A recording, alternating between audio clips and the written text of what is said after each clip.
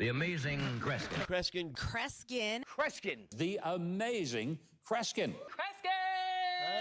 We need to bring Cresquin on. Cresquin. Cresquin. Cresquin. Cresquin, everybody. Cresquin. The amazing Cresquin. Cresquin. Cresquin. Cresquin. The amazing Cresquin. Cresquin. The one, the only Cresquin. Ladies and gentlemen, here he is, the amazing Cresquin. Ladies and gentlemen, welcome back. Happy Sunday to everybody. Holy crap, Chris, I haven't seen you in weeks. Welcome back, my friend. Thank you for the resub. What's going on, Simon? Scales, JPX. JPX has just started streaming. Everybody go check out our boy JPX. Simon is on a watch streak, 5 stream streak. Holy crap. Did somebody order salmon? Oh, I gotta show you guys real fast. What's up, Gray? It is fantastic to see you. Bumpy, happy Sunday. Good luck tonight. So, 4-way. How in the world did Vampire Chicken just beat me out for best dressed streamer? I wasn't even nominated. What the hell? The only streamer who wore both a top hat and a pirate hat in 2025. Was I?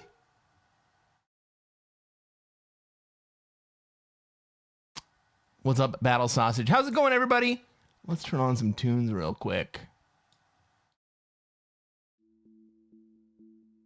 Oh, VC was? I wore a frickin'... My friends, did you not see me on the 4th of July? Did you not see me on the 4th of July? The VOD is still on YouTube. Go check it out. What's up, Ryan? Been watching some replays lately. Hope to join up for a viewer game later. Ooh, maybe we will play a viewer game. Chris Roy says, I thought you and Trendy should have been in there in the Halloween costumes alone. Thank you. Trendy's, oh my God, Trendy's Halloween costume was epic.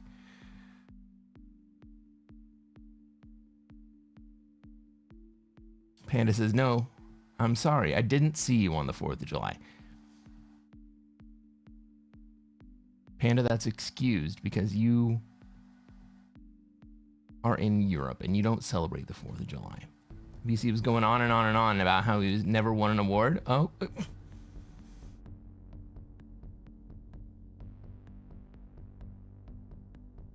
Okay, well, Vampire Chicken can win all the awards this year, I guess. What's up, Zeus? Good day, mate.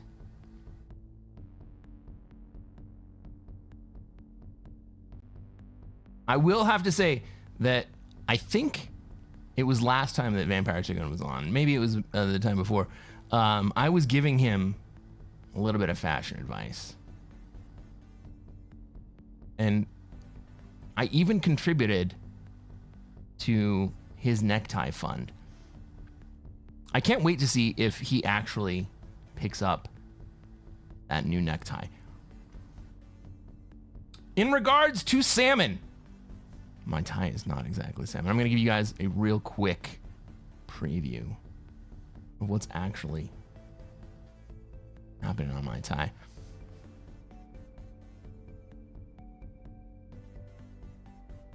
It's a red and white tiny houndstooth that comes off as salmon.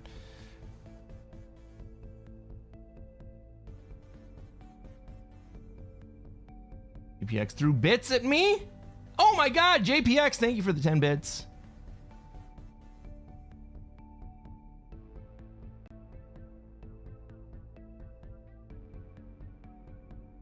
I mean, you definitely won People's Choice. There was an outcry in the comments, just like there was for Becky not winning Best Hair. Unbelievable. Unbelievable. What a fucking travesty. Creighton. Cress, I hit GM. Thanks for all the help. Fuck yeah!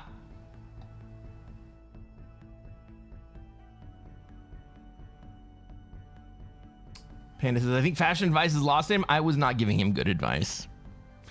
But I did send him some links to some amazing lumberjack plaid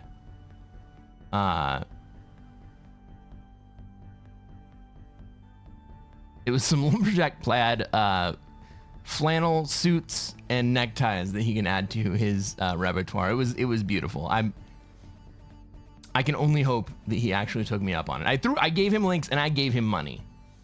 So if he's not wearing it next time he's online, then apparently Amazon does not ship to wherever he is in 2 days.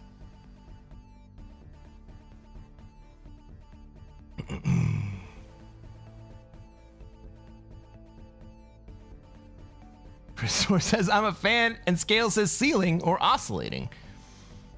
I mean, why not both? Does anybody have an oscillating ceiling fan? Is that a thing?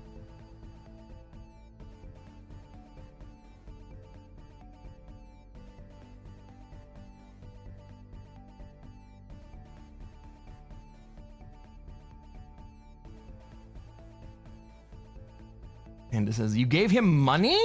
I hope he's feeding his children. Well, I don't think he's drinking. I mean, maybe he's buying dogs. I don't know.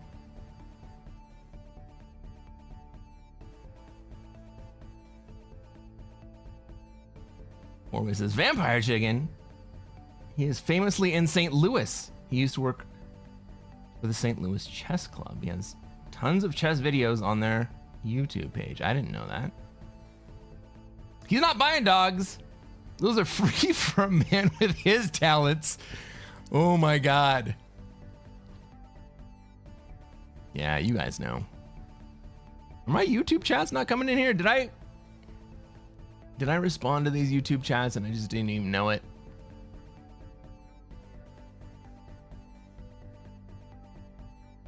Yeah. Hey, Bon Jovi, I didn't see you come in though.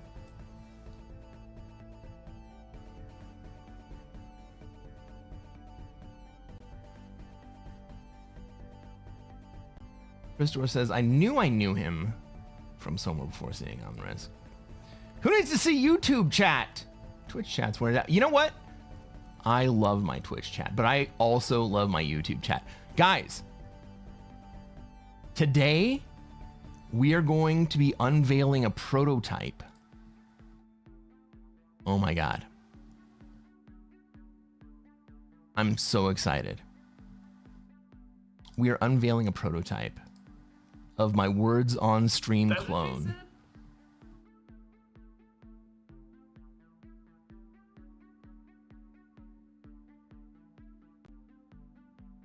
My Words on Stream clone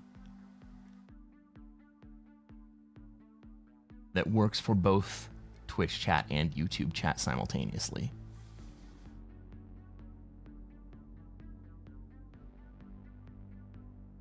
There are almost certainly going to be bugs.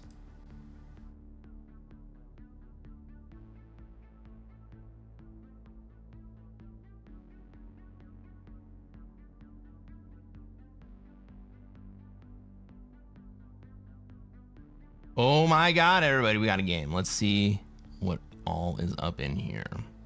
Should I ready up? I didn't get a chance to look at anyone in the lobby, but let's ready up. Fuck it.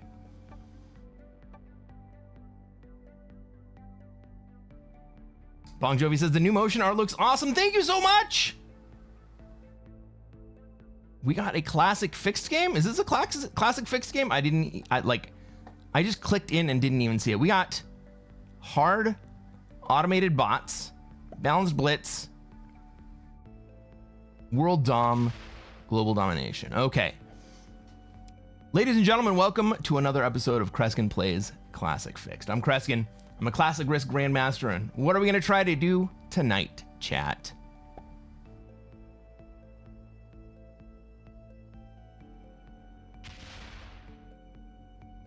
Try to take over the world. That's right, Scales. The same thing we do every night. We're going to try to take over the world. We are playing as pink. We are in the 4th seat. By playing as 4th, that means we get 1 extra troop on our initial deploy. This looks like a Europe game for me. Europe. Looks like red wants to be in Australia. Everyone else has left Oz, so we don't really have to worry about that. Black. What's black gonna want to do? They go last. Do I have any really easy cards here? I think I just have to go into Europe right here. We want to be friends with black, right? We don't really care so much about red because they're gonna go into Australia. Oh, we got amazing dice. We get amazing dice. Where's green gonna go? I want to keep those 3s out. It says weird. He isn't titled in chess, though. He has a decent club level. I think the SLCC has strong players running their content. We're talking about Vampire Chicken right here. He is a strong chess player, apparently in the St. Louis area. I didn't even know he was in St. Louis, but everybody else does. What the fuck? Borway says, not sure. Eric hasn't played an OTB tournament in a while. Not sure if VC would still get the nod if he did. Eric's last FIDE. You guys are talking about chess. I don't know. I don't know about the chess world.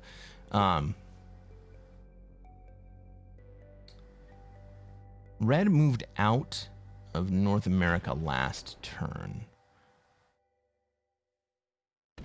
Green has moved into Australia to contest. We're going to get black moving out of Europe. That's great. Black wants South America. I'm super happy for black to have it. I would really prefer if green were not in my bonus with a big old 5 stack. Maybe I can let green out this turn. Maybe that's my play. Right, green's gonna want to stack in Oz. Green's gonna want to keep stacking in Oz. So if I give him an out, does he take it? No, he just goes this way, right? He's gonna leave that 5 up here. We got blue in North America. We got white sitting on the outside of Noob Australia 2.0. Well, let's put 1 into Europe. Oh, can I get anyone to spend those troops in Europe? Let's try a 2v1 out in South America. Why not? Well, 5v6 ain't gonna do it, but that's why we put that extra troop out here so we can get a card there. All right, so I combined those 3s so that maybe we see red and or green spend their troops in Europe. Scale says they should move towards Africa. We're talking about green here. And he leaves Australia because Africa is now open.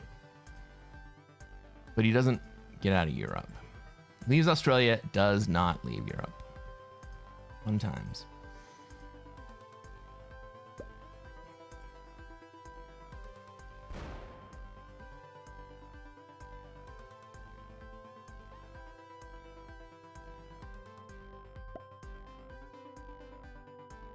Simon James says 2v1s always fail.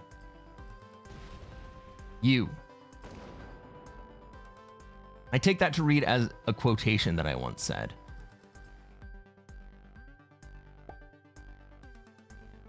Orway says green didn't have any great cap spots. East Africa was probably all he really had going for him. Well, then he shouldn't have put all his troops into Australia.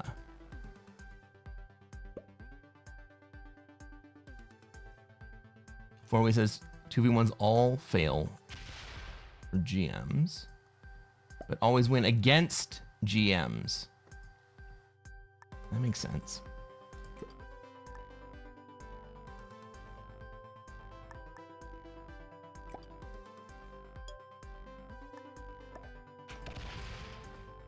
I've got a 4-stack locked in Japan, but I'm not super upset about it.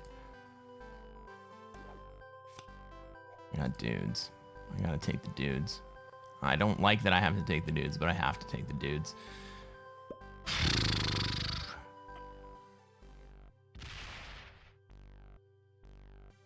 All right, green's gonna leisurely move over to South America.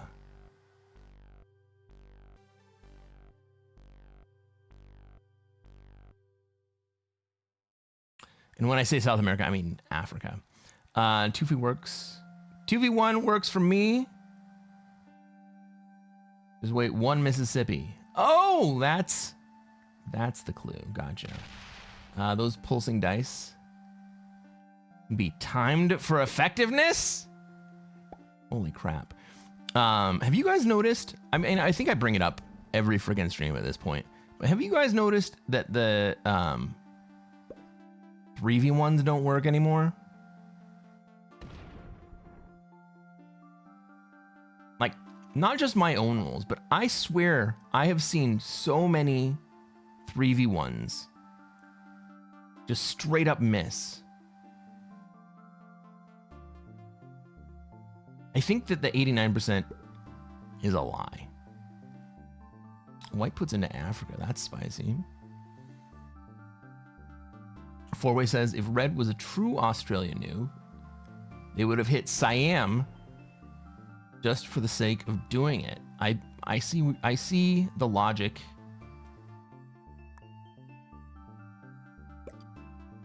I mean, God damn.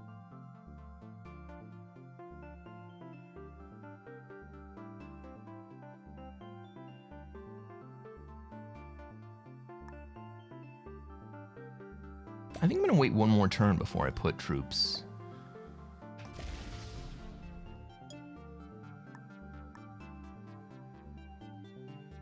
Before I trade here. Like, maybe I can turn those dudes, like if I go to 5, am I gonna be safe? Is red gonna kill me? I mean, red has position to kill me.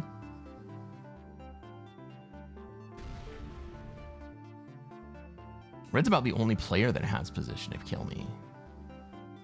Ooh, maybe I should trade. Maybe green can get to me. I don't think so, though.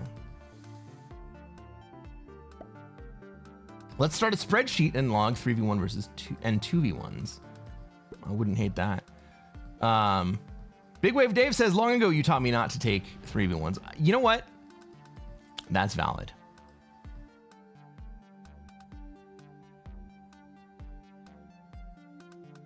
By the way, what's up, Big Wave Dave? Thank you for your comments on every single one of my videos. I'm sorry that I don't get to every one of them in time, but I swear I try to get to them.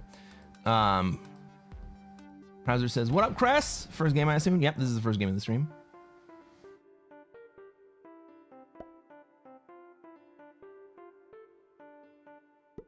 When they fail, I'm like, 2 troops wasted. The 3v1s. You know, 3v1s used to actually hit pretty often. Like, you could basically trust those 3v1s to land pretty close.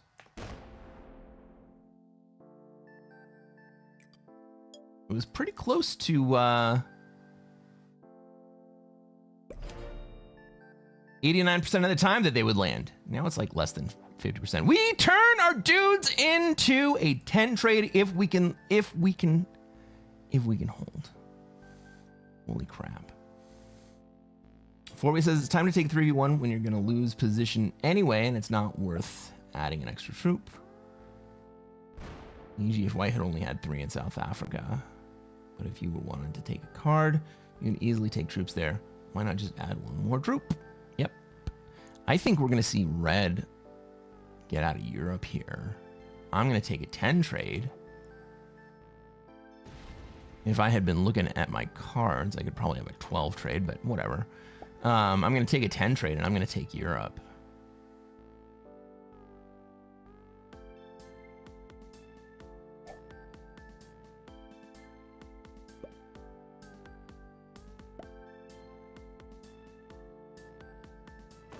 We think red's gonna let me hold? We think green's gonna let me hold? We think black's gonna let me hold? What about white?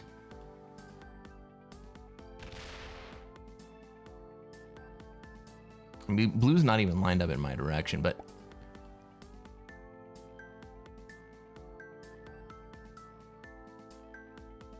white's on 5 here. What happens to white? Where do they put those troops? Please don't put them into Asia. I mean, North America is not a whole lot better. Put them in Africa. But if he puts them in Africa,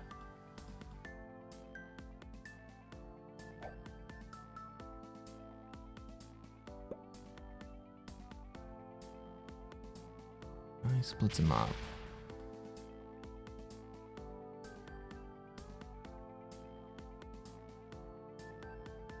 It looks to me like white is looking to pincer me.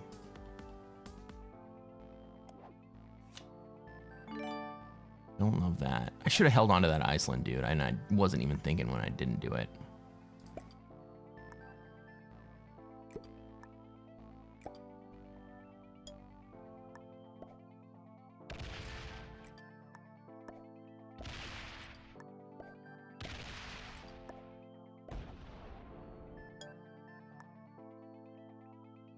All right, we're gonna give green an easy avenue to break me if he wants to. Black can also break me if he wants to. And honestly, white can break me from this side if he wants to.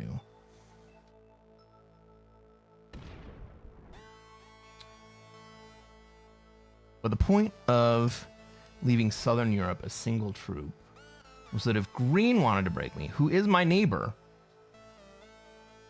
we'd kind of be granting him easy access. From this position, who all can break my bonus? We got white on this side. We got red on this side. Green could have done it.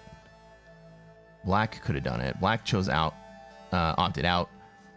Green on, or white on this side can't really get to me, but maybe he comes on the back side. Maybe I should have protected her on the back side.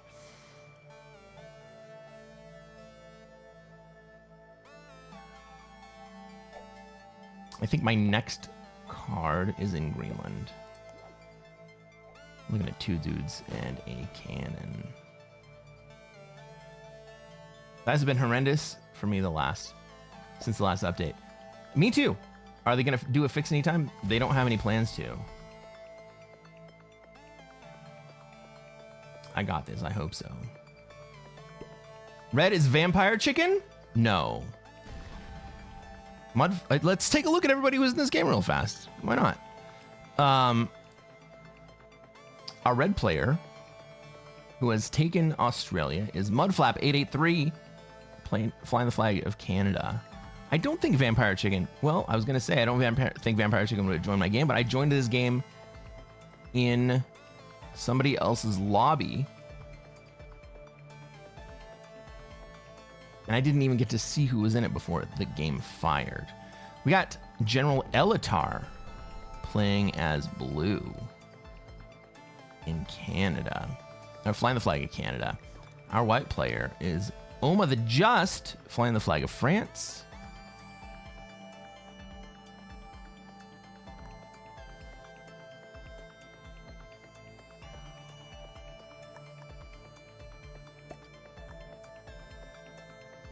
Don't come at me, bro. Don't come at me, bro.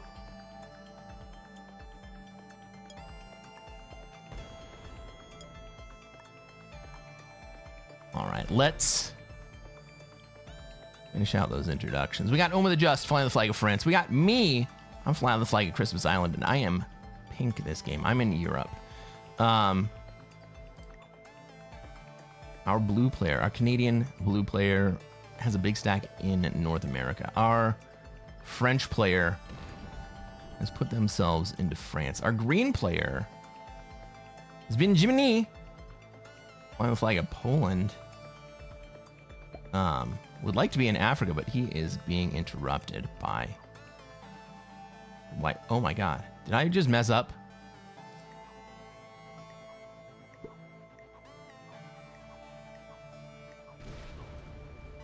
Okay, one of these guys is flying Poland, and one of them is flying another flag that's upside down Poland. We got Candido Grizzly. He's in Noob Australia 2.0.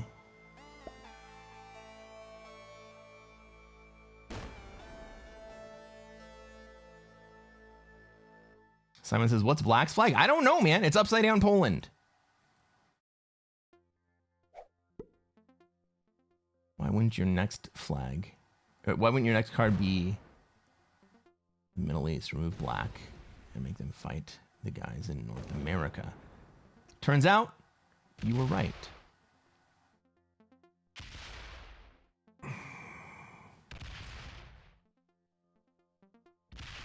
Upside down Poland is Indonesia? Aventur agrees, Pete. What's going on, Pete? Welcome to the stream, buddy. Blue pays a huge price to take Noob Australia 2.0, and we got a 12 trade coming in. Pete says, I'm tired. How are you? Pete was on streaming for 5 hours straight. 6 hours? 5 hours. 6 hours straight. Which is an incredible pace for the Peteman. Pete normally only goes for about...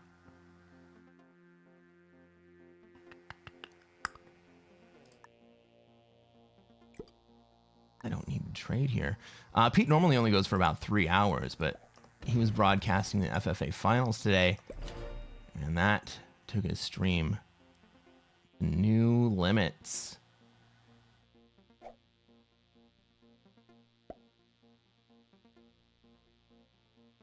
Simon says, correct, but it's not upside down Poland? Isn't Poland white over red? Or did I just make that up too? Four-way says, or Monaco. Monaco and Indonesia are very close. Is it Monaco? Dang it.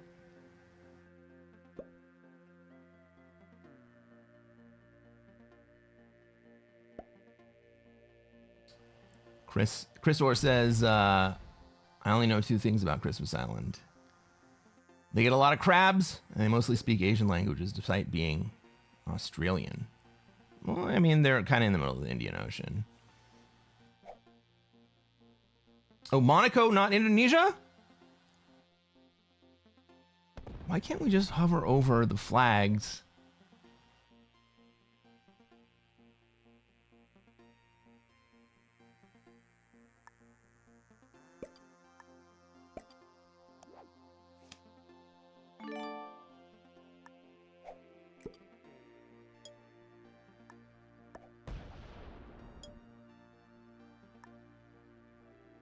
I kind of want to move off of...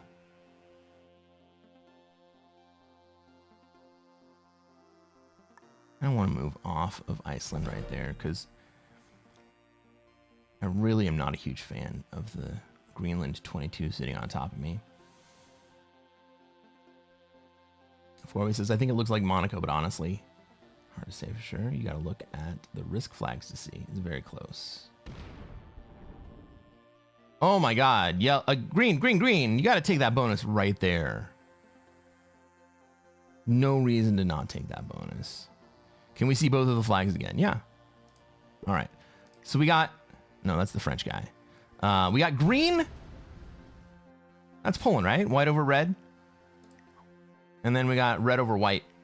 Also a bright red. It's not tempered red. It's a bright red. I guess this is slightly darker.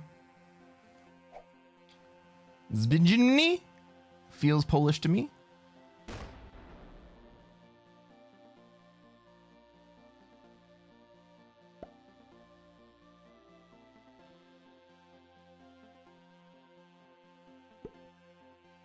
Hard to tell, but the red looks darker. What's the Monaco flag look like? I guess I could look that up.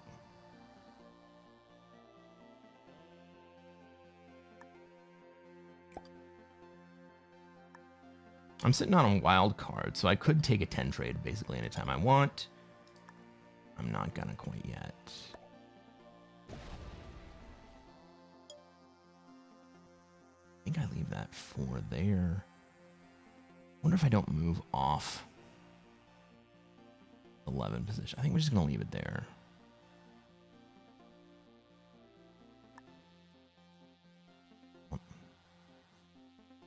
If white wants to hit me, I'd rather have a big stack outside ready to go do something else.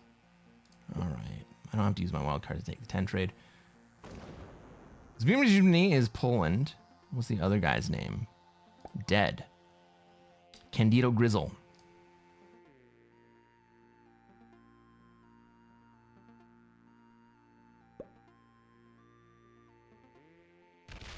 Poland and Indonesia. Siege says Indonesia.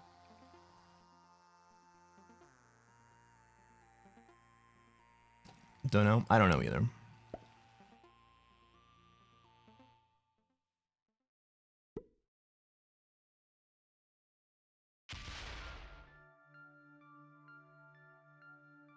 Yeah, that looks like Indonesia to me. Let's check Monaco real fast.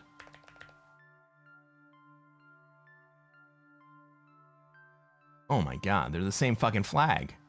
How do they get away with that shit? I think it's the Indonesia flag.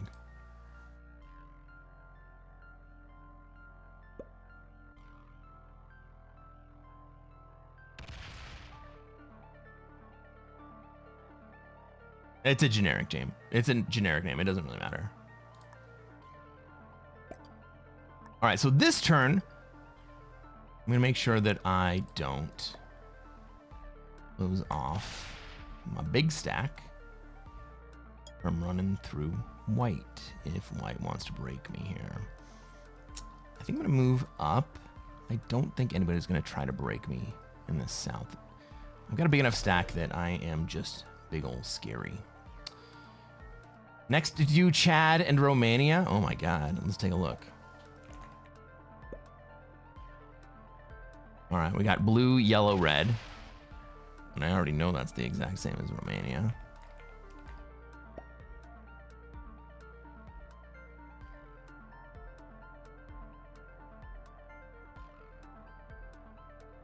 Not cool, guys. Not cool. Where is the Vexillology League when you need them?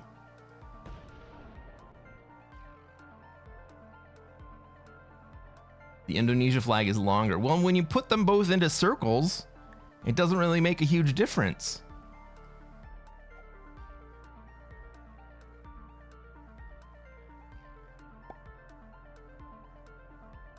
Borway says, so you can Google something like Zibijibni site.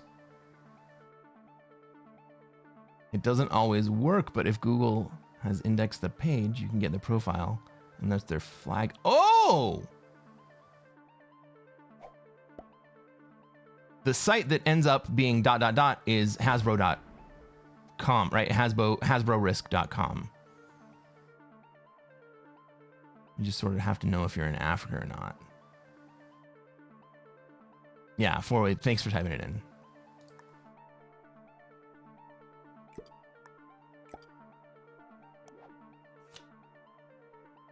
Oh, I already put troops into Ontario.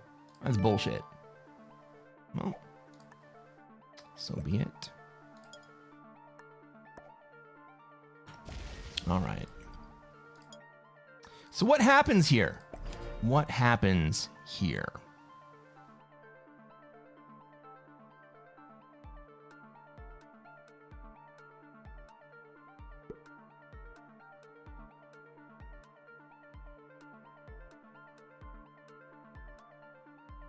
Oh! Okay. Breaks me, then goes back down to East Africa. Well, he's blocked otherwise. Okay. I think I can endure that. And honestly, let's call it my fault for not even recognizing that he was blocked.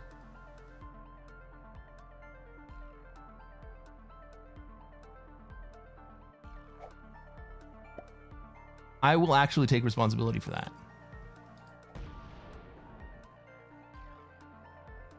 But now the 71's lined up on South America. So he's going to move in. Yeah, blue gives up SA.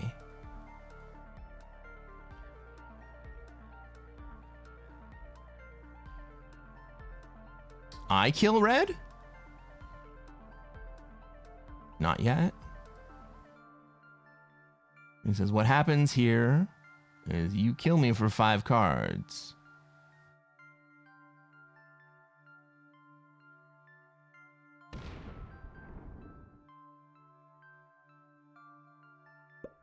Red's being a turd. Red's being a turd to me indirectly.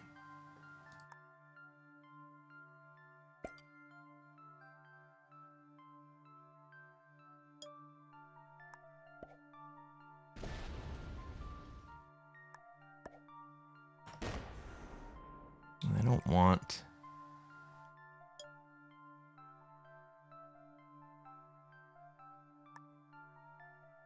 It looks to me like green's going into South America here, so he doesn't need a card, right?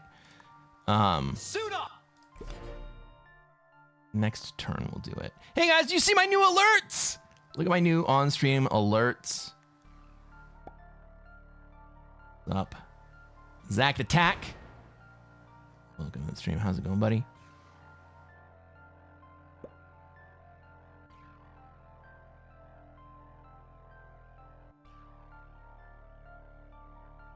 So my last card,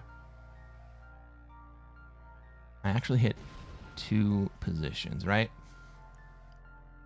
I took my bonus back and I cleared the path for blue to run at the white position. Blue retaken South America there. I did not exactly see coming.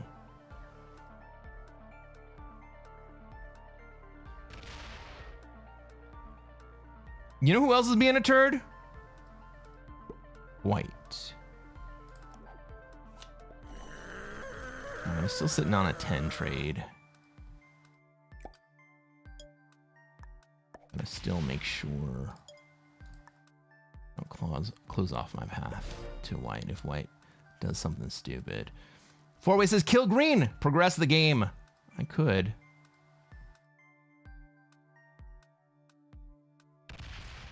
But if we chill for a little bit, I'm still in the winning position.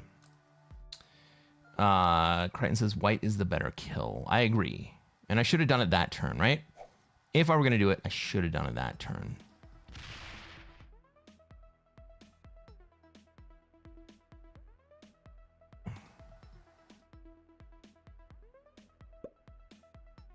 That door's basically closed. And I really just want to be in a position to retaliate if I have to. And blue's also not looking horrible.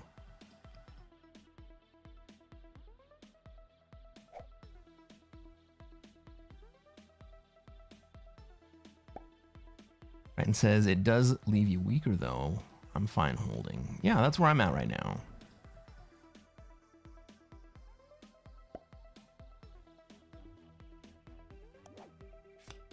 We still get to hold that wild card. Hell yeah. We'll give green another easy card.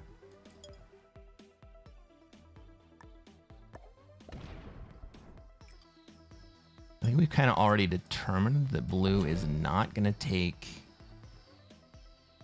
white. And if blue does actually run at white, he's going to remove me from North America anyway. So I might as well just give green cards. He's my neighbor. He was left without options for a minute, and so he was kind of a dick, but that was me. Zach says, but killing white barely progresses the game. Yeah, I'm only going to kill white if white breaks me in Iceland. I just want to be open to the ability to use my big stack to kill white.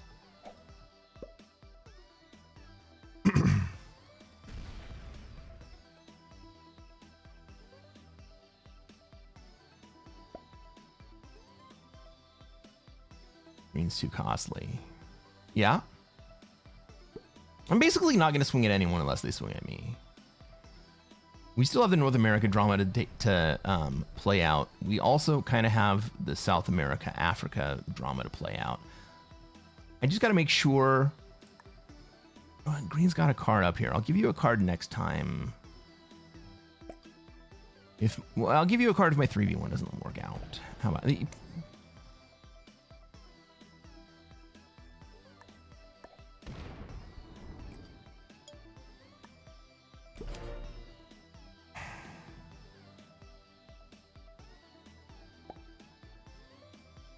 Guys,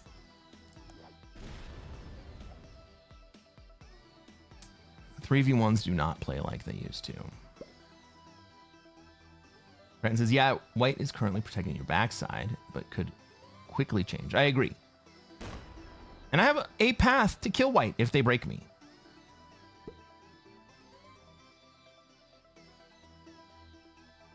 Brandon thinks that green is targeting red. I don't think so.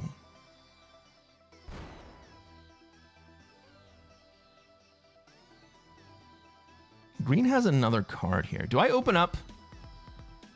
Do I open up the 80 stack?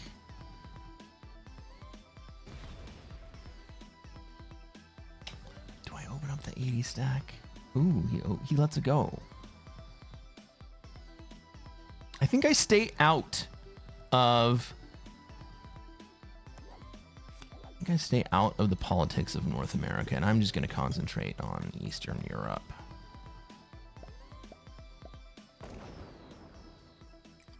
JFuff says Greenlander bust. No, man, we're just gonna hang out and see what happens out there.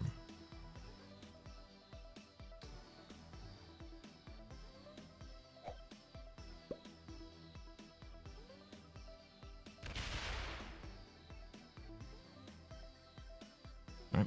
We're letting our buddy neighbor green survive. And the only reason we didn't kill him earlier is because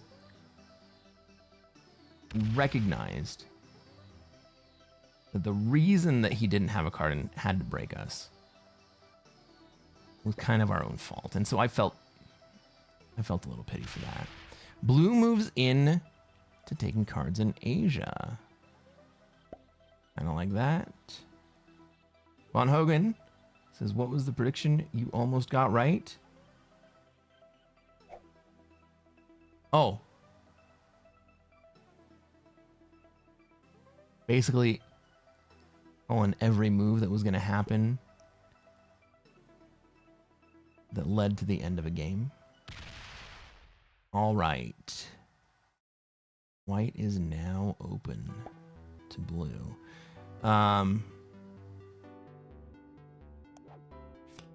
Dave says, I've seen the culture, baby. I was high when I said that. Was I high when I said that? I mean, it does happen from time to time, but I don't think this time. Let's put these troops in Iceland? Or do we save them in... I mean, we got the Iceland card back. We might as well just hang on to it for a minute.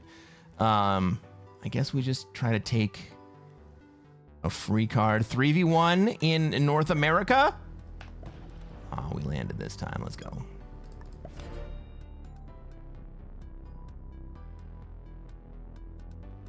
How does white come back here? Isn't he just fallen too far behind?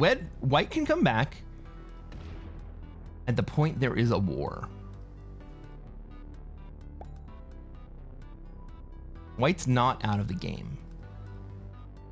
A war can still allow white back in. Right? If, for instance, green and I were to go to war, white would be right back in the game. If blue and I were to go to war, white would be right back in the game.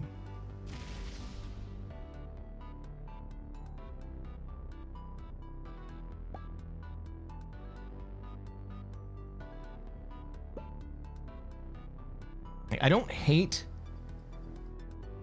being the troop leader, but I will say I really like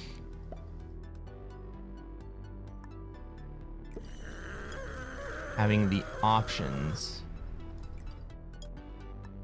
I kind of come along with not being the troop leader.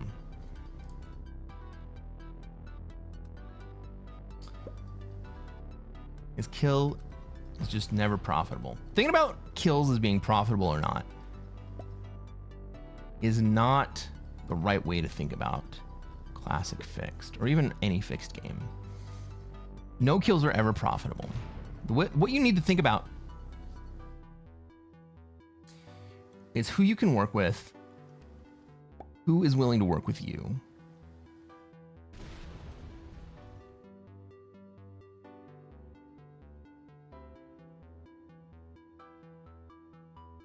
and whether or not killing another player eliminates you from the game.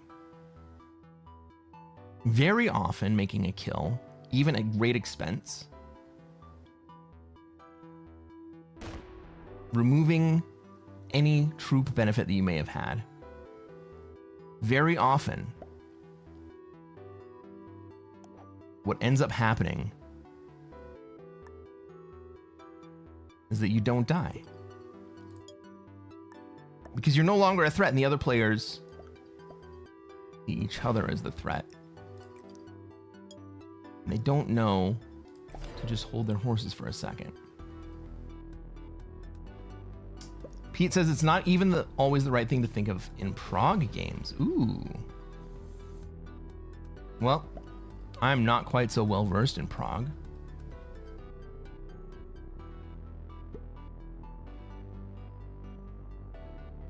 White lost when they took Cresquin's color. They just didn't even know it. I didn't even know. So again, I joined this lobby and I didn't see the lobby at all. I clicked join and then the game immediately fired. I got lucky that I got pink. Ah, balls. We finally got to use this wild card, but we do get to take an extra 2 troops in Iceland, so we got that at least. Red's trying to hold 12 territories. That's fine by me. Red holding 12 puts him into a position where he generates 3 a turn. That puts him on par with green. I wasn't even really paying attention, but I've only just recently taken the troop lead from Red, who had basically an uncontested Australia from turn 2.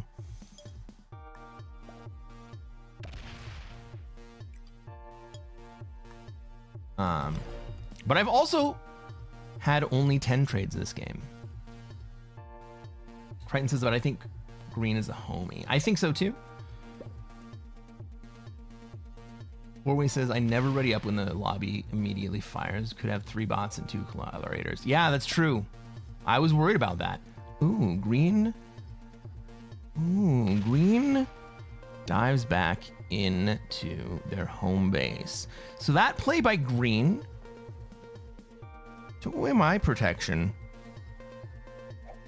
in Middle East. What green is kind of doing is tempting red to come through and break all of us. Ultimately, getting broken is worse for me than any of the other players. Now, we have blue kind of getting card blocked in North America by both white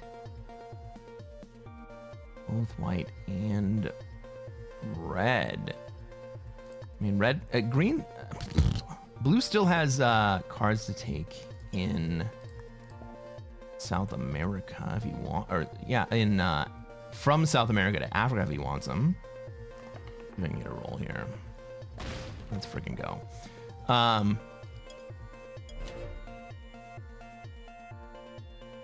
And maybe that's why green moved back, is because red's out of cards and I wasn't even paying attention to that. Green wants to be open for a kill. I don't think green is any more open here than they were before. I think they wanted to threaten blue, not to break them. And honestly, they did it in a way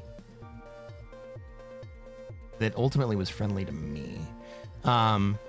Red comes back around to try to card block green. That's not going to work. I'm definitely going to open up green. Every time white puts troops into Greenland, I'm sitting here like, I'm going to have to kill that guy. So we always hit Afghanistan. We don't hit Ural because we want to be able to run the other direction. We have to. And we got to give green cheap cards. Green goes immediately after us, so red's not going to jump in and block them after we open up the card.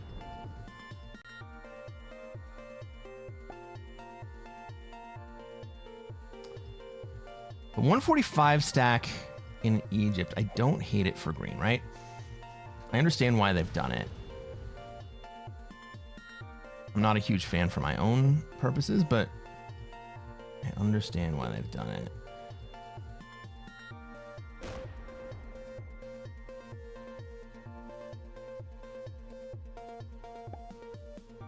The question is, at what point will blue fully commit to North America and push white out?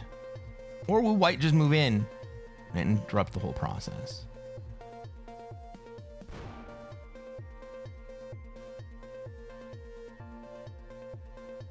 White has now blocked up blue. No, and gives him a card?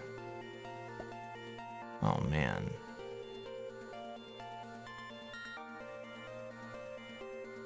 I'm going to put a few more troops out here.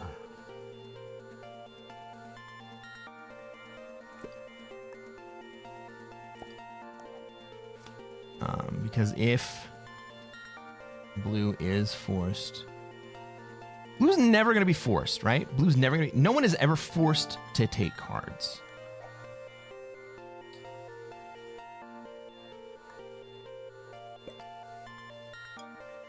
But if blue's only option for cards, which is a different proposition, is outside of North America, then I don't want him coming at me. I want him going into Africa if he decides that he needs to take cards. Four-way says, once again, nobody's open to kill you. You can kill green on 5.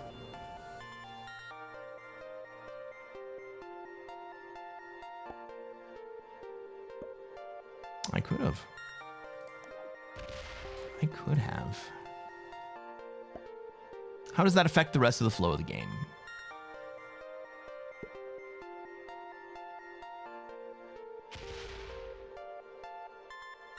Well, who are the other major players after that? We know we have red sitting in Australia. Not really going to do very much. We got blue out in the Americas. I mean, if I were to kill green, white probably moves into Europe. Blue takes over North America, and I come down to Africa. In order to kill green, I would have to take all of Africa. So, probably end up with 60 troops after that kill.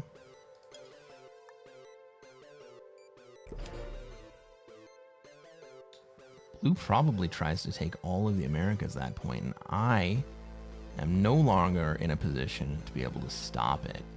We have to depend on white and red to do it. Red's kind of open to do it, but they're also kind of not open to do it. All right, that 56 stack after white moves into Europe.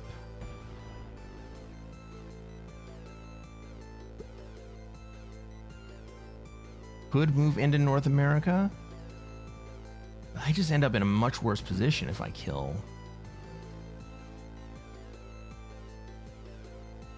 If I kill green. I'm not even sure it's a survivable position.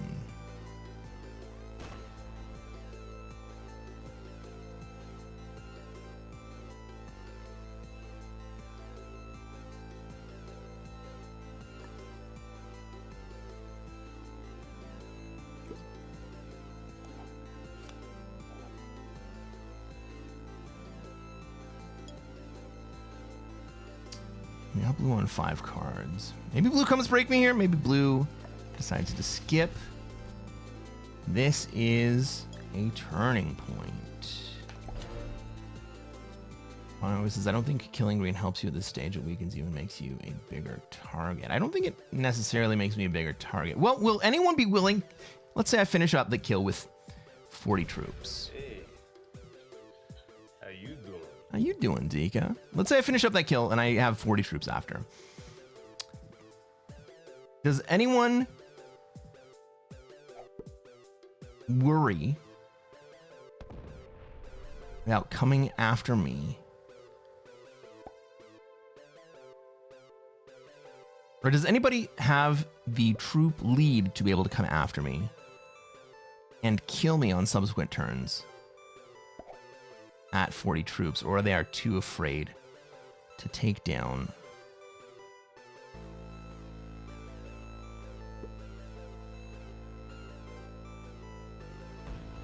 their own troop lead? I think it's probably the latter. Well, blue actually has enough of a troop lead to do it. All right, blue is now locked up.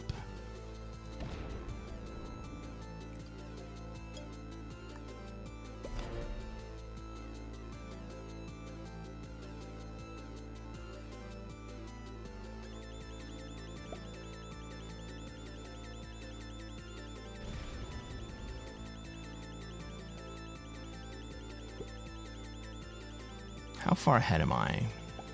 30 troops?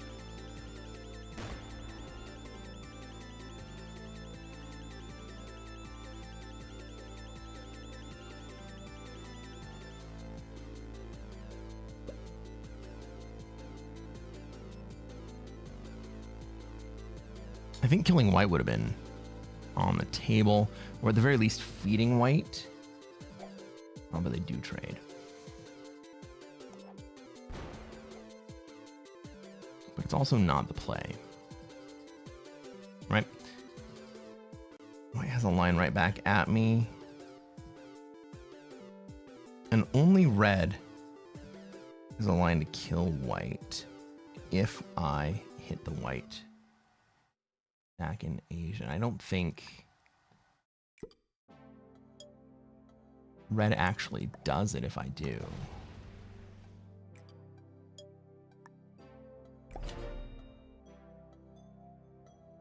Red wants Asia? Red's not going to get Asia.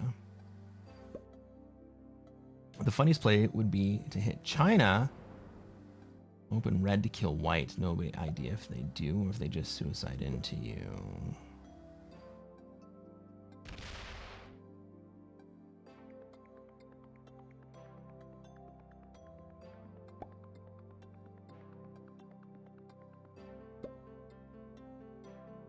Well, red has basically locked the second white stack into North America. I think white is going to be friendly with that. They don't have a lot of choice, do they? White does absolutely nothing with that. All right. Fucking problem. Can I absorb white coming at me if I hit the 78 stack in Asia? I'll probably block it.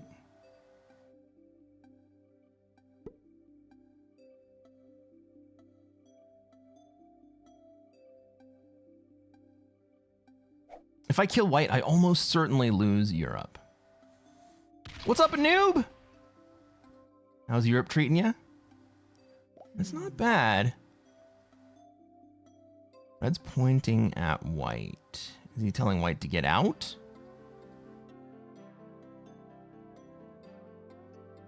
He sat there and pointed at him for a long time.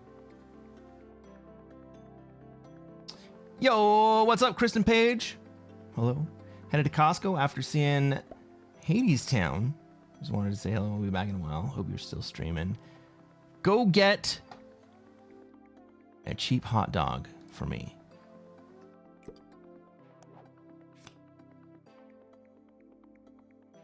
Yeah, sure. Why not?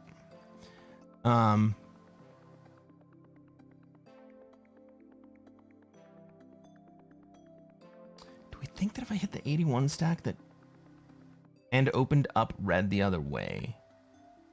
Problem is, fuck me.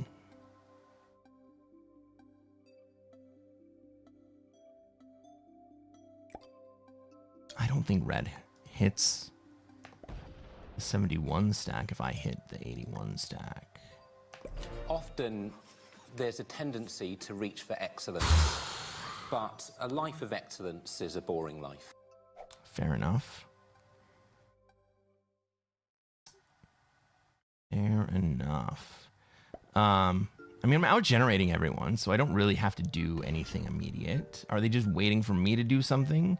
Do they want me to take...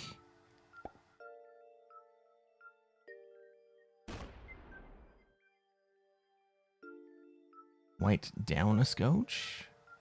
I mean, white just comes right back at me on the backside, right? I can't hit white here and just take them down because the white 71 stack is still pointed at me on the other side.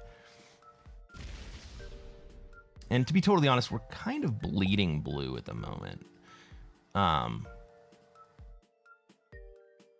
Blue does have 12 territories and nobody's taking them down a step.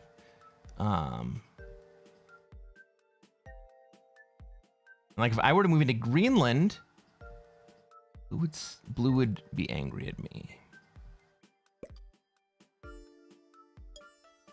And I'm just winning right now. Everybody's afraid of me. I don't really have to do anything.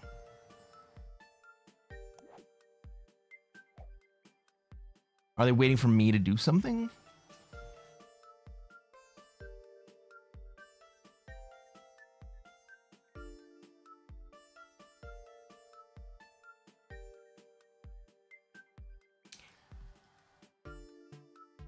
What if I put an 80 stack into Iceland next turn and took out the Alaska stack? Well, the 83 stack could still come back at me this way. Okay. Green's gonna make a move. I like this.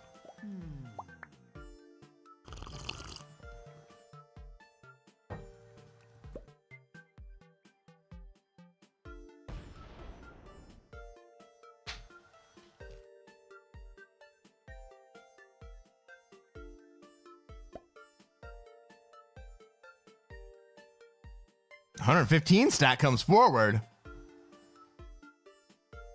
Is red gonna make a move on South America?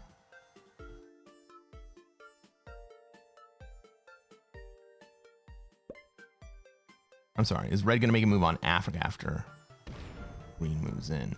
The thing is that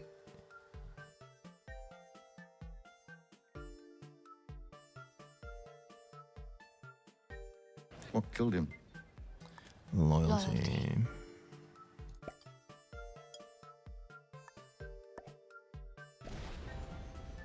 Now let's give blue a card. Green's obviously going to move into South America here. Red says, Why does red say, I mean, red wants to break me or anyone else. He's totally in a position to do so, but green is not blocked. Green lined up to hit South America next turn. And so that was my read right there. Like, just fucking do it, dude. Get in there. Oh, but don't leave. Yeah, there you go. Am I lagged out? That was crazy. What did we just see? White has balls. Much respect. Kind of agree, Zeus. Green has also given blue a card. Trying to give the moment some dramatic flair. I think red thought that nobody was going to be able to see what they were up to right there.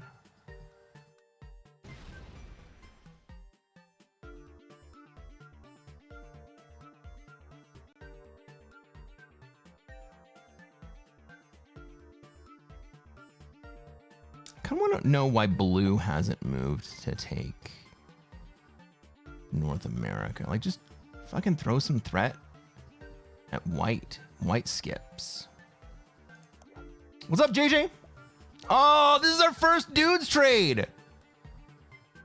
Well, at least we got the +2 in Iceland. He has a card up here. He goes immediately after me. Try to take over the world. Thank you very much. We are trying to take over the world. Why not take Australia? Such a genius play. Clearly, JJ, you are a grandmaster of the highest level. And not trolling me in the least.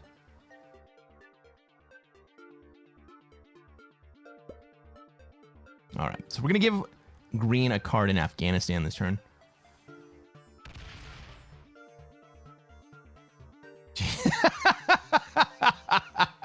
I know, it's hard to execute it. Like, Red, do you think that I'm not gonna hit Afghanistan right here?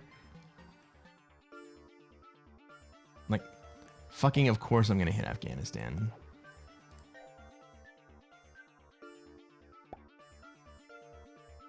Too high level GM play to take Australia. I mean, I get it. I get it.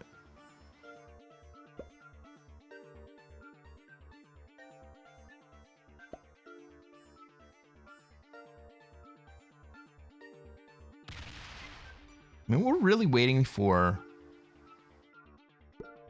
is for fireworks to light off in North America. Red sure likes to emote that. Von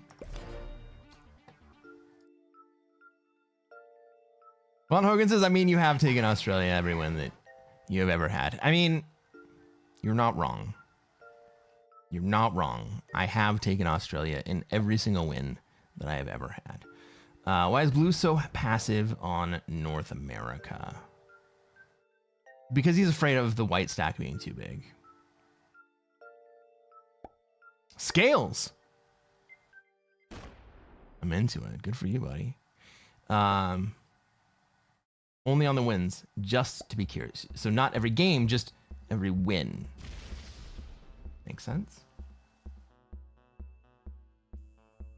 Only cool, it's every game. I see where I've gone wrong.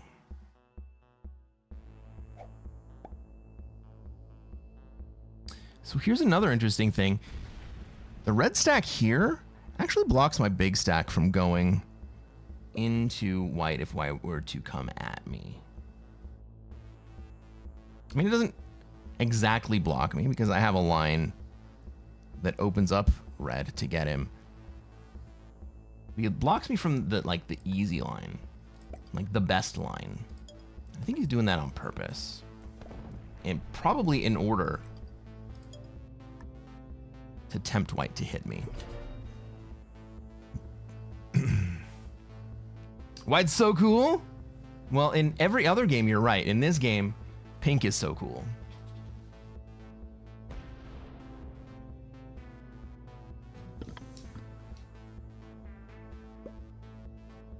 If blue pops 200 next to white's 71, doesn't white get out of North America? He sure does.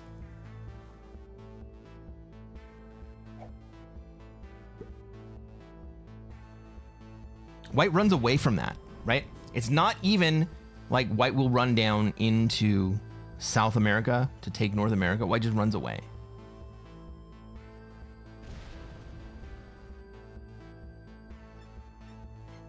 Because if white does run down into South America to take South America, then blue insta-kills him.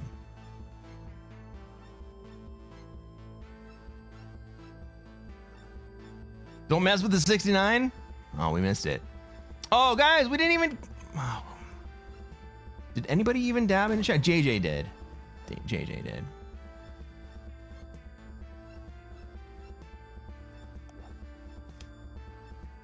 Hey. Take a 12 set in Ukraine.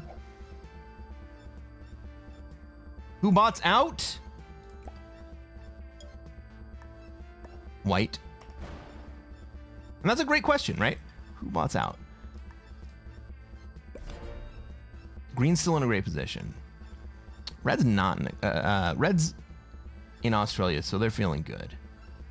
Blue's not in a great position, but they are better off than white.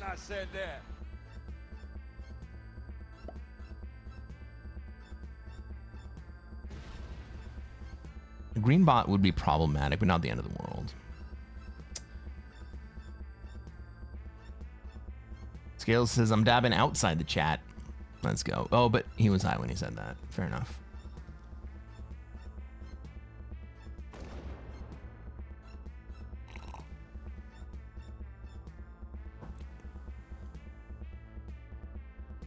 Like the red 157 comes into Alaska? He does! Ooh. He's trying to push white into me in Iceland.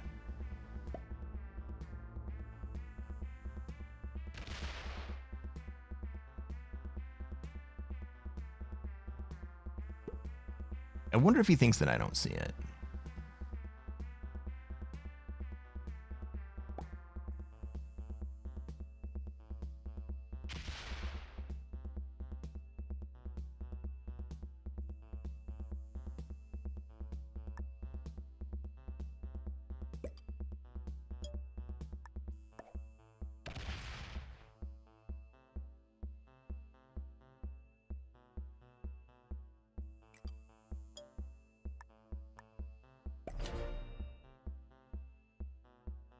I don't think white was going to hit me, but my big stack didn't even have access to white if he did hit me because the 162 stack blocks me from coming back at him.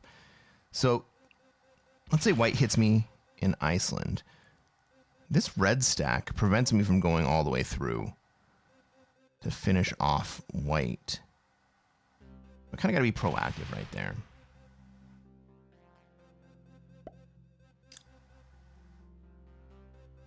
Francis, take Australia now that he did that. Not the worst thing in the world.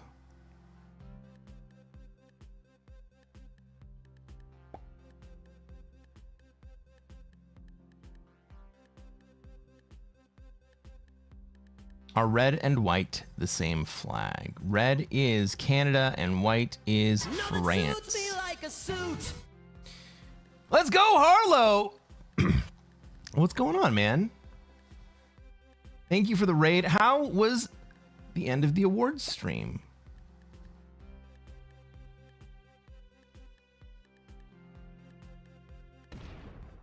Did you play any Risk? What's up, Hudson? Trendy's in the house now.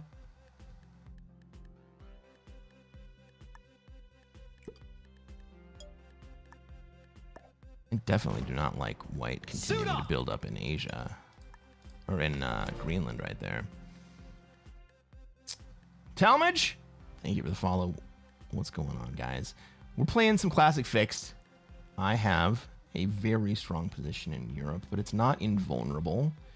Should somebody start a war with me, and should I have to retaliate, it'll be costly, and it could cost me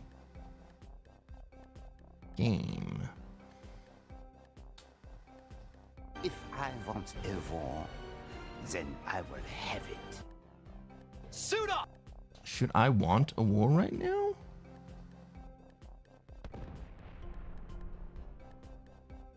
Talmadge says, snob of the year equals Cresquin not winning best dressed. Oh, ouch. Ouch. Zeus, what's going on? Welcome to the stream. He says, I missed the first 40 minutes. Red seems aggressive. Blue is passive. Green is timid while productive.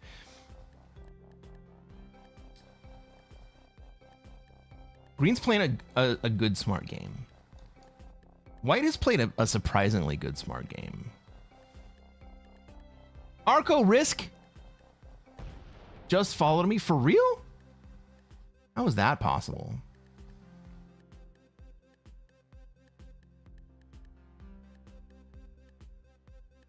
Talmadge says, I corrected snub. Snub, not snob. Snub. Well, I was going to say it's an honor to be nominated. but I wasn't even nominated, so I guess there's that to happen. I'm to single stack? I don't think so, Dave. I mean, I could. I just don't want fucking white to get a stupid idea to run into me and cause us to go to war in a way that I can't retaliate. But I guess if white were to go into me, I could just go take Australia, right? Because red's causing this shit. And I still have a big ass stack out in Europe. Maybe that's the play.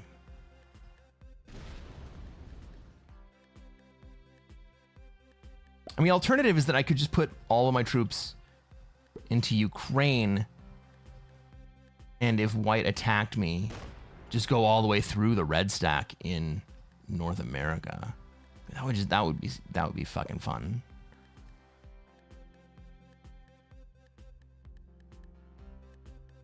Japan Arco? I mean, Arco Risk? Is he Japan Arco? He hangs out in Japan on the map sometimes. Don't worry about white. Don't give him a chance. Jimmy J says, Cress, you don't need to be nominated because ...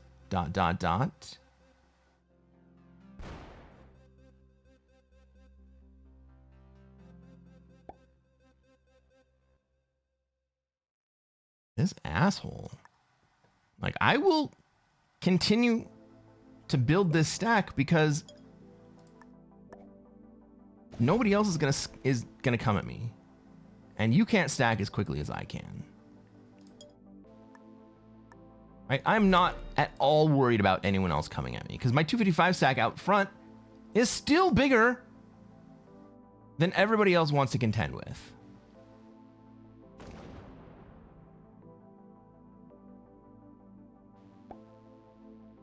Now, white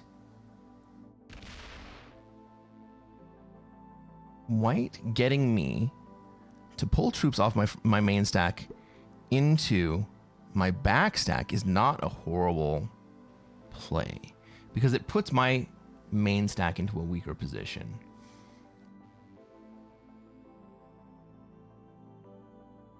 Like, if green wanted to break me here, he doesn't. But if he did,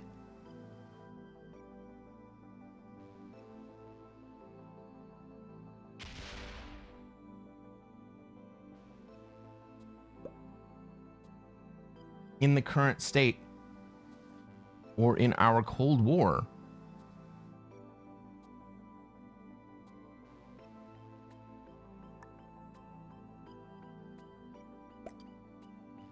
I wouldn't actually be able to effectively retaliate. And so he's kind of opening me up for attack by stacking on my border, but he's not going to hit me. I mean, maybe I should just single stack. Maybe I should just single stack here. White is frustrated and maybe stupid. And the award for the best dressed Risk streamer goes to the one, the only Mr. Suit himself. Cresquin. Thank you, Jimmy. Thank you, Jimmy.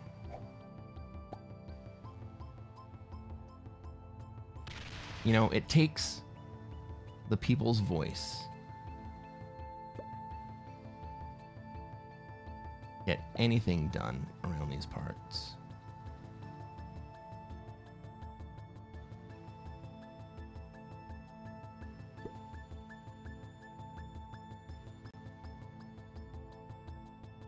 And I appreciate your grassroots effort. The people's choice, that's right. The people's champion. Can you smell it?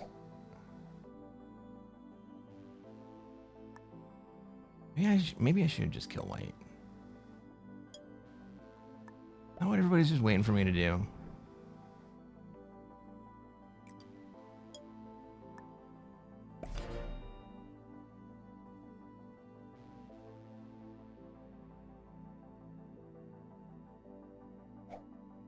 White goes immediately before me. So even if let's say I hit Greenland, right? and I take out 100 troops. Then red just opens up the white stack to come at me. I think if I'm gonna do it, I just gotta fucking commit to it. Scene Bean, not Sean Bean, but Scene Bean, says, I'm surprised there's no one who's bought it out. I'm kind of surprised too. Scale says if they don't set, kill them? We might. We might. It'll change up the complexion of the game for sure. And red has gone ahead and opened up a position towards me anyway. It costs me 200 troops.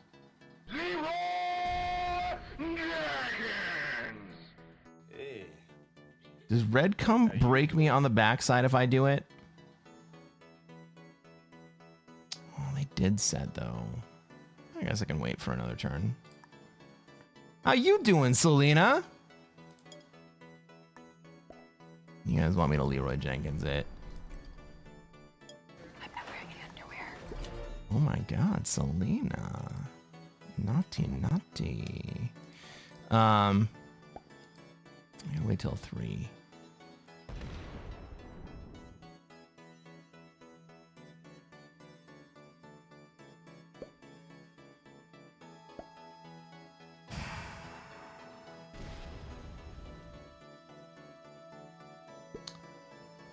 Is there any reason not to do it? Does anybody have any good reasons not to do it? If I do it, red comes in from Alaska and breaks me. Do they break everyone else too? That wouldn't be so bad.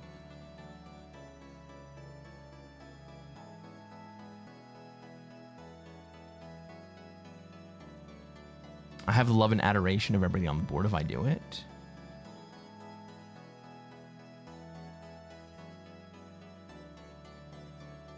Pretty good. I'm doing okay. I was kind of just snubbed for best dressed streamer of the year, but we don't concentrate on the failures. Ooh, okay.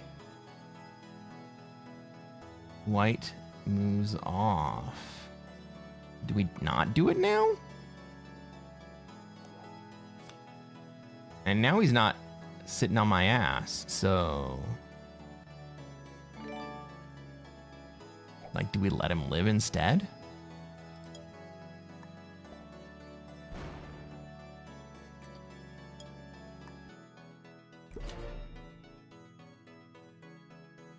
Who says, wait, you are in the driver's seat. It's your game to lose. I agree. You won that last year, though? I know. I won it on a grassroots effort where people come in to my not defense, not benefit. People like they just wanted me to win. Red is again. Red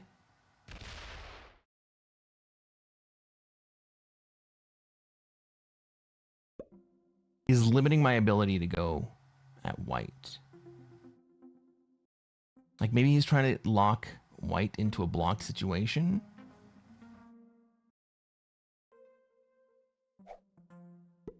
Maybe I'm overthinking it. Maybe red isn't really thinking that hard.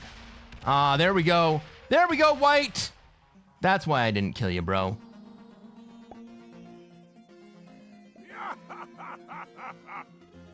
right, red's gonna kill white here. And then I'm gonna have some interesting things happen.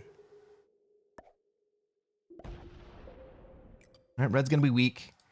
It's not the worst position in the world for red to be weak if blue and green can't figure out how to cooperate in the 3-player end game.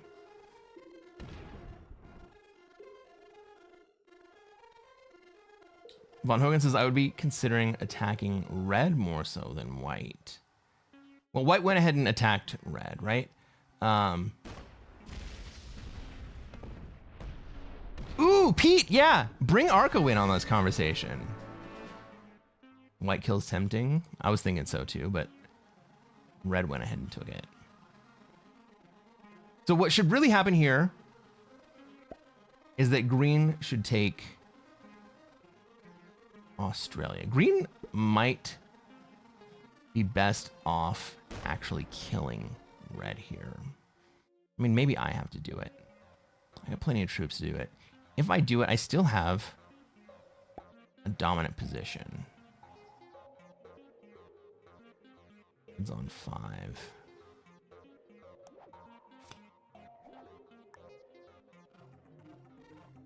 I think I kill red here.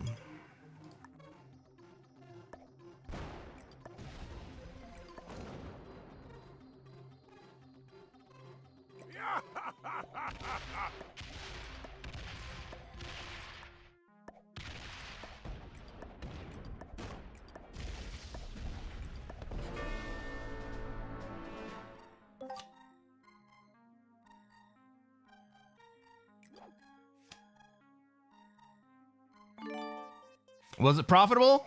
No. Those were never profitable. Is it survivable?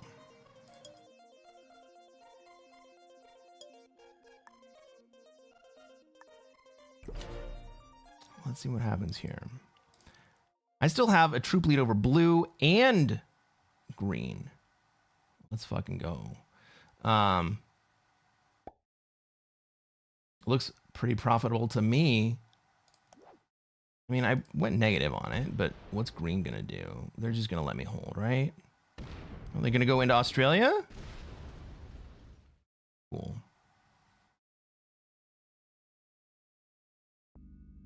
As long as you are cool,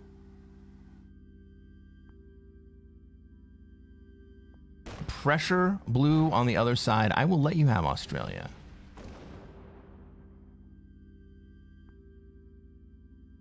Right? We can work together. You can have your +5.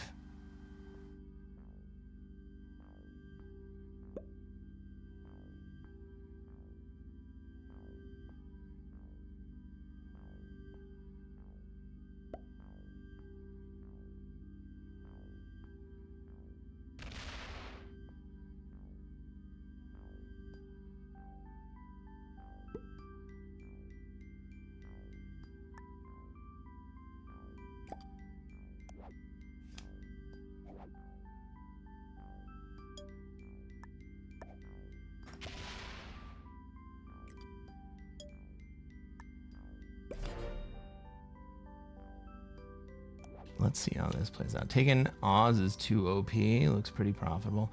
I mean, maybe I should just moved into Australia entirely and let these guys figure it out.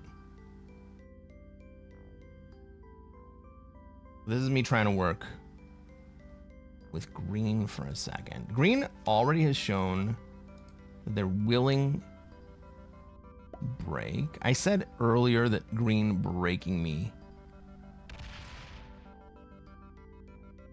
for a card wasn't the biggest problem in the world because I didn't give them a card, right?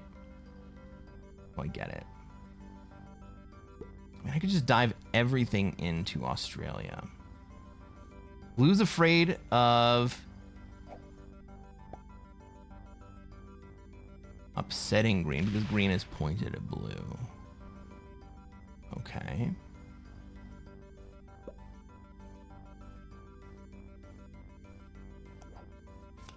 Are we working together here, green? Is it you and me?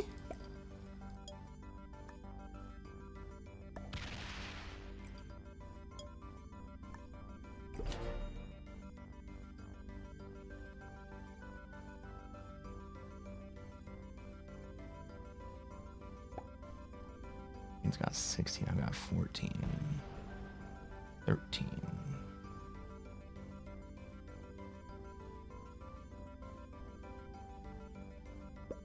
What we're gonna do is green gonna try to take Asia. If green tries to take Asia, then I have to flip on green, and I'm not a huge fan of that.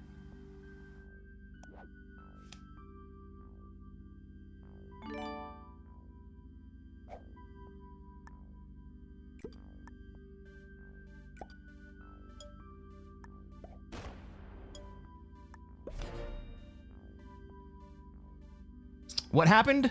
I killed red. Red killed white, and then I killed red. And I think it was the right play.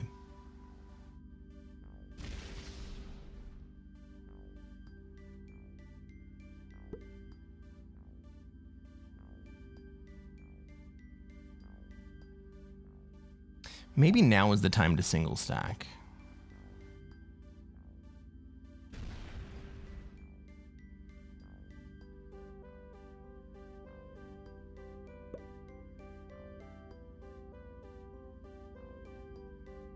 Like, I don't think anyone gets dumb enough to try to kill me.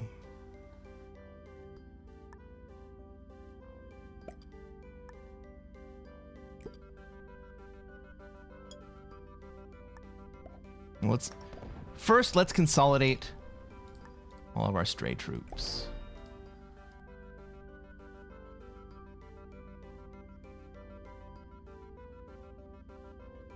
It would encourage green to take Asia, actually, and see what blue does. But if green does take Asia,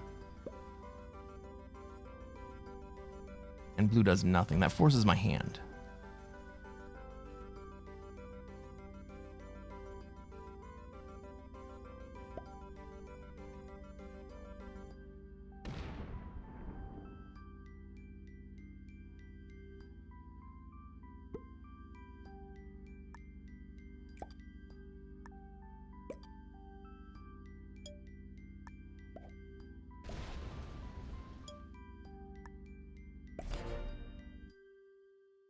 Simon says, I don't trust green. I don't trust green either.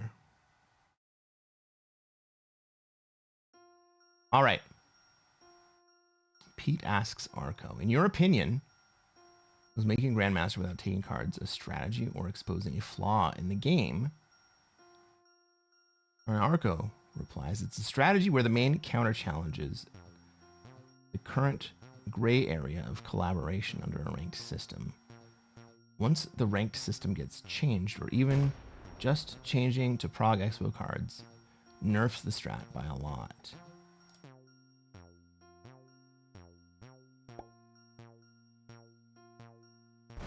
Blue moves!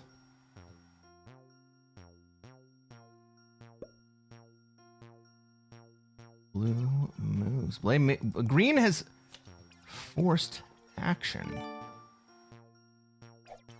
Love that.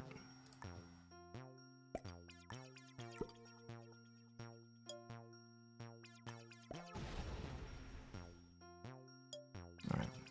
So how is green going to take that?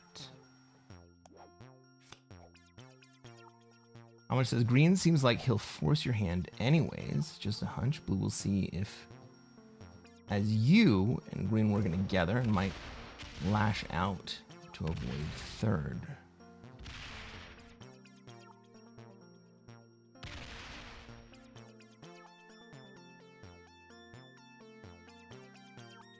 Green wants to be in North America.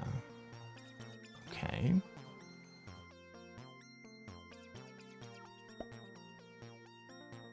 We're gonna take Africa. Blue is just gonna puss out and do nothing, right?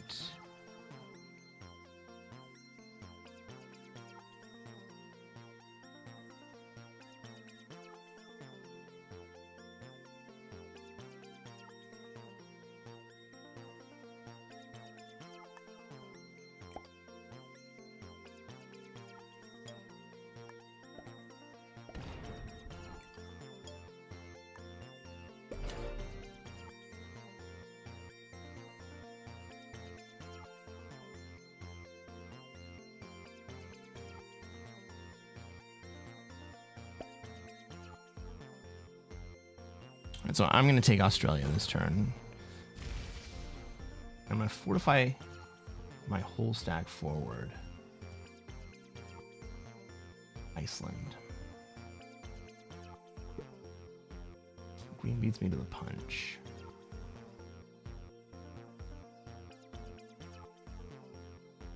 This puts me into a very difficult position, and blue's not going to do shit about it.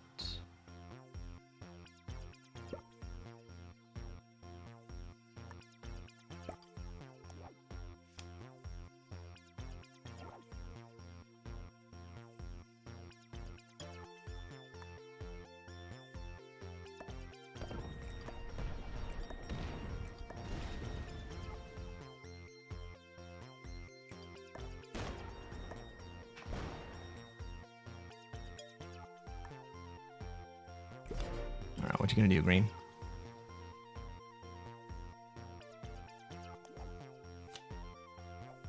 What you gonna do, Green?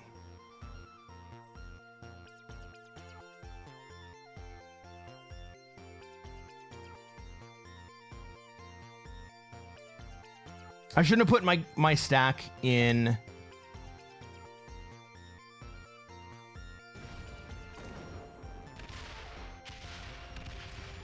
Gonna hit me.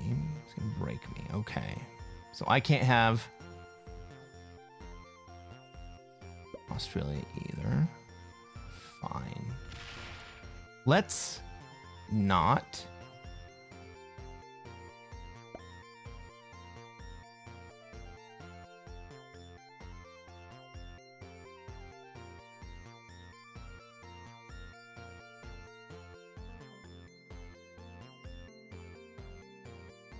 Let's not die over this. Right? You don't want me to have an advantage. I don't want you to have an advantage. Let's not die over this.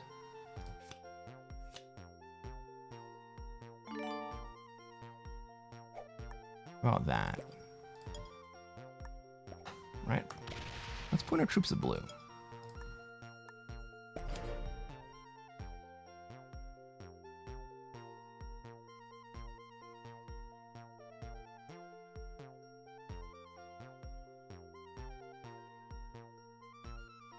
Green's gonna wait out this turn. They're gonna hit me once. And they're gonna wait to see what I do. But odds are they're not actually gonna move down towards blue. They're gonna take Australia again.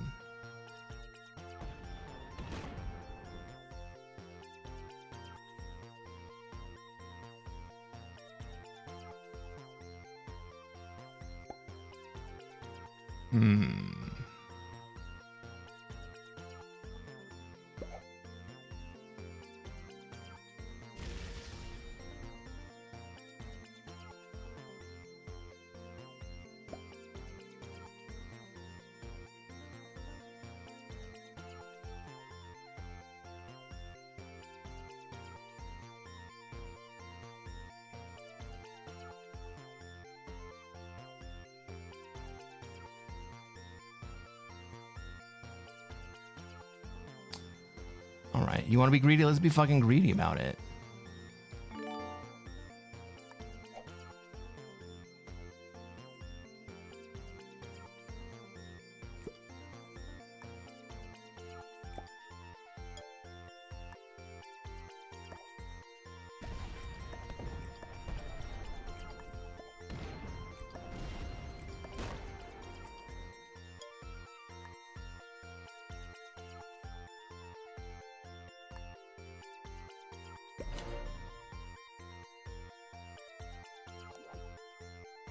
I have taken Asia, friends. Blue wants to do nothing here.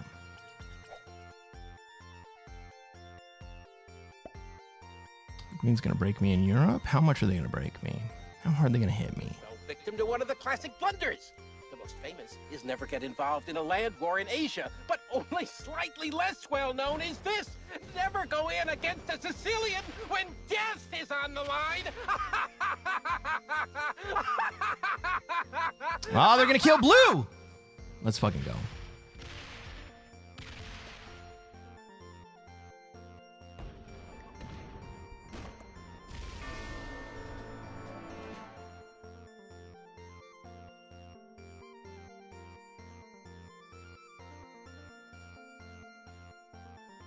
Let's fucking go.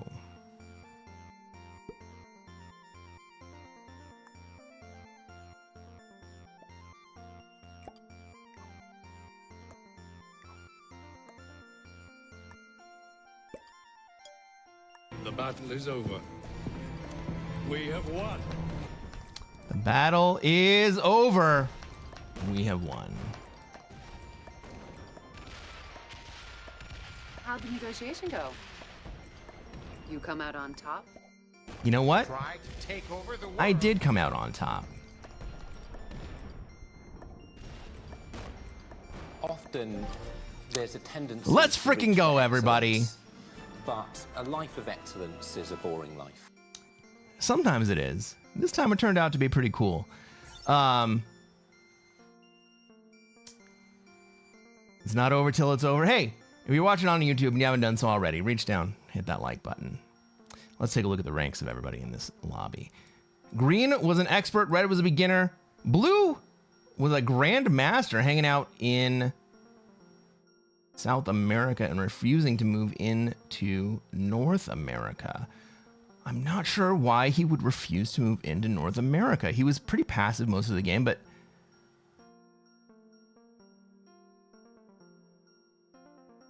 that's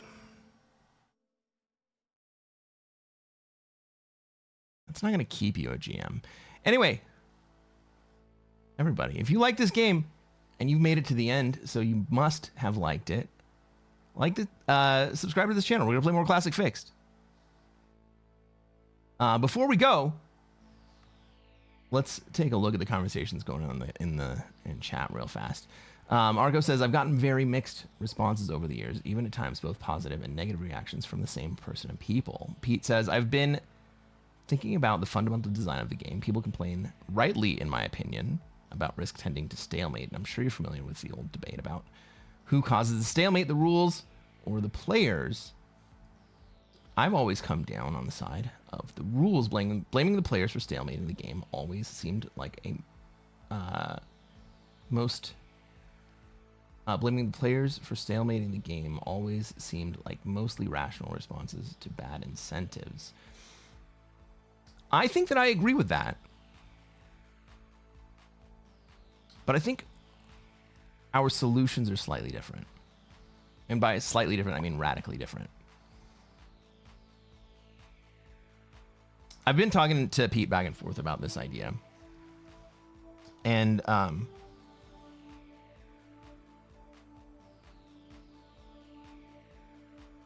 while I was talking to Pete about this, I think I actually talked myself into the idea that there should be draw conditions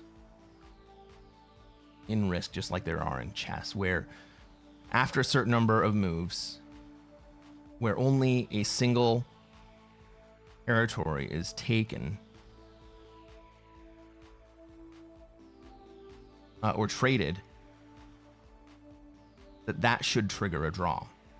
In chess, if the board hits the same state 3 times at any point in the game, they don't have to be consecutive, but if the board hits the same state at any point 3 times in the game, that's a draw. I think it actually makes sense in Risk as well.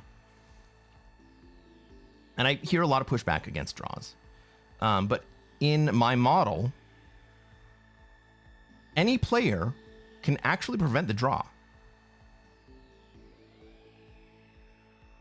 by moving out beyond the position of the single position being traded back and forth.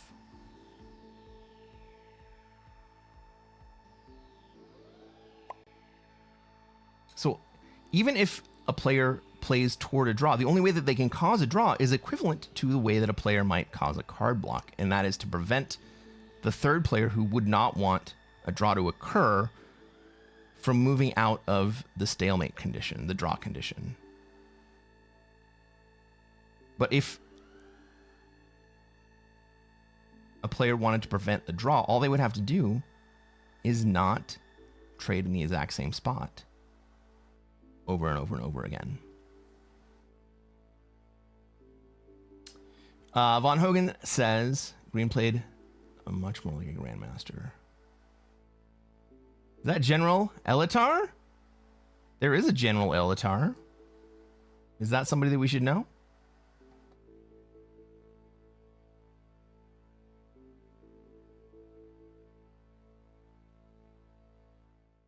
Well, Pete says that I don't have a. Pete says that he doesn't have a solution yet, but I think what you've been advocating for is that a player who is card blocked or refuses to take a card should be flagged. And I think that I'm against that fundamentally because everybody in that situation is choosing not to take action. It's not that you can't take action. There is action to take. But you choose not to take action because of the risks involved, the possibility of losing a troop lead, the possibility of angering the other players in a somewhat stable state or not stable state. But inaction, not just by a blocked player, but by players outside of the block, is also a choice for inaction. Now, if you're in a two-player game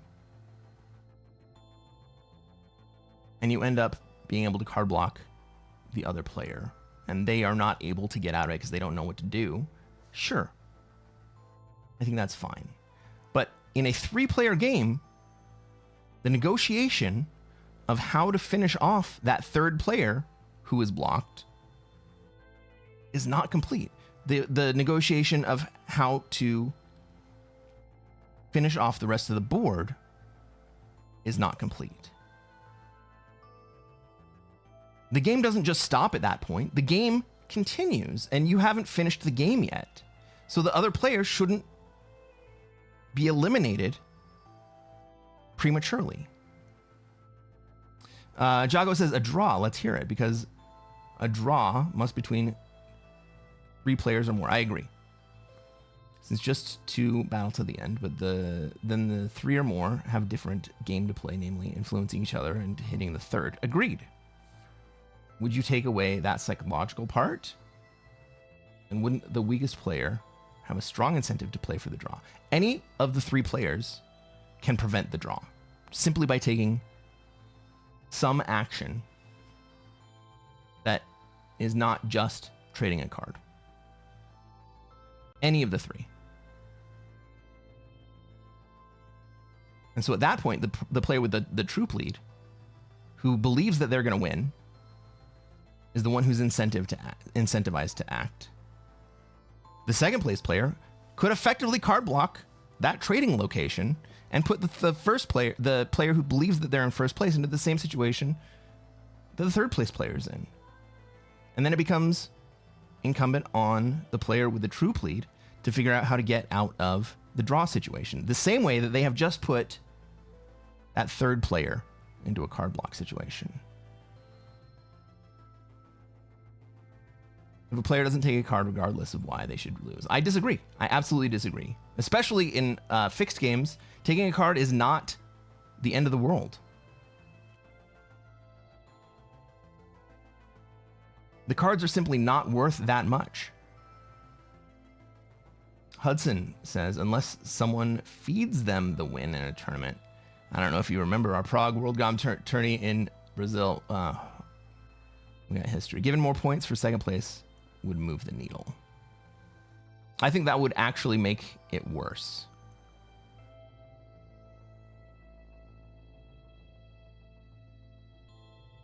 Pete, I have priced in the cost of playing to draw. Our perspective differs because I think that troop count doesn't actually mean the winning player.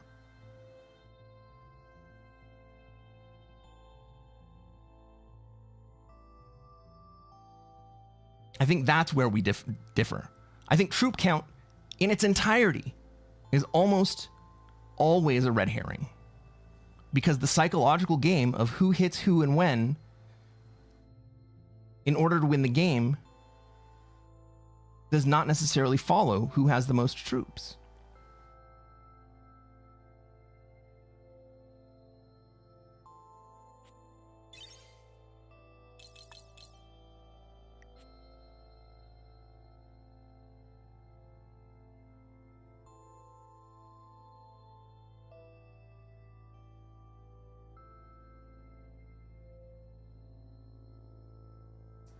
Jago says, it's a Zugzwang position, then. Any action except for the minimal is a net loss in that situation. You are arguing that the players should not act in their direct interest in order to prevent a draw. Yes. But that's what Pete's saying too.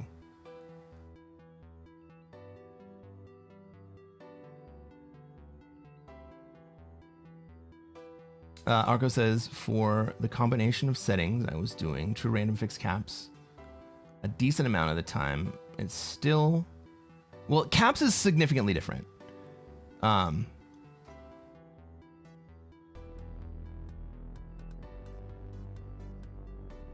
Caps makes it so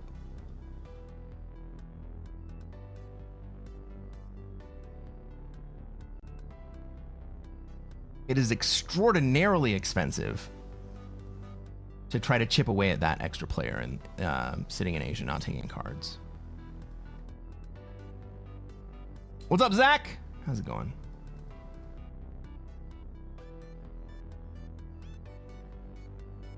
Gavin says, saw Cresquin was streaming, didn't know it was going to be a TED Talk. I mean, we've got a really interesting conversation going on. And I think that it makes sense to be able to talk about it. And we don't all have to come up with the same ideas about it. And that's, I think that is fantastic. Pete says, the problem I'm trying to solve is risk stalemates. Me too. I agree. The exact same thing. Stalemates mean that nobody is willing to act.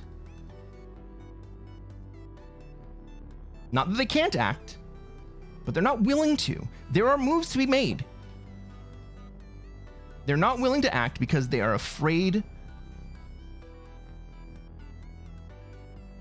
of rocking the boat.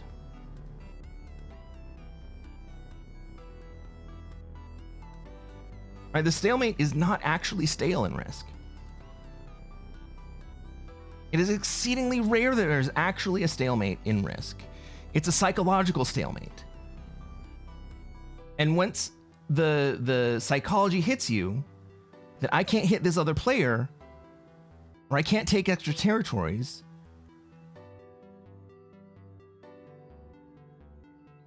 it's you that is stopping yourself from doing that.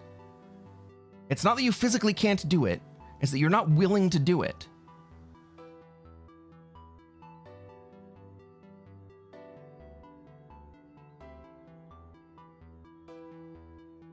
Pete says, I'm not totally sold on auto-flagging someone as a solution. Okay. Okay. Von Hogan says, I think that if you include draws, you end up in the same state as chess, where at high level most games end in draws. But that's not a bad thing. I agree. It takes a slight change of mindset where the expectation of a win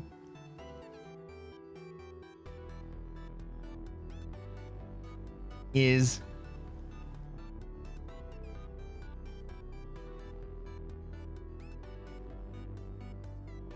I'm tempted to call it a sin, and I mean that in the archery sense. It's to miss the mark. One of the things that I love about Classic Fixed is that you can't always expect a win. I'm gonna win a lot. I'm gonna lose a lot. But the ceiling for winning all of the time is so high that it's impossible. I know. It's almost impossible. It's basically impossible. And because that ceiling is so high, it leaves me something to continue to strive for.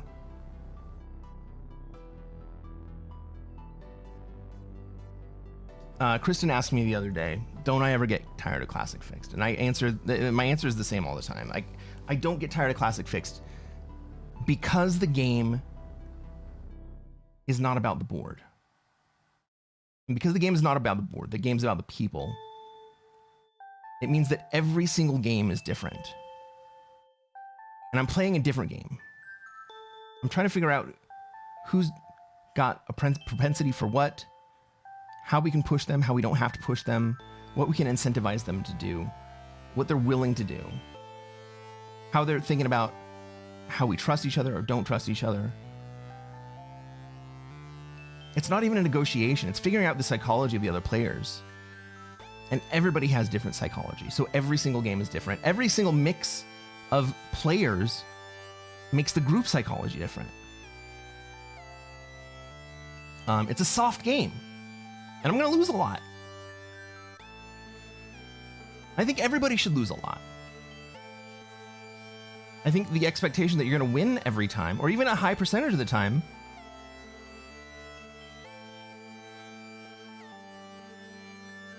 that's not what's entertaining to me. Maybe it's entertaining for other people.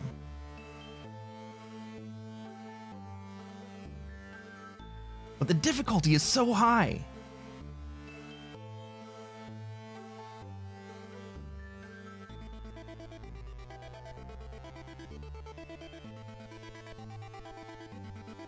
Like, there's math involved, but it's not mathematical.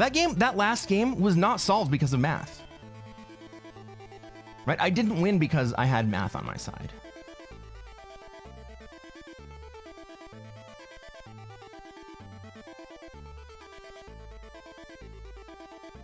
Like, I won because of two things. I convinced Green that I wasn't going to be an asshole to him. And Blue convinced Green that he wasn't going to do shit to be able to work with him.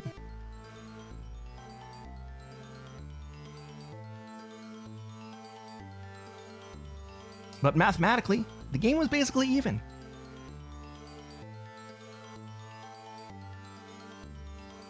Pete says, I am a lot more confident than allowing for draws. On a systems level, it makes the game way worse than the game we have. And I have a solution for stalemates. I'm not convinced that adding draws in the way that I'm talking about it makes the game worse. Because you don't get trapped into a draw unless you get trapped into a draw. I'm not saying that there should be a turn limit. I'm saying that if you stop doing something, if you stop doing anything for quite a while,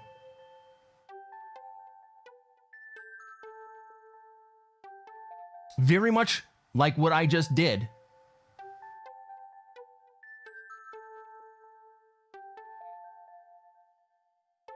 that should be cause for draw. Now, the other players were all doing stuff, and we didn't actually end up in the same board state. So in that case, I don't think you should end up in a draw because the other players were preventing you from ending in a draw. But could they have if we had just all traded Afghanistan the entire time? Yes, and I think that should be okay because that would give me the impetus to do something different. I was the troop leader. I think that the game should force me to do something. Because I'm the one who doesn't want a draw to happen. Right? If instead of hitting Afghanistan, because that would cause the same board state over and over, I would hit Ural, that would fundamentally change my position. It would change the entire dynamic of the board.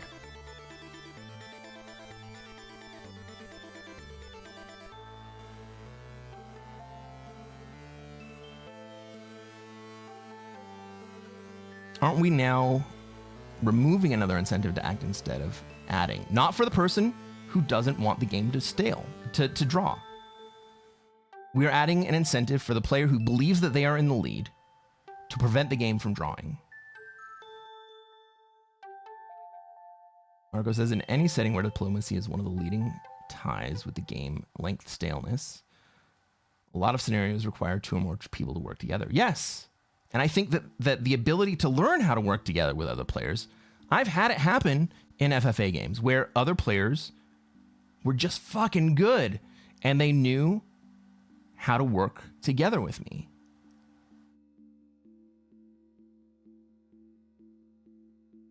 Like, I am firmly convinced that good players do not need to explicitly be told how to work together with another good player. I see it in Pete's Fixed Friday games. I see it in the meta games that get played. I've had it happen in my own games. Some people say that it requires telepathy, but it doesn't. Good players know what to do. Good players don't need to be told what to do. Bad players with alliances try to tell you what to do. And then a good player who gets told what to do says, fuck you, I'm not going to do that. The bad player says, why didn't you do what I said? I'm going to suicide into you, and you end your game.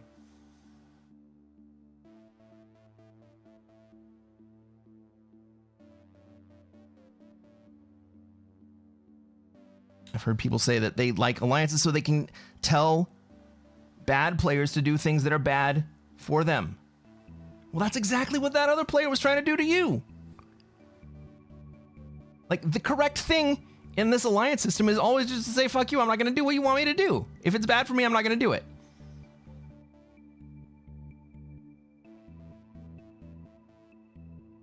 What about shit players?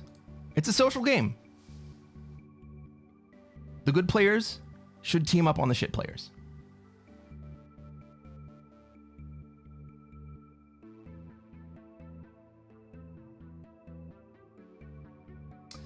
Some players might want a draw to split the points. I don't think that a draw should split the points. I think a draw should end in 0 for everybody. But most players aren't good. That's true. Most players aren't good. That's why the FFA games are so significantly different than tournament games.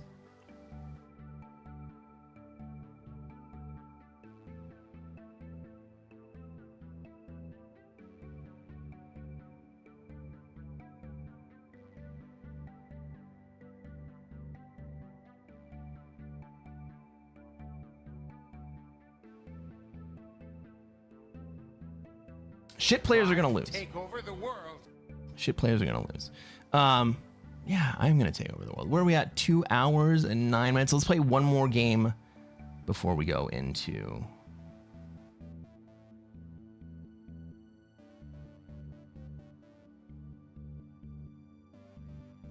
the very, very cool thing that I'm waiting to show you. Scales says 2,539 games, and I'm still a noob.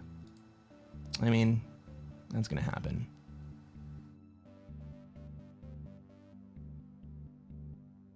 But yeah, most players aren't good. Exactly. But the state of the game is already that you can't win the game without another player helping you or feeding you the game. Ladies and gentlemen, welcome to another episode of Cresquin Plays Classic Fixed. I'm Cresquin. I'm a Classic Risk Grandmaster. And what are we going to try to do tonight, chat?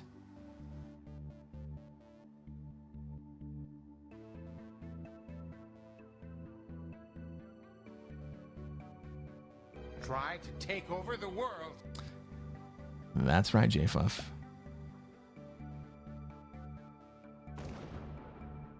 Oh, I'm sorry. Simon got it.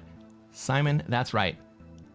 We're going to do the same thing we do every night. We're going to try to take over the world. Let's take a look at this map. Let's see where we have troops, where everybody else has troops, where they're going to want to be and where we're going to be allowed to be. Well, we've just joined a game with alliances. I want to be in North America.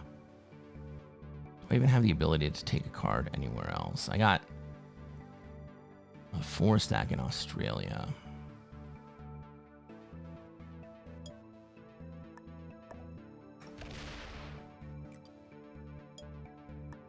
I don't really want to be in North America, but I don't have a whole lot of choice here. I guess I could have put into South America.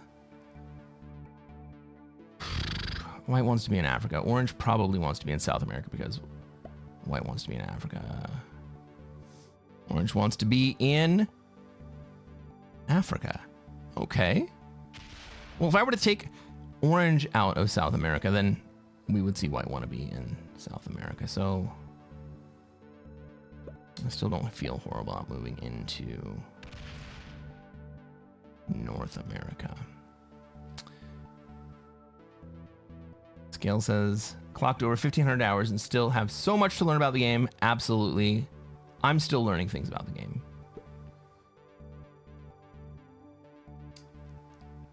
With all the new settings changes, it's hard to keep up with. Here's the cool thing. You don't have to play the changed settings. I have a feeling that green is going to lock me in to Australia with red. Or maybe they're going to figure something else out to do. But I really kind of feel... Oh, they're going to move into Middle East. Ooh, okay, that's spicy. That gives green options. I'm going to continue to put into North America. And everybody's just kind of move out for me? Fucking cool.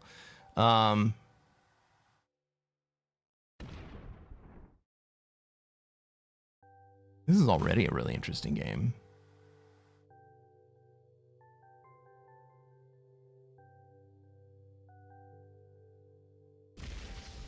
White ends up having to hit a 2 for a card, and then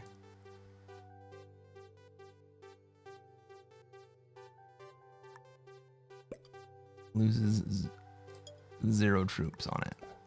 Cool. I'm going to slowly move out of Australia. Maybe red takes me out of Oz here, but red is going to have to be conservative about taking Australia because green is lined up to be able to take a second wave Oz. Is this orange moving into South America? I think it is. I'm actually in a pretty decent spot to be taking North America. I just wish I had more troops up there to start instead of kind of spread out that I am. Okay. How about you, Orange? Let's have an alliance, buddy. Suit up! What's up, Marty Muse? Welcome to the stream. Did my new alert pop up when Marty Muse followed? I wasn't looking at the stream, I was looking at the game.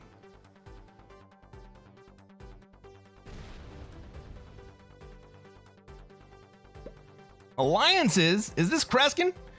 So I joined somebody else's lobby.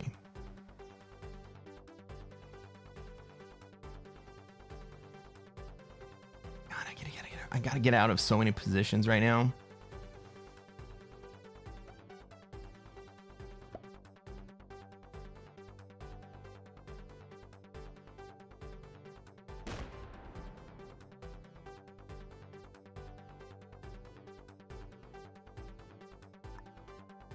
Maybe this 3v1 loses.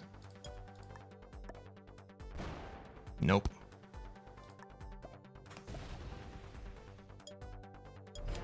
I don't like attacking twice there, but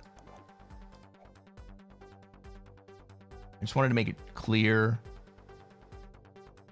orange, that my intent was to leave the position.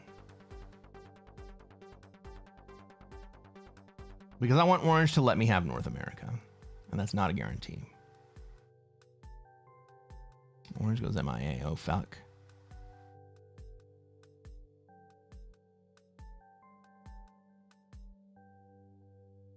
So I've been working on a number of custom things for the stream, and one of the things that I've been working on is a customized set of alerts that doesn't use Stream Elements or Nightbot or anything else that is remote. It all runs on my local PC. And that doesn't mean that doesn't just mean get this. Let's go. Okay. Running this stuff on my PC doesn't just mean that I have control over it all. It also means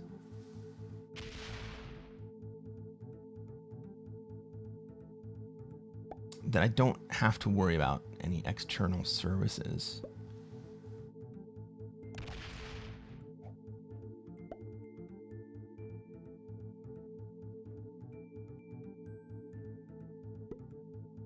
And it kind of means that I have control over it all.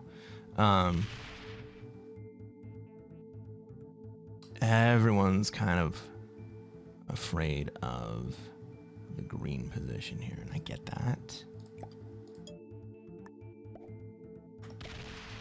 Green, oh my god! Green dice, man. Alright, I got a 10 set. I'm gonna take North America this next turn. I think everyone's gonna let me.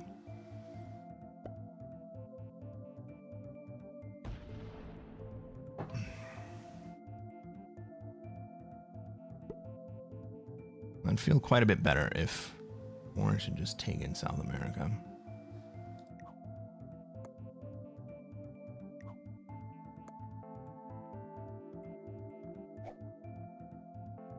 That was Purple checking in with me to see that I wasn't going to be a dick and I was going to let him take the position.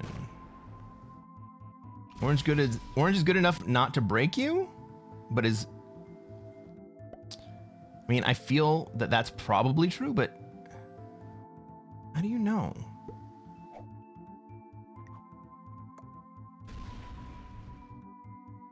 Is purple? I think purple is. I think purple is.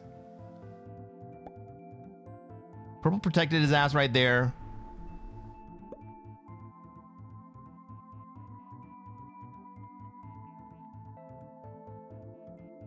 This is a good game. If white doesn't trade here, white dies. Because I'm going to remove white from North America. He does trade! Don't put into my shit. All right, thank you.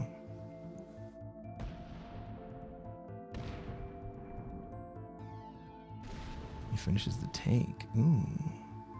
Well, now I'm the one in a rough spot, but I'm going to trade also.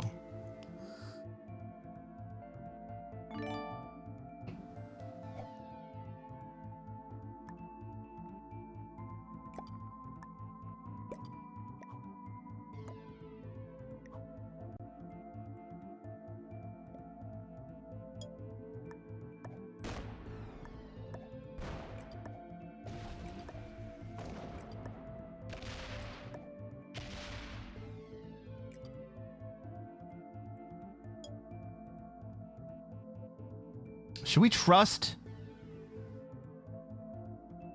purple here? Let's trust purple. White wants an alliance. Let's accept that alliance.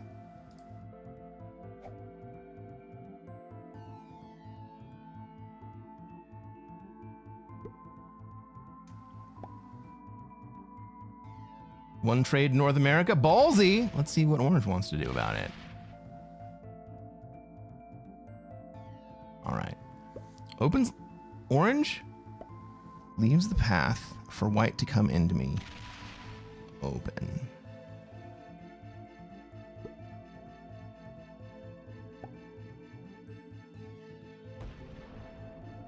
Red doesn't really have a path to hit me. White does. But now we're in a situation, right? White has the entire Africa bonus. White doesn't need to take cards here to stay ahead of green. Green could just kill white. Or they could wait a turn to kill white so that white has 4 cards, but that would cost them 3 troops in Gen.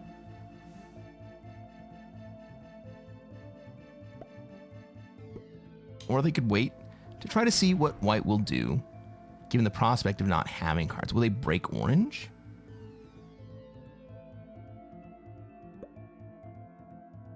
I think white skips. And they do. Let's go.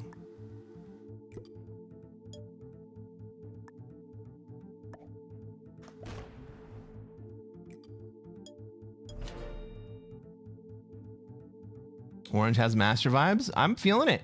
Green also has master vibes.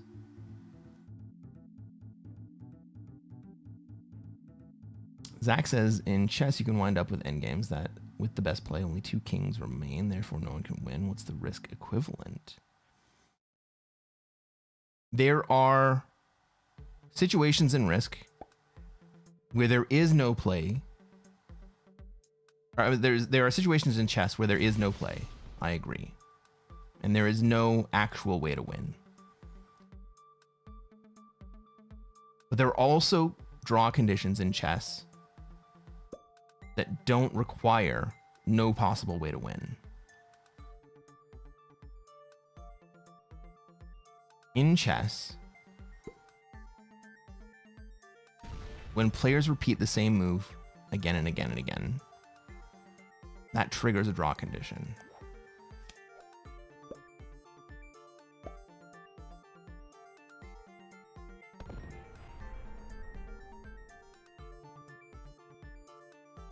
Simon says, I don't like that by orange. I don't mind it. I actually don't mind it at all. It actually protects me because the most likely play is for green to come through and hit me. Green's going to die.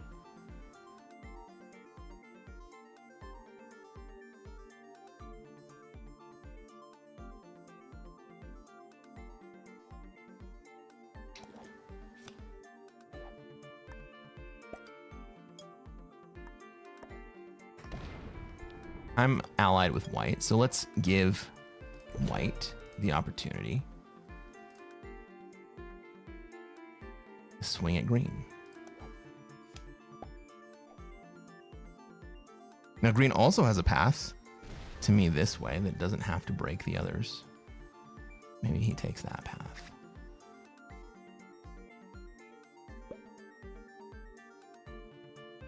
But green also knows exactly what I just did.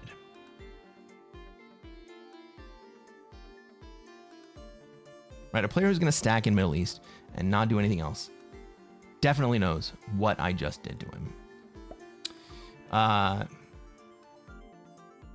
White might see it as aggression. I think we kind of already determined that white and orange are both pretty good. And I think that white and orange likely have an alliance just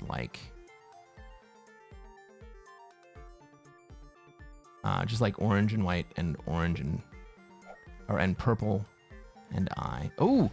Ooh! Green is the one to act first! Gonna take 3. He's gonna be sitting on 3 cards right here. Now is kind of the time for orange to act. Is there anything I can do to help?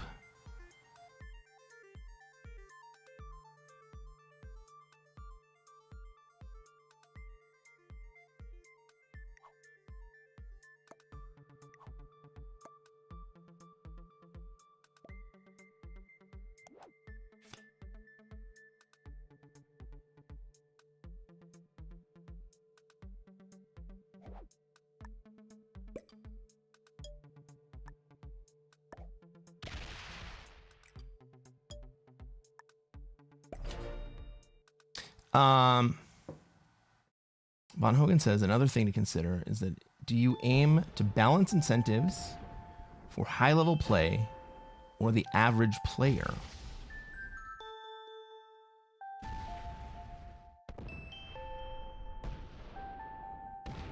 Like, I think that you need to have incentives for both ends of the spectrum.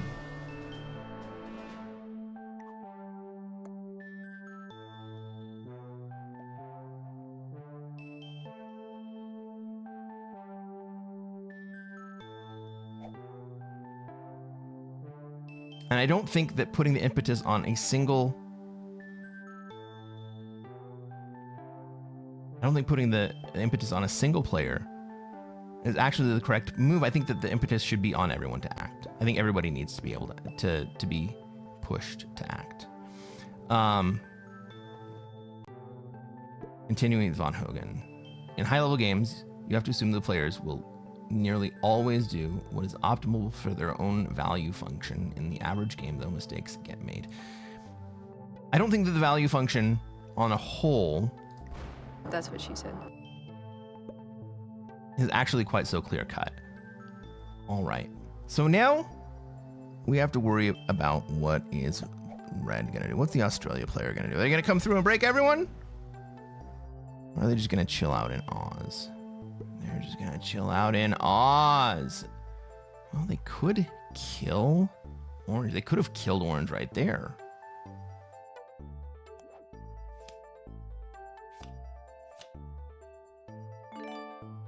decided not to.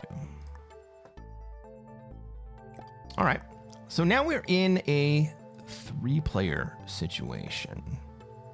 Or a 3-player deadliest trap situation. But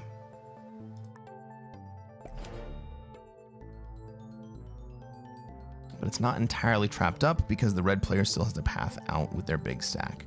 And so the orange player is afraid to put troops into the Middle East. Now, red should have killed orange right there, which would have triggered some sort of action between purple and me.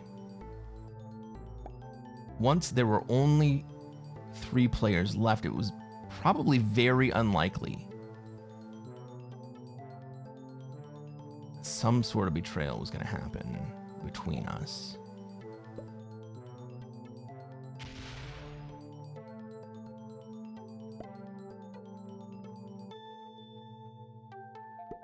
That's what she said. Did I? That's what she said? I don't think I did.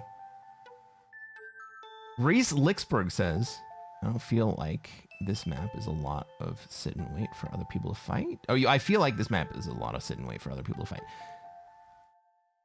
If you sit and do nothing, it kind of is. But you are not limited to sitting and doing nothing.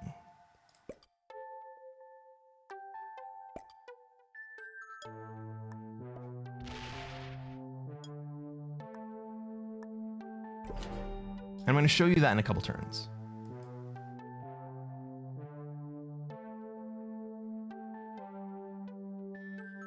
I think it's actually going to blow your mind when I do.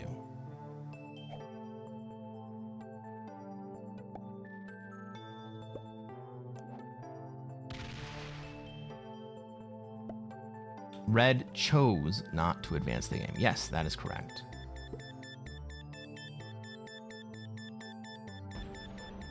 Simon says, no Oz, no win. Simon sees what's coming.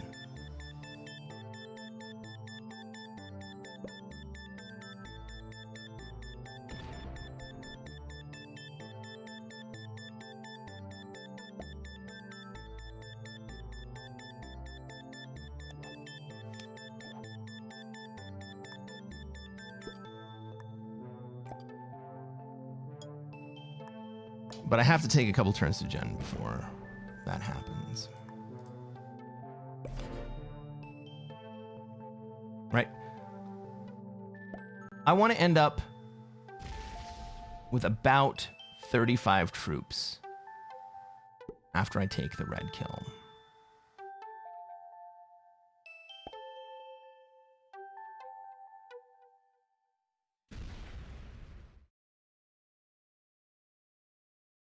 And ideally, I end up on 5 cards.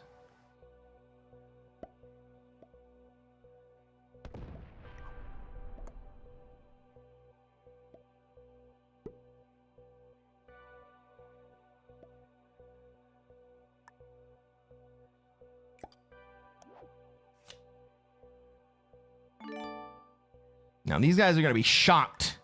Shocked, I say, when I do what I do here.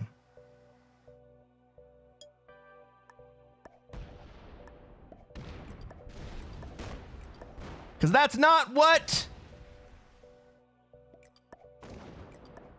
That's not what purple meant.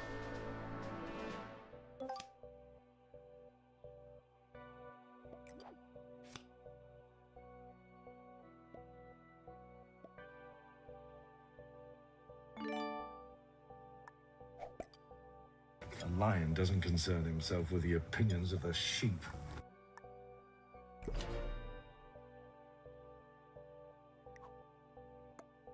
Now, I've even gone ahead and left my stack stuck in Australia.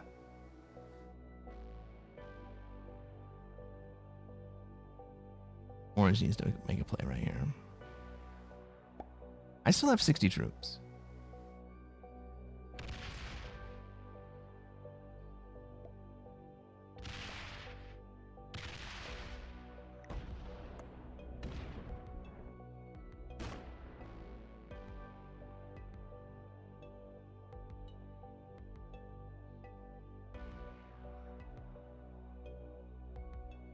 There's a reason I left my stack stashed in Australia.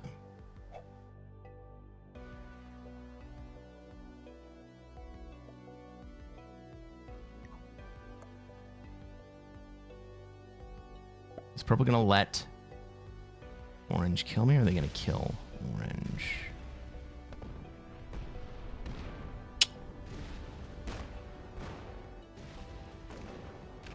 Look at that.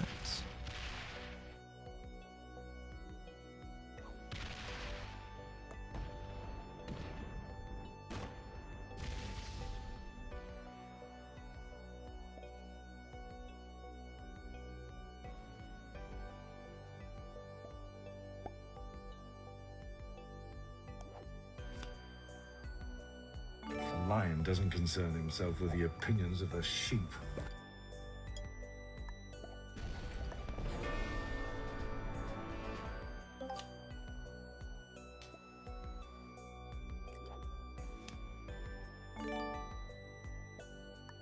Try to take over the world.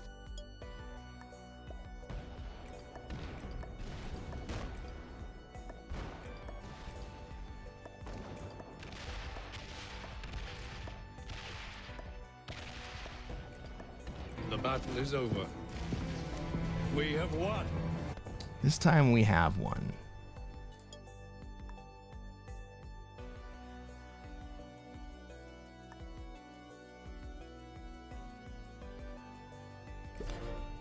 If I want a war, then I will. You see, it works again! Simon, you saw it, buddy. Well played. Well played. Good game.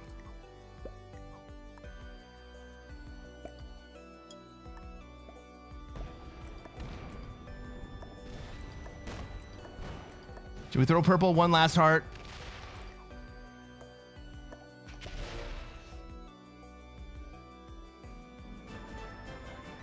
How about that for a dub? I wasn't in the troop lead, but I incentivized the other players to play in such a way that gave me the game. If you're watching on YouTube and you haven't done so already, reach down, hit that like button. Let's take a look at the ranks of all the players in this game. I think this was a pretty decent. I think this is a pretty decent lobby. White was a master. Oh, sorry, buddy. Green was also a master. Purple was an intermediate, and orange was a beginner. All right, Grafton Apex, we can be friends. That means that we're not going to play again, and this is my alt account anyway. Another Cresquin. Let's frickin' go. 60% of the time, it works every time. That's right, guys. You know what? That's a pretty good percentage if we're talking about dice rolls. Hey, if you like this game, if you like this content, you made it to the end of the game. Subscribe to this channel. We're going to play more Classic Fixed. And I'm going to show you how to take over the world. Thanks, everybody. We'll catch you on the next one.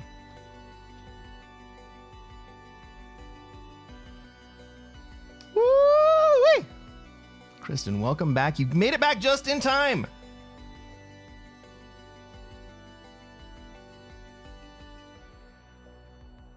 Love my tie today. Thank you so much.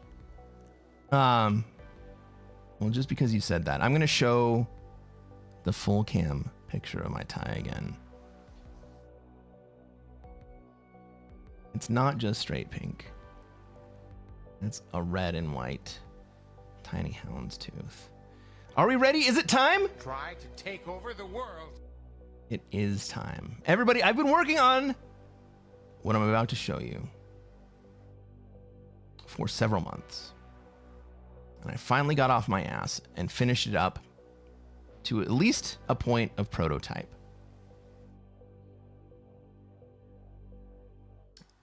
Carissa says, I look sharp. Let's frickin' go. Words on stream. Simon James. We are going to play words on stream. Except we're going to play not words on stream.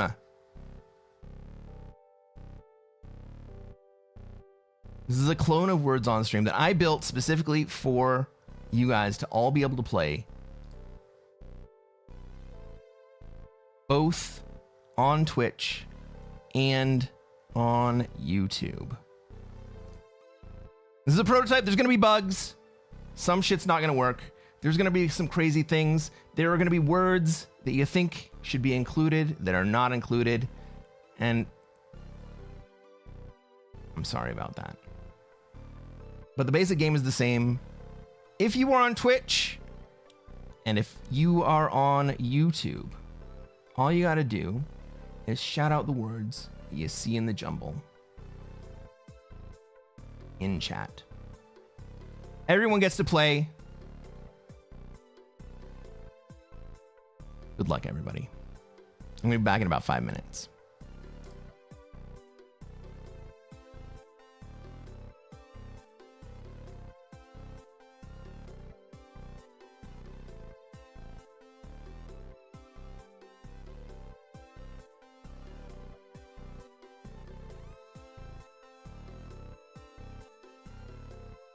Is anyone going to type in scripture?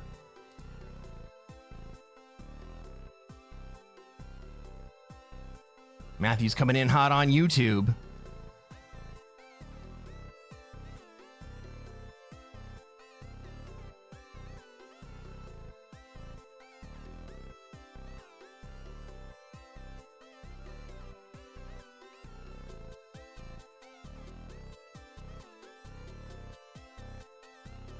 Oh, there's only one R.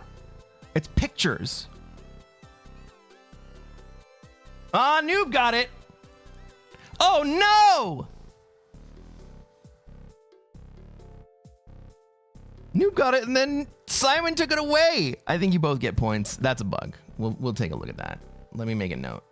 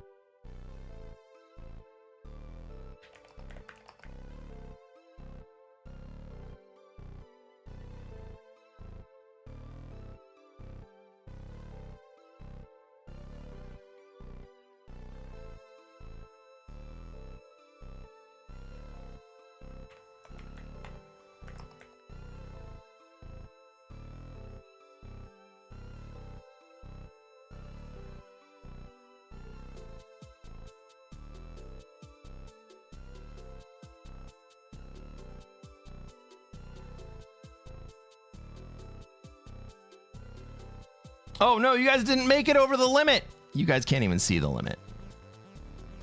All right, let me start a new game for you. Actually, Kristen, would you type in exclamation point start words?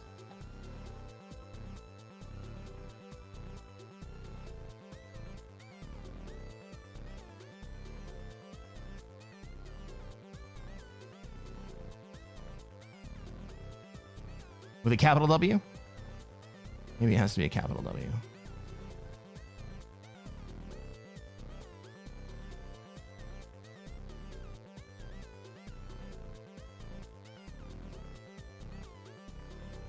Well, let me try it.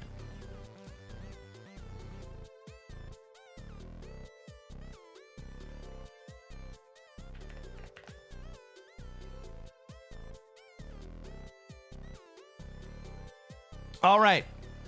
Well, that doesn't work. That's another bug. We'll note it.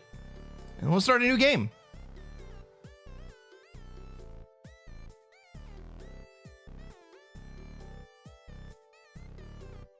This one should be easier for you guys.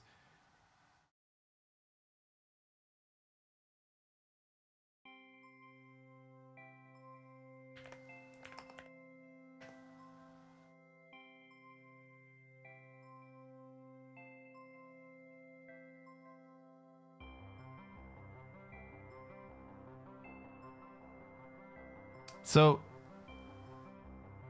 some of those words should be in there. Four-way. That's kind of what I was talking about.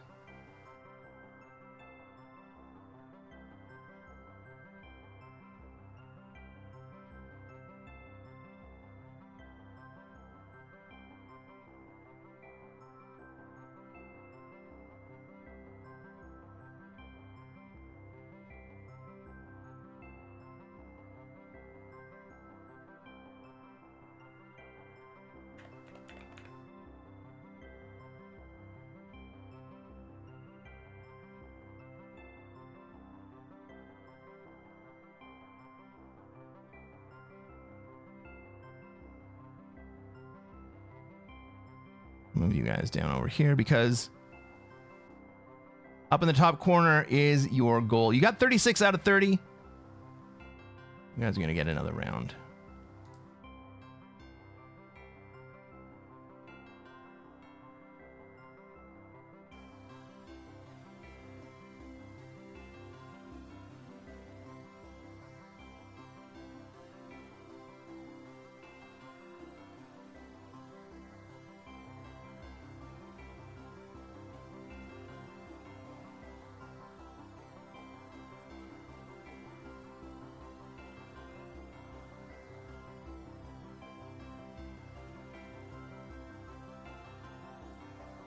All right, next round in 3, 2, 1.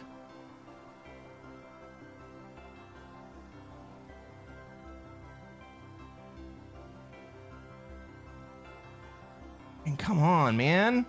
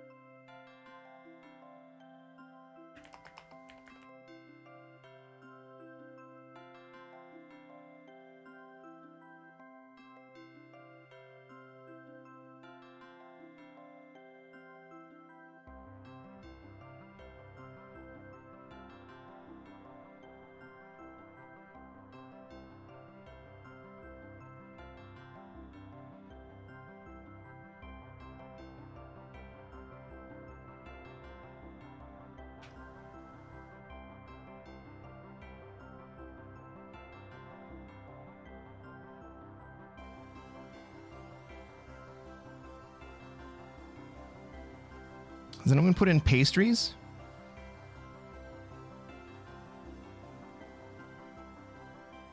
Or pastry? No.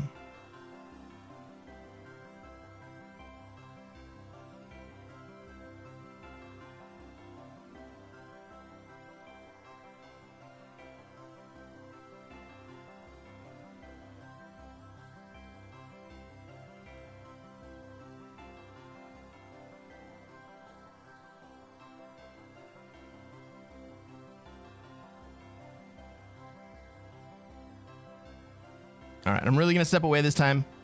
I will be right back.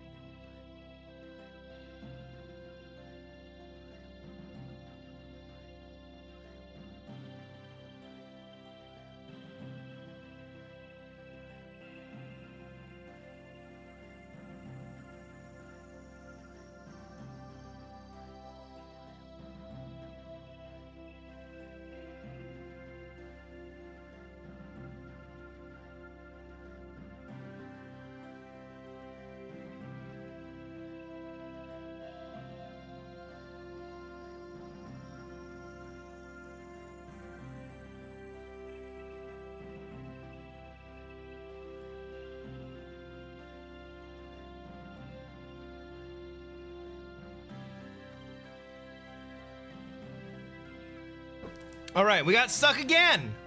Frick.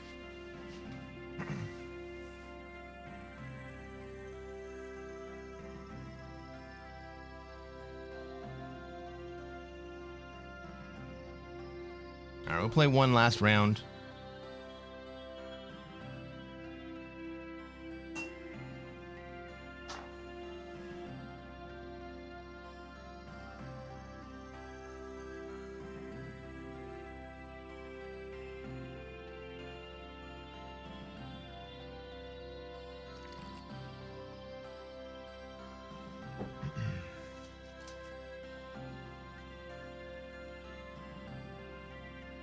One note.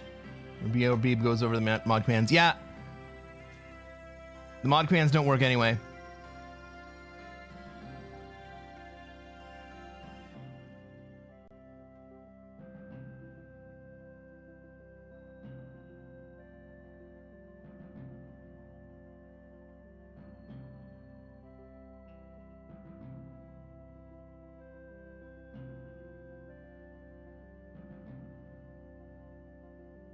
Honestly, there's lots of notes here.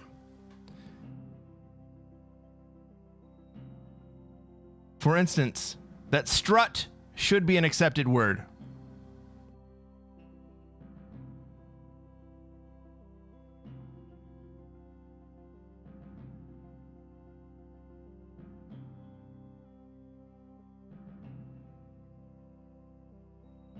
So should statutory. Zach says, I don't know if YouTube is working. I am aware that a number of words are not getting picked up.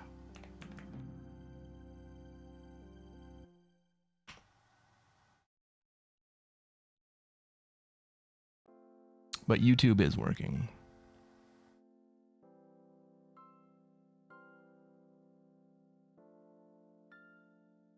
You know what's not happening is the letters are not mixing.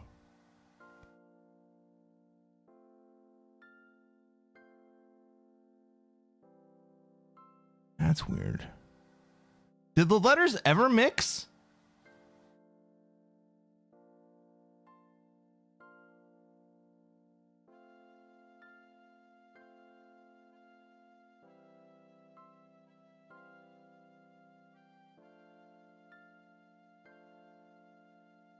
Who can steal words? I don't know if people are actually able to steal words or if it's just showing up improperly. Send the game back to the drawing board. It's hot garbage. We know that it's not hot garbage. The game is solid. The implementation of the game is hot garbage. I can agree with that. All right. I'm going to try it. This is the last time I'm going to try it.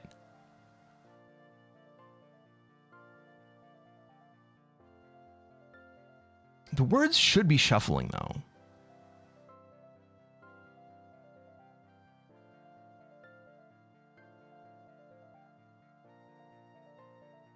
If the words aren't shuffling, then I totally just borked this. I broke this right before stream.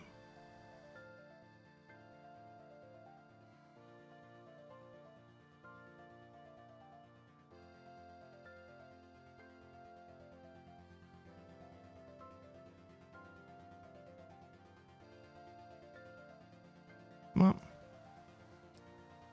that's what happens when we release betas. We find the things that are wrong.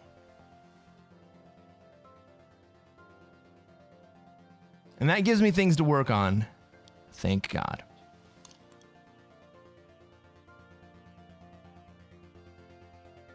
Thank you for your patience.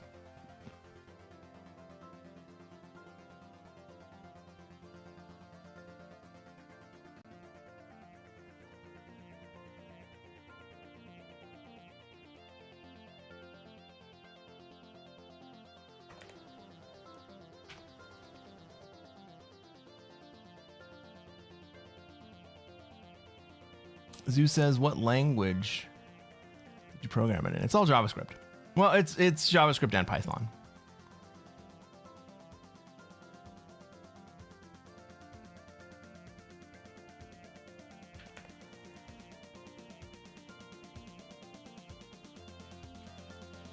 And largely it's the Python script that has failed mostly. Not entirely, but mostly.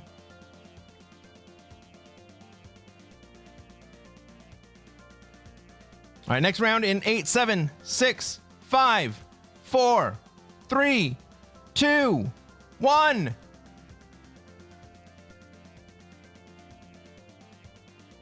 God damn it.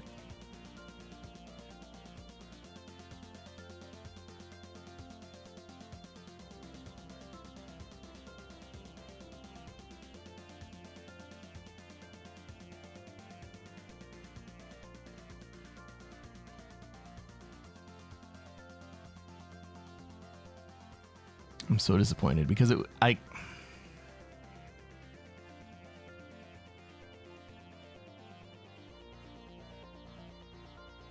tried to fix 2 bugs before stream and I caused 7.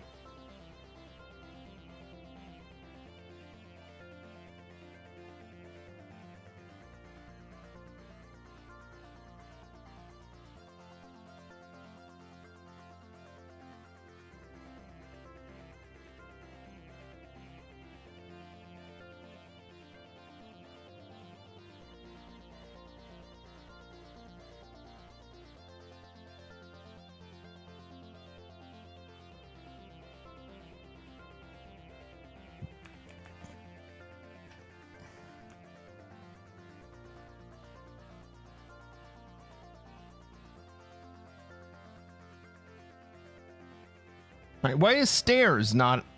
Oh, stairs is because there's only one S. Why is great not an acceptable word? What about great? Also, the letters should be shuffling.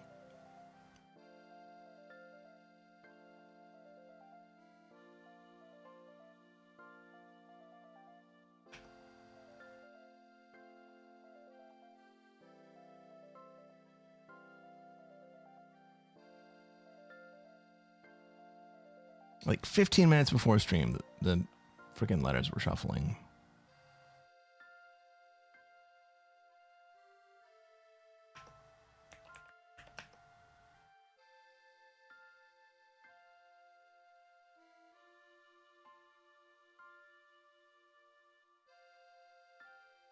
All right, that's the end of it.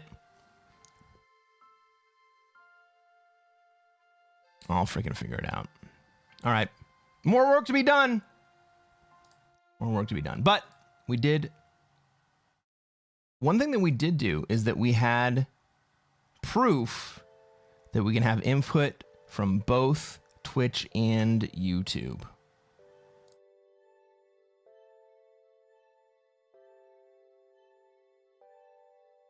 Don't get eliminated! Was fun? A little test? Yeah. Don't get eliminated. I call that a success. It was not as successful as I wanted it to be. So I'm going to keep working on it. Next time it's going to be better. How about that? Ah, Dave. Perfect timing. Thank you.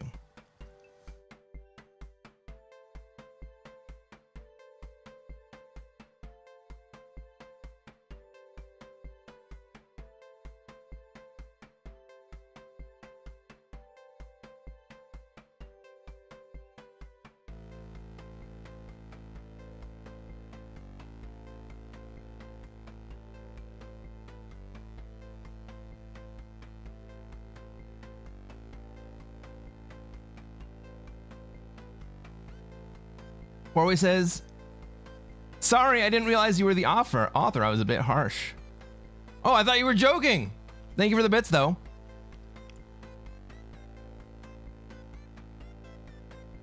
It has potential. I mean, it's a clone of a different game that is also already very fun. It's not like I'm starting from scratch and trying to design a brand new game. I'm just trying to make the freaking game work. What's up, Orion?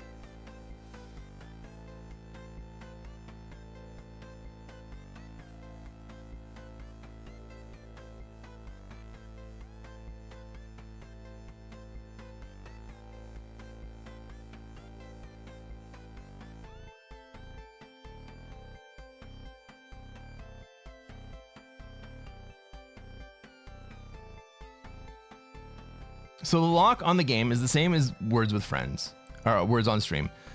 When you guess, you can only have a successful guessed word once per lock cycle. And each one of the yellow demarcations on the clock bar represent a clock cycle. And so once you have a successful guess, you have to wait until the current clock cycle ends before you can guess again.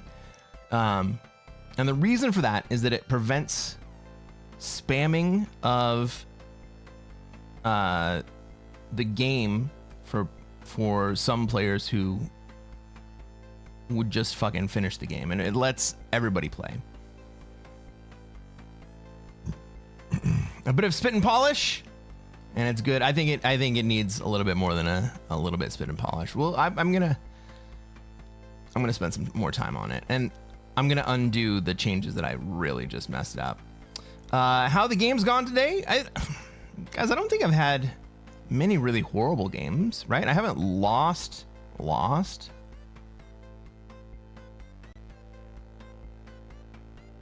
Have I got worse than third? I don't think I have.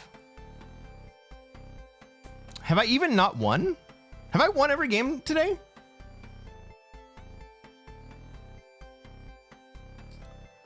What's the champagne again? Are you talking about a mimosa? Orion? I think I might have won every game so far today.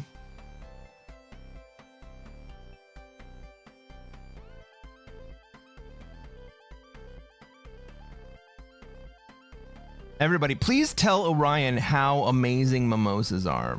Orion has never had a mimosa, which also means he's never had brunch. 2 games, 2 wins? I think it's 3 games. Right? Because purple gave me the win last game. Green gave me the win the game previous. And then...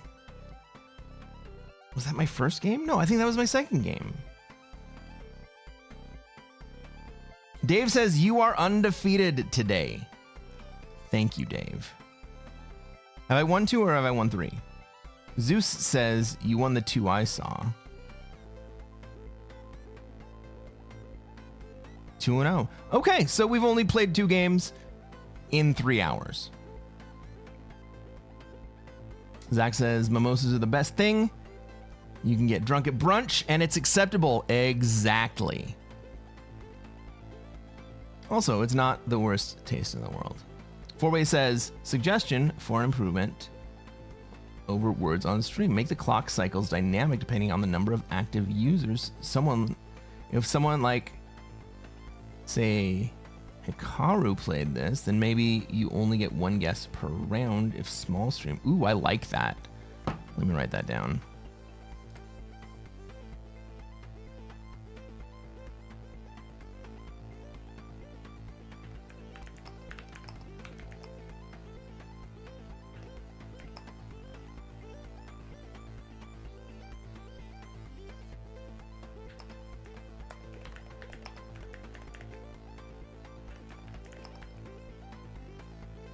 I don't think I can do it necessarily based on the number of players, but I can do it based on the number of users.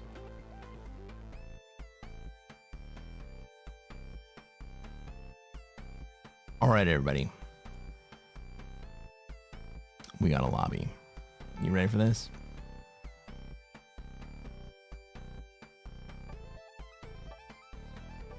This is a lobby that I started. Ladies and gentlemen, welcome to another episode of Cresquin Plays Risk in Europe.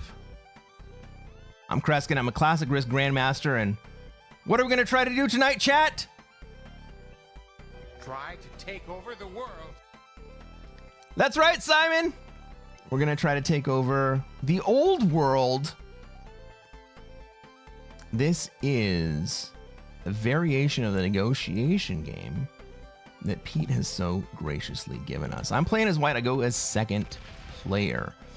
The variation is that we are playing World Dom. Exponential per player. So this is going to play a lot like Fixed to begin the game. And then it's going to turn into Prague at the end. Also, you guys can probably see down at the bottom, we are playing beginner to GM. We got to play a turn. What are we going to do here? I'm in second seat. I get 4 troops. Is this Spain? Is anyone going to take Spain away from me if I take it? Do I go to Russia? I go to Spain. I definitely go to Spain here. I'm just going to take one. Maybe I should have taken Italy. No. Orange is in Italy and they're not going to let me have it.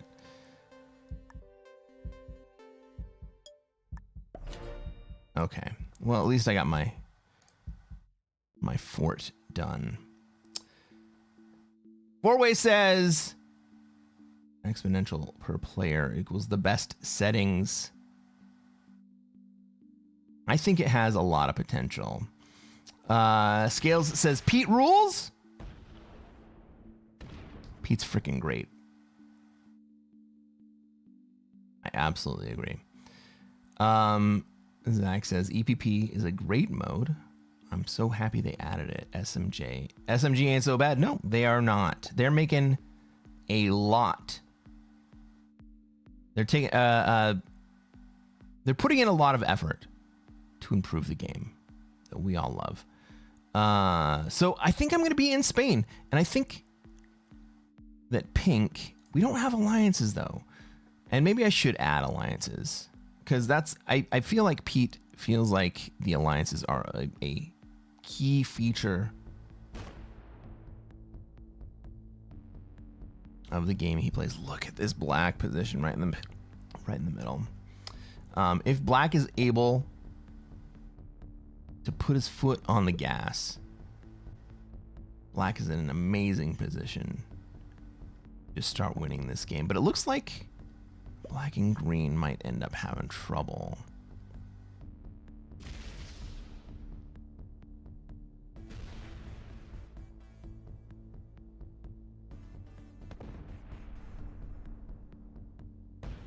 Right.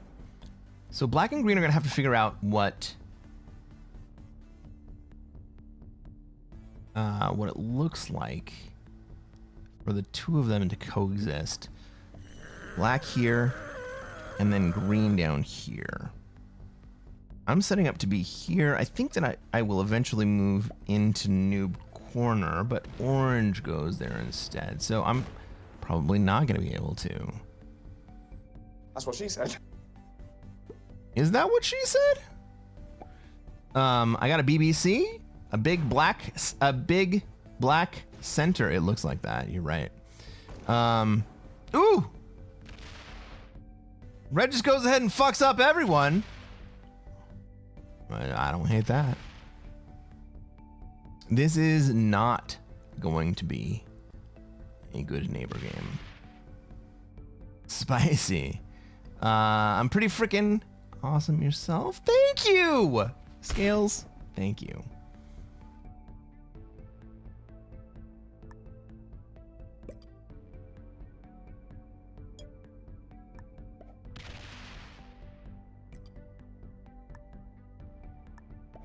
Let me freaking attack, dude.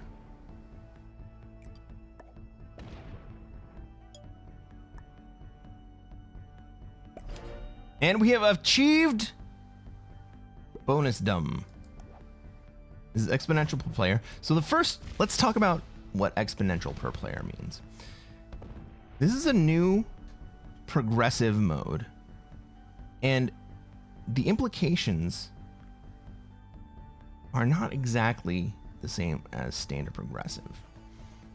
Instead of each successive trade increasing by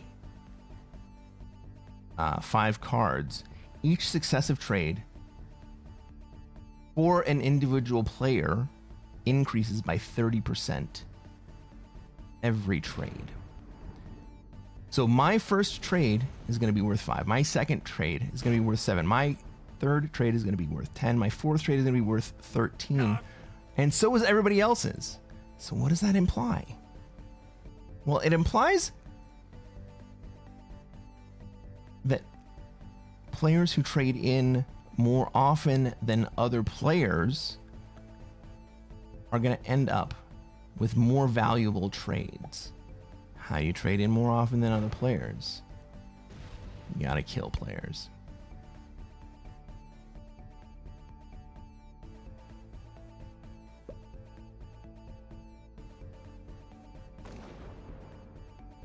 Panda says kill for cards, not kill at all costs. That's correct. Red was gonna come try to break me? Is that what was happening? Oh, red opened up pink to come break me. Interesting. Well, I'm gonna just hang on to this bonus for a second. And then I'm gonna move into France.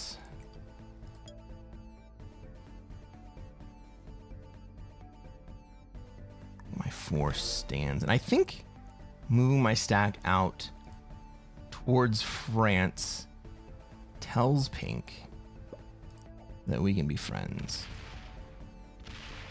Simon says kill as long as you don't get killed. Kill for 0 cards? No, definitely don't kill for 0 cards. Okay. So this bonus is a +6.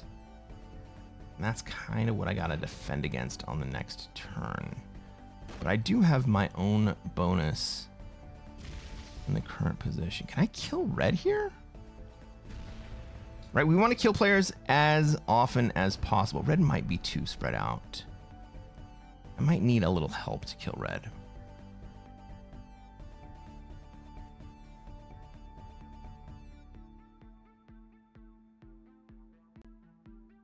If we don't touch black, is black gonna come at me?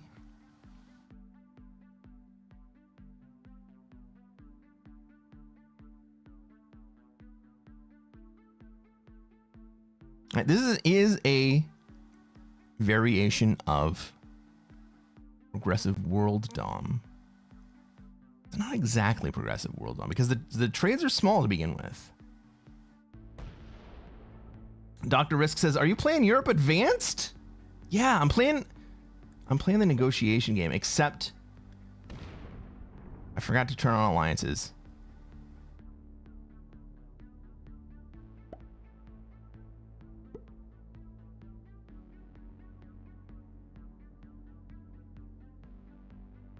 And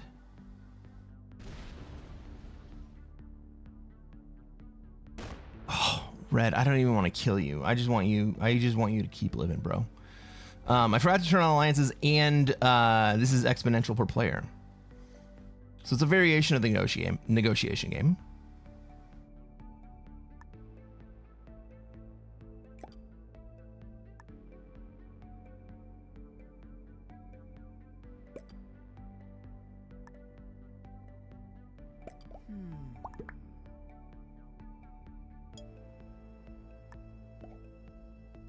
Someone's over here like, what is this guy up to? I'm gonna kill red if red doesn't trade. That's what I'm up to. Zach says, has Kiefer been playing EPP? I think he has on, Kiefer's been playing EPP on one of the new Japan maps. Four-way says, I think pink is your first target. You have a line on every pink troop at the moment, and I break personally with an eye killing them at your soonest opportunity. Well, let's think about that, right? Where can we get pink? We can get pink here. Maybe we can go all the way to there on that pink position, to there, and then up here. I don't like. That's a lot of troops down here. I don't think I can get to. I think pink and I have to be friends. And as long as we keep pushing out in separate directions, we can kill someone else first. Right? Maybe we kill green first. Can I kill green? I can totally kill green.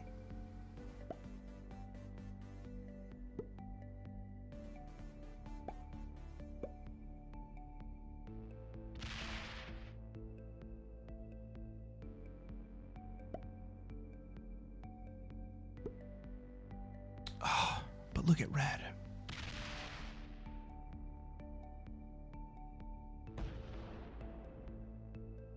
Oh, red's doing such good work though. I don't want to. I don't want to kill red.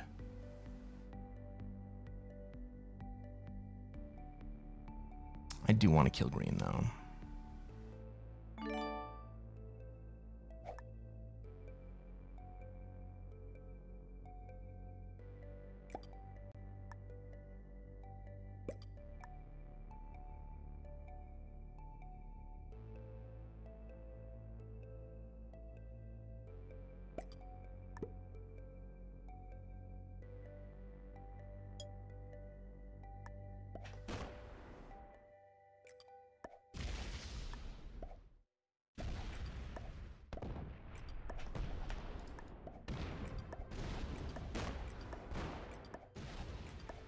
Three v one.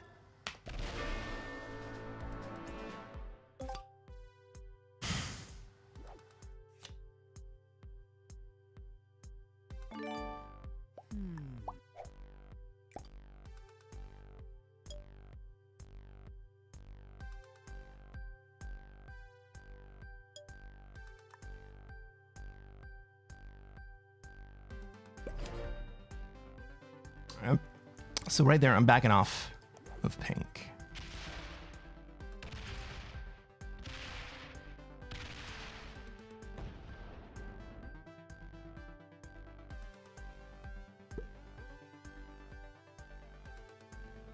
So I've made my first kill. That means that as long as I'm able to stay alive, and I think I'm going to be able to, because I have a lot of troops across the board, right? I've got 45 troops. It's going to take a combined effort to take me down.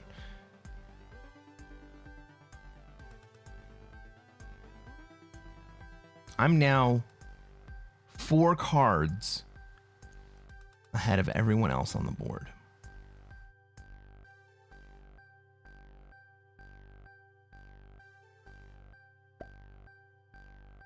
France. I think I prioritize killing red this turn if orange doesn't get to it. And they might. They're going to be awful close. They're not going to get it. Not going to get it. They're not going to get the middle. They're going to have to split into Sevastopol, and then they're not going to get this either. They're going to feed red. No, red's going to set. Red's going to... Oh my god, they get the 2. 4. Yeah, they don't have enough troops to get the rest. Red is going to set here. In Sevastopol. The last frickin' territory.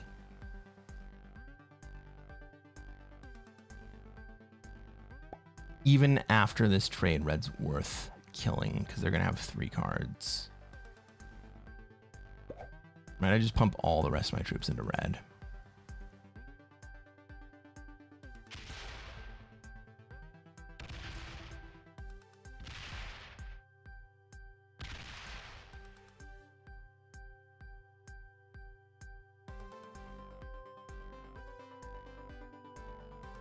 So orange fed you red. Yeah.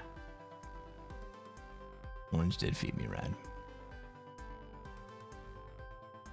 Now I'm going to have to split as well. I don't love it, but I have plenty of troops to do it. So let's get this red kill.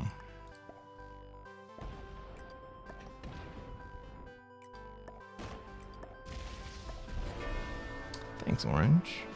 All right, now I am 7 cards ahead of everyone else on the board. I am dangerous AF.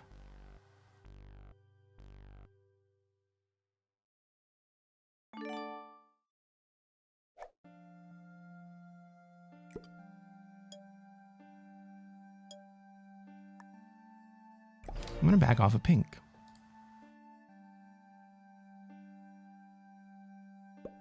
I'm going to go first and second here if we manage to continue to play nice. Pink is keeping their big stack.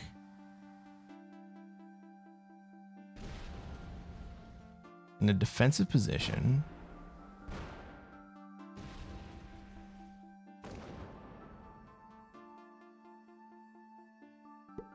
It feels kind of like pink is asking me to kill orange here. Maybe I should have pulled my Sevastopol troops forward. Panda says, you were dangerous AF before you went up on cards. This should scare them. Yeah, it should scare them. Here's the other thing. Because card trades are individual,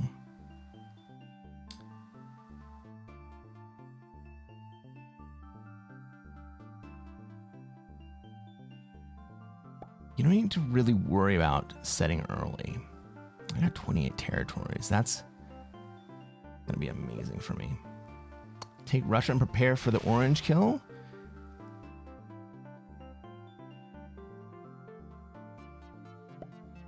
I think you're right. I think you're right. We set up the orange kill. We gotta put more troops onto the 18.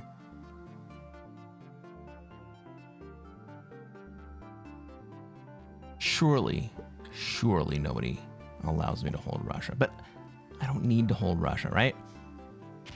I'm so many cards ahead. What's my trade right now? I'm gonna get 13 on my next trade.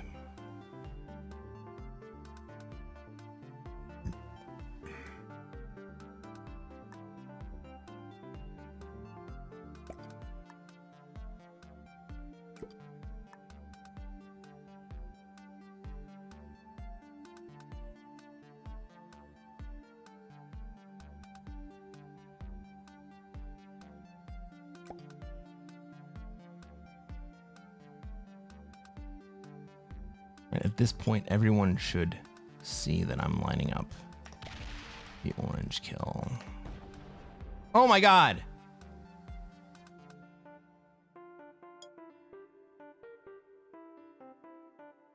I'll leave that there. I'm gonna leave that there. I'm gonna pull this.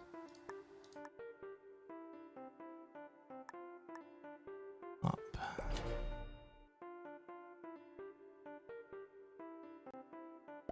Bring the 5 out. I was debating whether or not to bring the 5 into the plus. Oh man, Ink lets me live in Orient and doesn't break me in Russia. Is he trying to stoke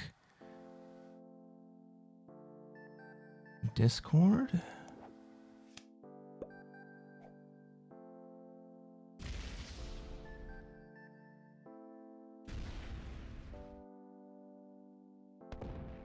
Black breaks Russia. Okay. Well, I still have 27 territories.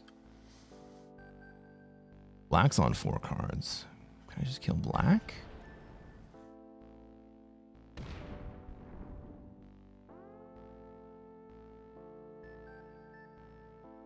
Should I kill black or orange?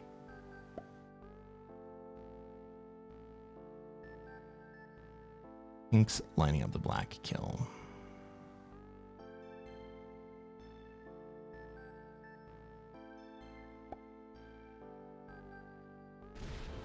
Four-way says, I think black has more. I think pink is more interested in setting up the kill black than picking a fight with you by hitting 4. Black, black. If you don't kill black, pink gets them. I'd take out black. I mean, if I take out black, then pink comes at me next. Do I even have the juice to kill orange? 142. Orange is on 65.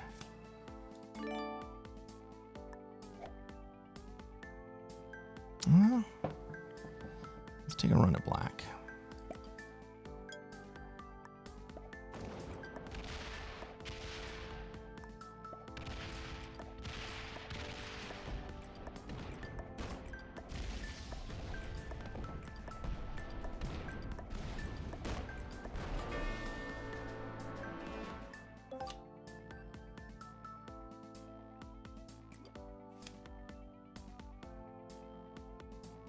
Burgundy or St. Petersburg.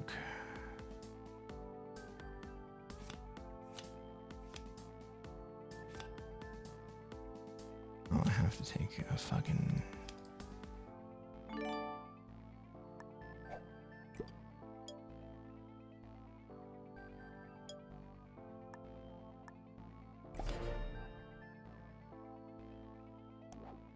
Put black between you and pink. I killed black. Pink's on 4 cards. Pink probably breaks me here. I don't think pink can kill me.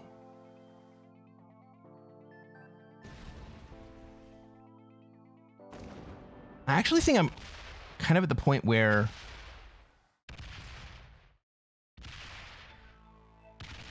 I'm so far ahead at this point, all I really need to do is card and pass. I would trade, right? Yeah.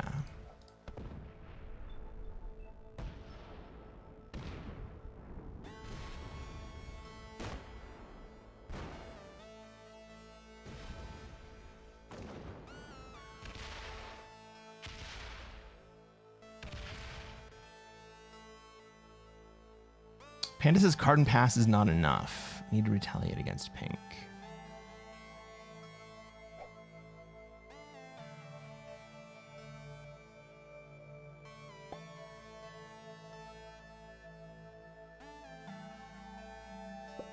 Well, it looks kind of like orange is going to fight me.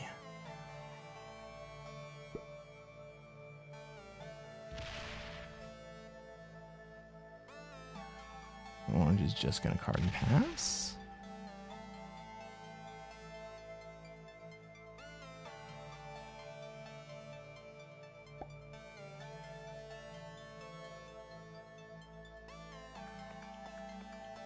I'm going to trade here.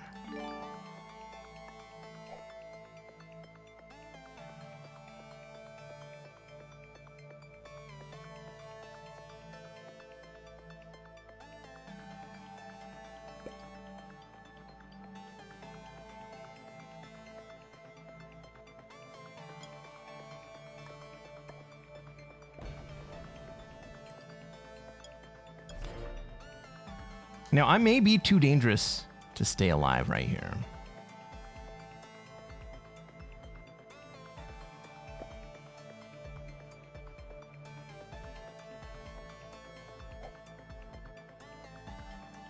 But look at that trade. That was Pink's second trade, right? That was Pink's second trade. They got 7 troops. What did I get on my last trade? I got 30 on this one.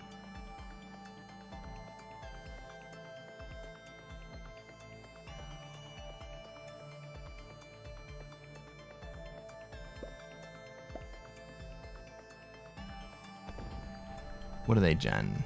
They generated too much, but I don't have the ability.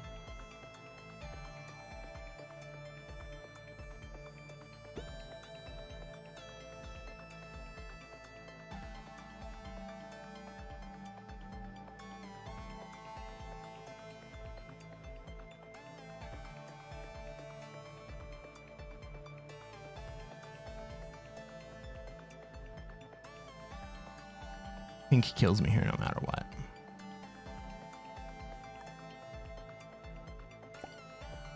I think I gotta run into orange.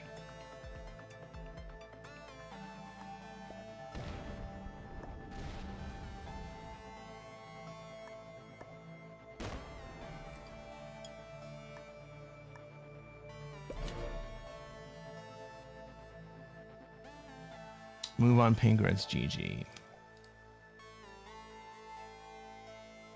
Well, putting all those troops out to the outside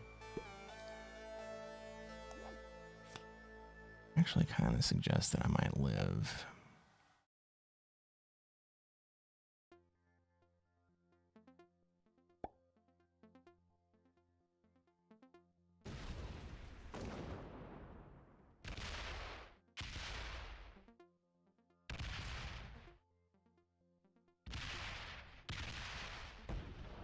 Open me? Thank you.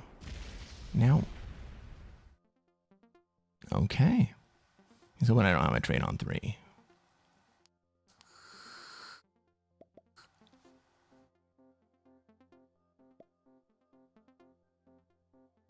Well, I don't have enough juice to finish.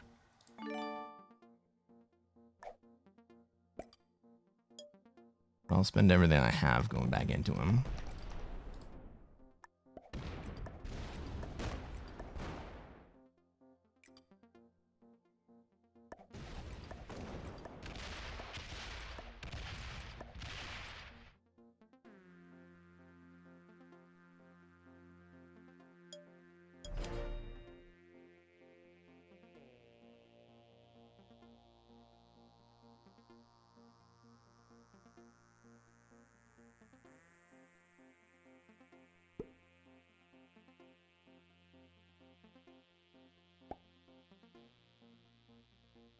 Right, pink wins this game. We know that much. And maybe I should have gone harder into orange there. Orange probably sends all their troops into me right here. We win these? No, this is the end.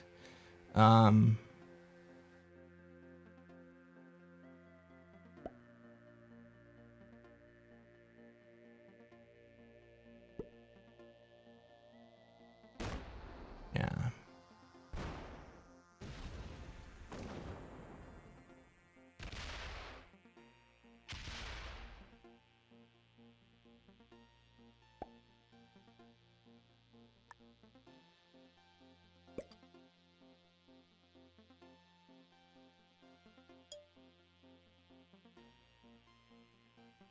But that doesn't make any sense at all. You first, you're last. You can be second.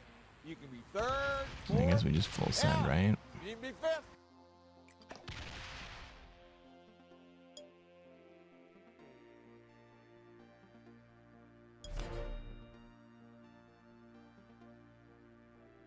Too aggro too quick? Maybe.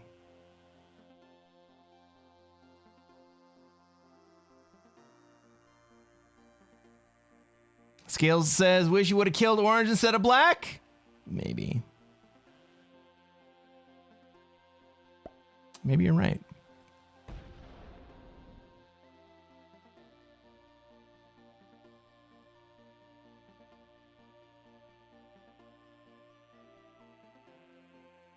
Oh, pink's just gonna let orange kill me, so I don't need to stick around for that. All right.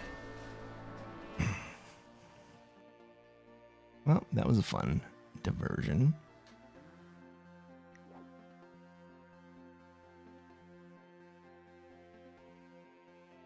Relatively high level lobby here.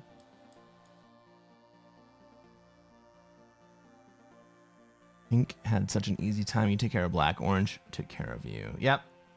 Your only mistake was not breaking pink when you could have.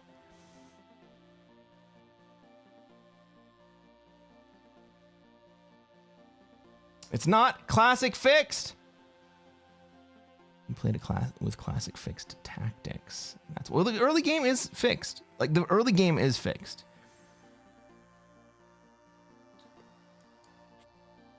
Maybe I killed too many players to start the game. I can accept that I was too aggro.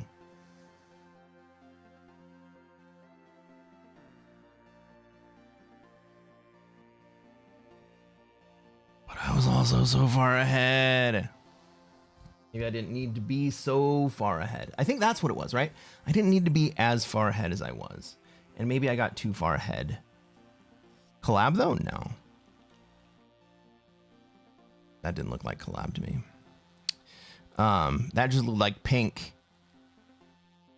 deciding that he was just going to let the losers try to play it out. James says, should have ran through pink after black. Your card lead would have carried you past them both. But I honestly think orange would have come at me anyway. Dr. Risk says, no, that was okay killing. You think so?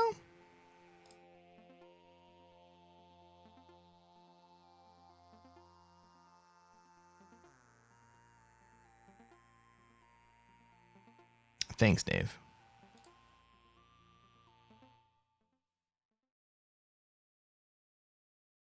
Guys, For those of you on Twitch who don't know,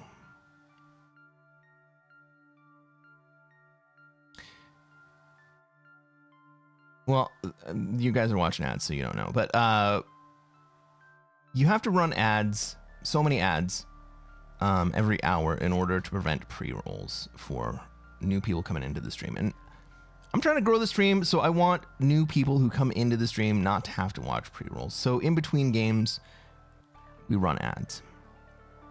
I wish I didn't have to run ads. I don't make anything on ads, right? I think that my best stream ever, I made like $3 on ads.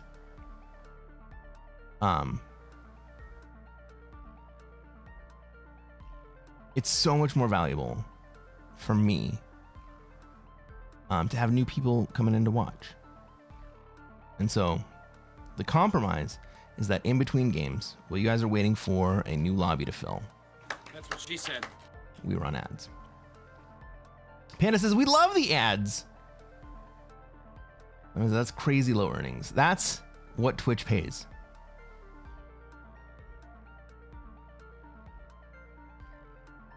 Right. Almost all of the money that comes into this stream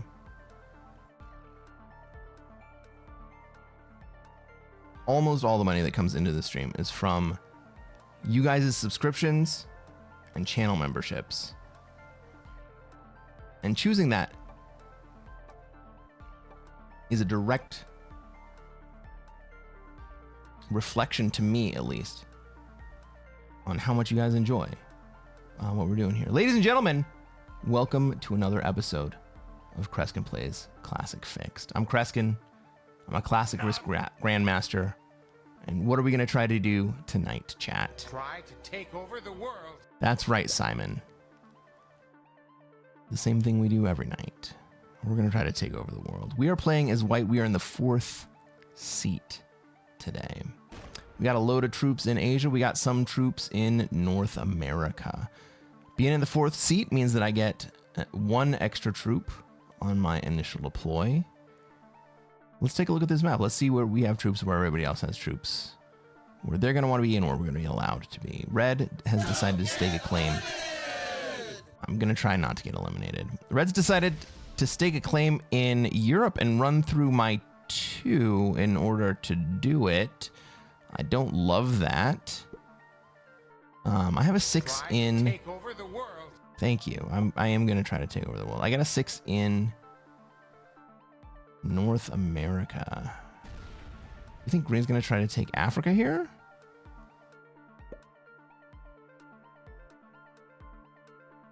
I think that looks like Green wants to be in South America. He's going to take the long route to get there. So what I'm going to do is I'm going to start setting up a path to get my troops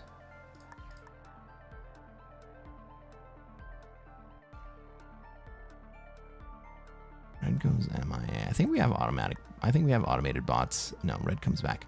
I'm going to start moving my troops through Asia down towards Africa.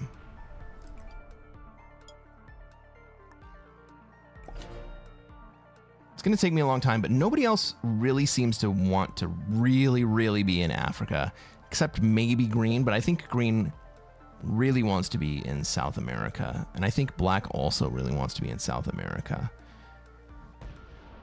Orange would like to contest Europe. That's basically ideal for me. Nobody wants to be in Australia? Am I reading this correctly? What about you, Blue? Do you want to go down to Oz?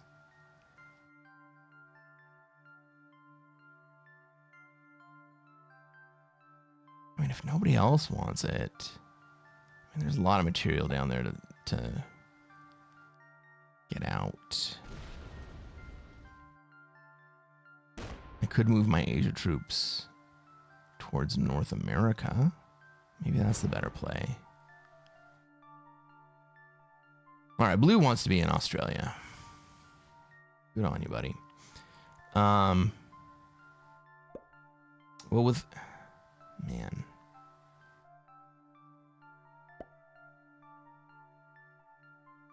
I would really rather be in Africa in this situation than in North America. And given that Red has set up shop in North America and that Green and Red are kind of contesting Australia or South America, that Green 4 is really my main impediment to going into North America.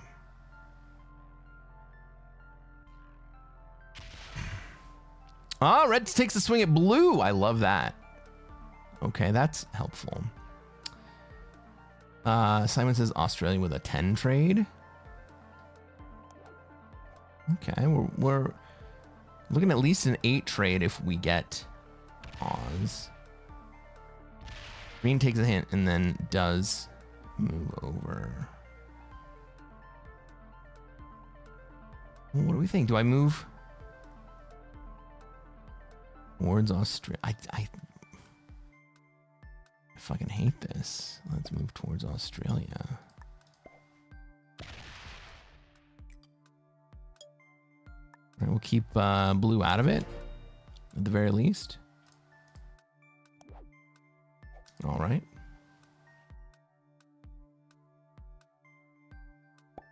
Africa, shocking development.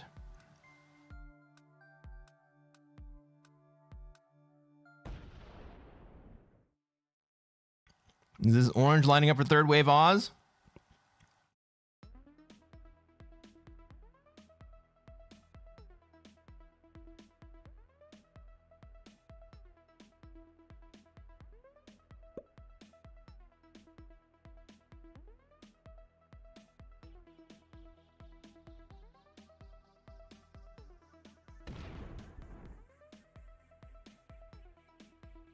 Well, we like to see Blue losing troops. That's always good.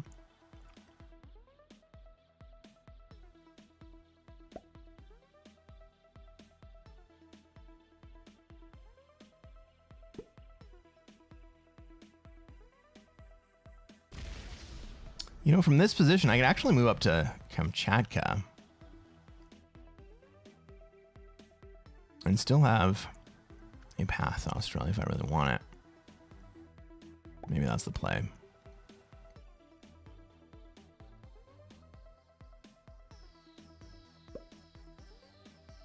That's definitely the play. I'm going to move my 11 a stack. I'm going to move my 11 stack up to Kamchatka.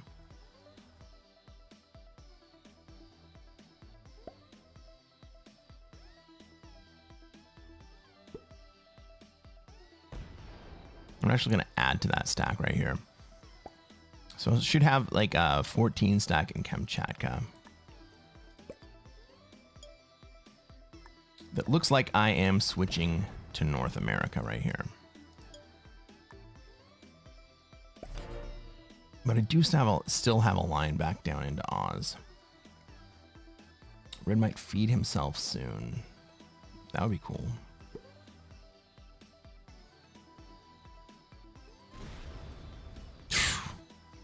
Orange hits a 3 and only loses 1 troop.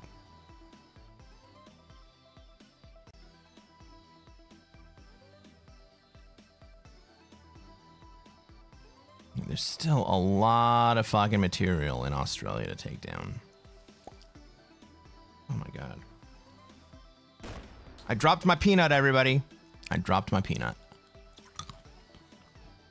Right?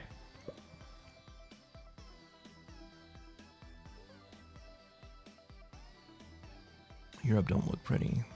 Not for them. Looks okay for me. Scale says that's a long line to get to Oz. Well, it was. It's not anymore. It's not the most direct line, but I don't exactly hate it.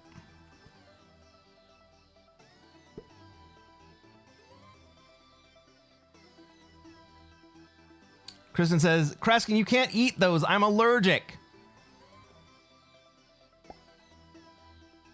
Get a better immune system, Kristen.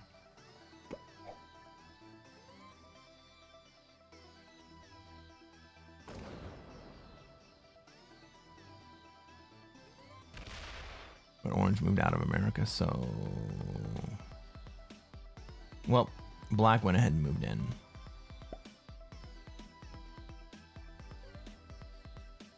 Green trades. We gonna see anything cool here? Thanks the bonus. Anything else happening? I don't think anything else is happening. Obviously, it's great. It's hyperactive.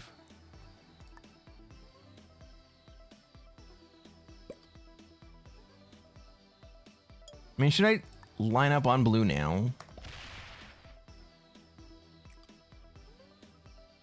Like, let's come back down here, because the blue 16 stack can't actually hit me. I got a 10 trade coming.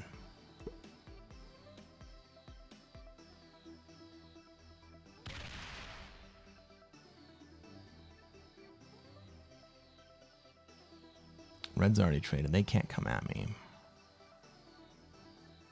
Orange hasn't traded. I can kill orange. No, I can't kill orange. Orange is gonna fucking trade.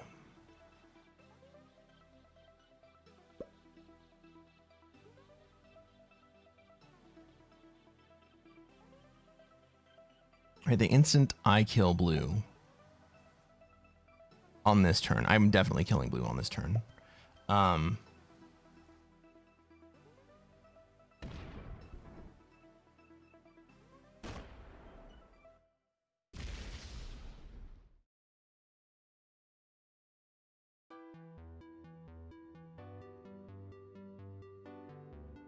The instant I kill blue, orange comes back and kills me next.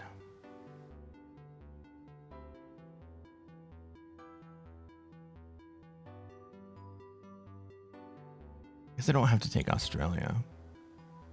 I definitely have to kill blue here.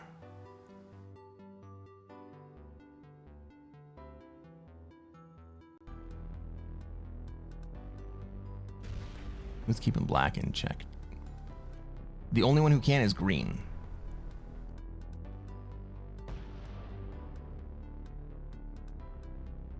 Orange goes immediately after me.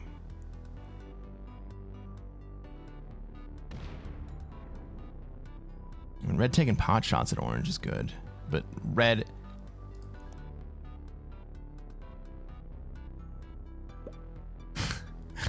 Red slow rolled orange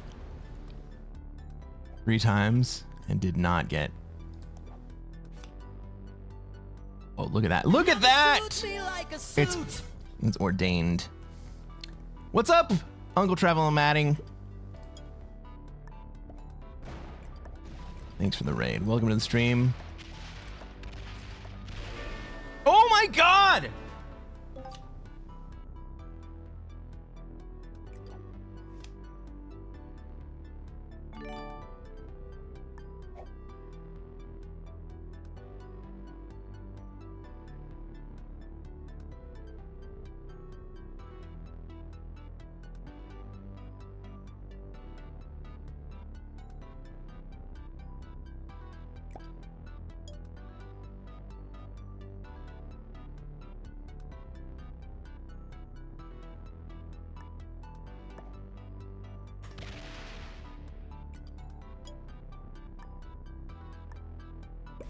I can't afford to take Australia because orange is gonna fucking trade right here.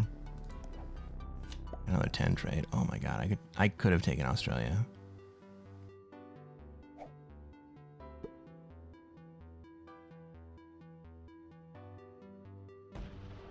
I can take it next.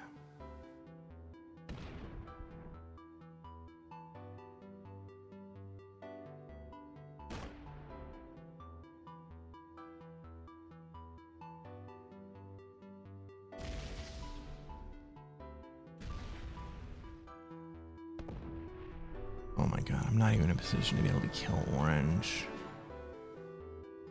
Black's gonna kill orange anyway. Black kills orange here. Good luck, gotta eat, thank you. You can bring back attacker's advantage, please. Did something go wrong there? Horrible kill, orange. Orange and red were in a blood feud. I understand why what happened happened. 5v3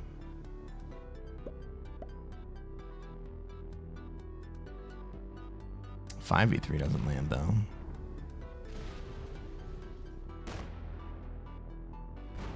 And suddenly black doesn't have it. Green has it if he wants it. What does that leave me with? The kill? That might leave me with the orange kill. Unless green takes it. I could see green taking it, but green really has to think about standing up to black here. Like, if green takes the orange kill instead of standing up to black, black just straight wins. And that actually makes me think that black's play was fantastic. Green goes and takes the orange kill.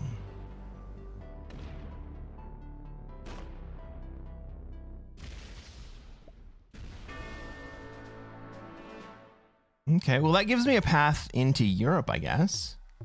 Maybe I take that.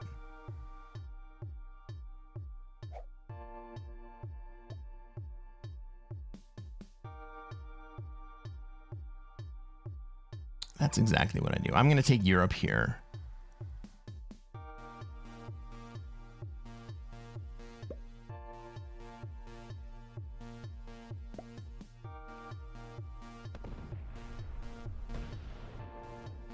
Green's going to take Europe and Australia. Never mind. I'm going to let Green take Europe and Australia here. Oh, maybe Green gets too strong.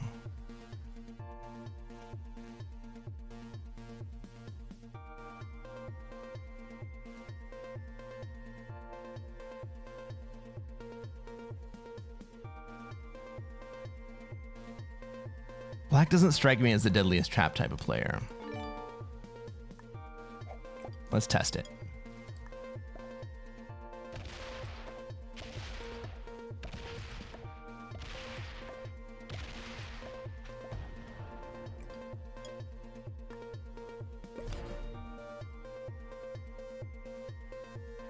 Take Asia?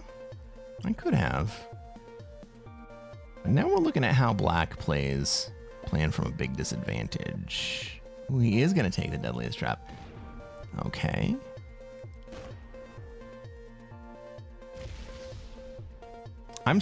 Yes! Thank you, black. Thank you for being so reliable.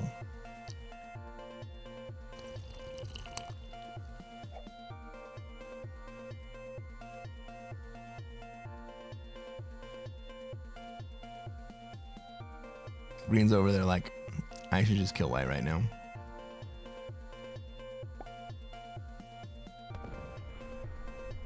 Ah, but he retaliates.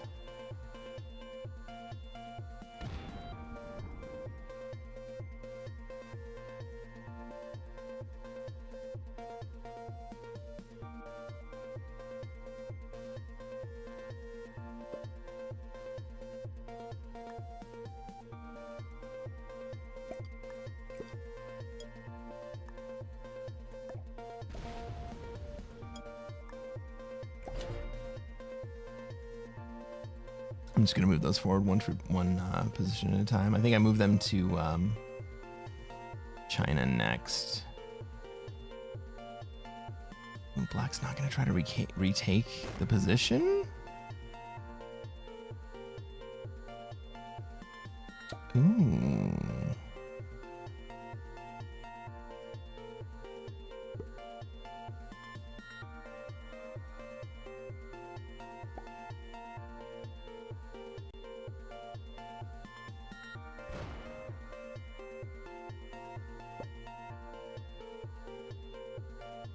Black's on 2 cards. I actually can't do very much here. I can't even really do very much here, so...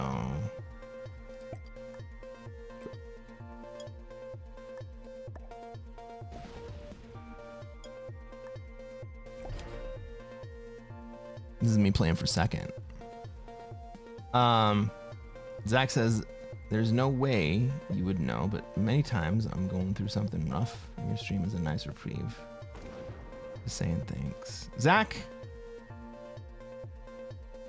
That makes me feel good, thank you. I'm so very happy.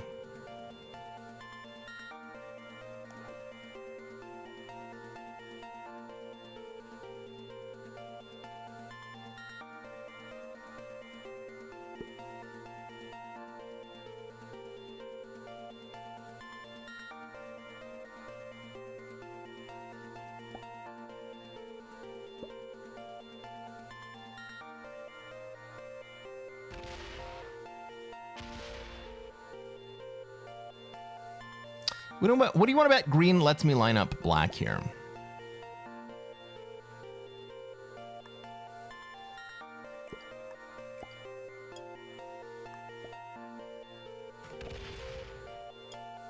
And if I'm playing for second anyway.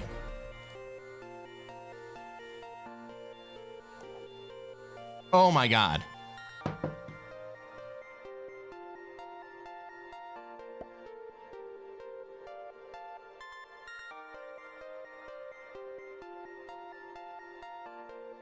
Slow rolls, slow rolls. What are the slow rolls gonna get ya? What are the slow rolls gonna get ya?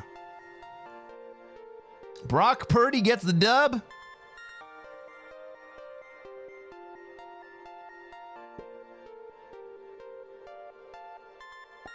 It's 92 v 48 v 41.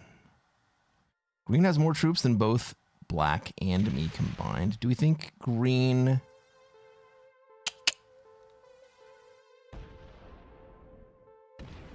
Take Australia. Well, instead of going at black, then I think I go at green.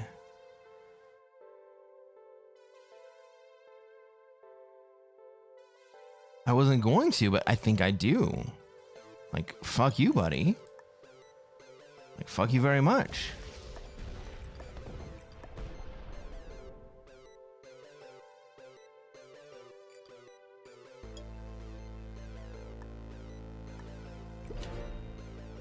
It didn't have to be that way.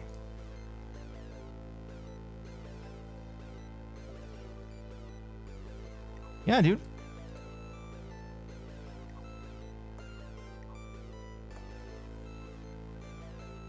You and me. Let's go.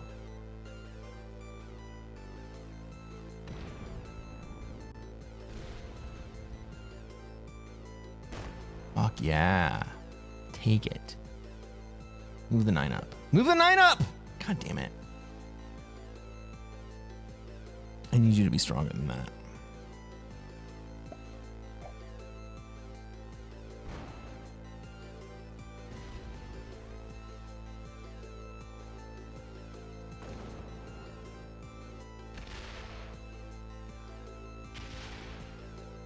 Green's good. Green is good.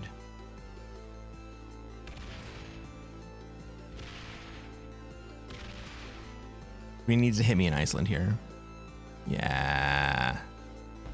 Yeah, that's a good play. Where's the 10 go? I got an 8 set here.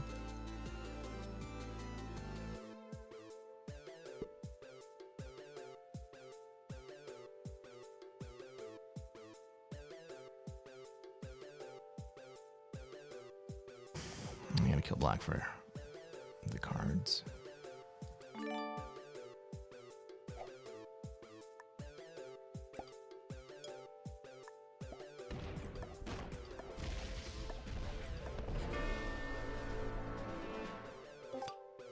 Now I gotta break some shit.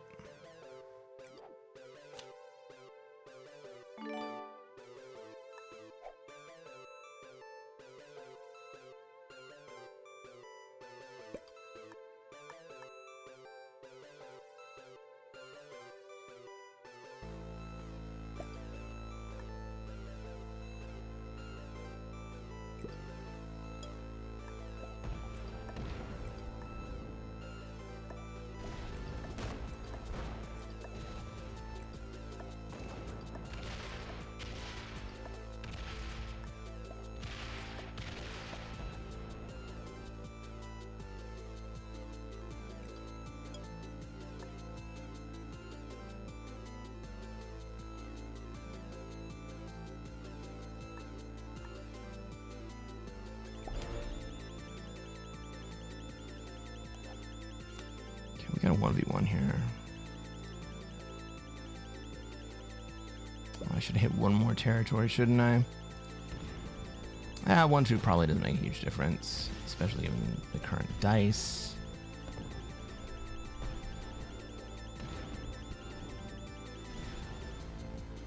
And I'm gonna trade.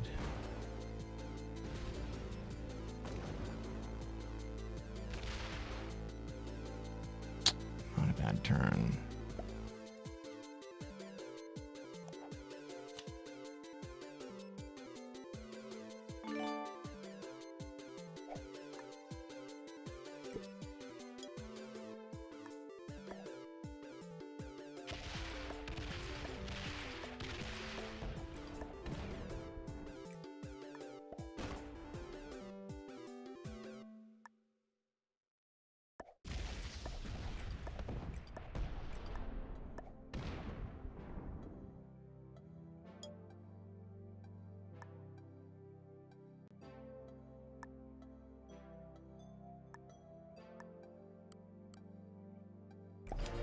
All right. We're going to make some hard decisions. Does he break Australia? Does he break North America? Can he break everything? Goes to 5 cards? Let's go.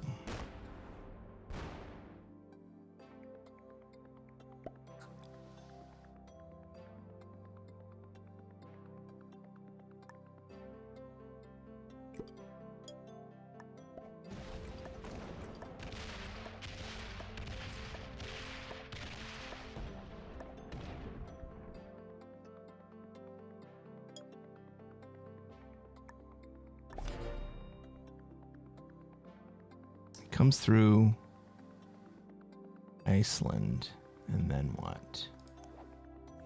Oh, we got a 10 trade! You can't break everything. -1 on that roll. Jesus. The battle is over. We have won. It's not quite over, but it's looking good.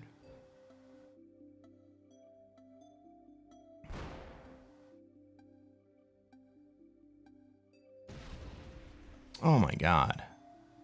Those fucking dice.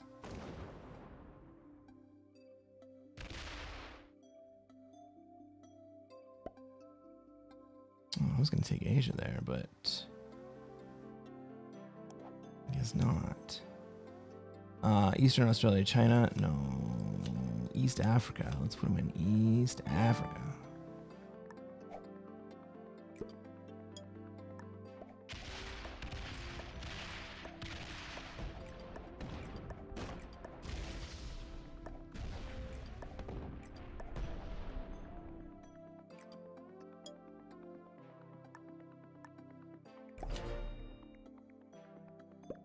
And game over. Let's freaking go, everybody.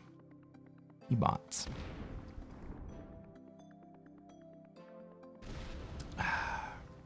And he loses a 3v1 to end the game. Poetic.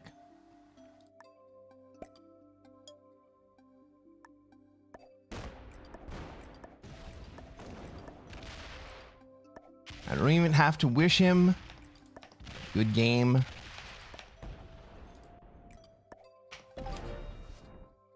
Let's freaking go, everybody. I did not think that I had that game. Woo! He's being sneaky in India. I was looking at this sneaky India, Francois. I was looking at it. Simon says it's over. Simon knew it was over. Let's freaking go. Hey, if you're watching on YouTube and you haven't done so already, reach down, hit that like button. Let's take a look at everybody. Let's take a look at all the ranks in here. Green was an intermediate at the end of the game. Orange was also an intermediate. We also took down a beginner in red and 2 novices in blue and black. Well, good game, everybody. Hey, if you like this content, and you do, you made it to the end of the game, subscribe to this channel. We're going to play more Classic Fixed, and I'm going to show you how to take over the world. Thank you, everybody. We'll catch you on the next one.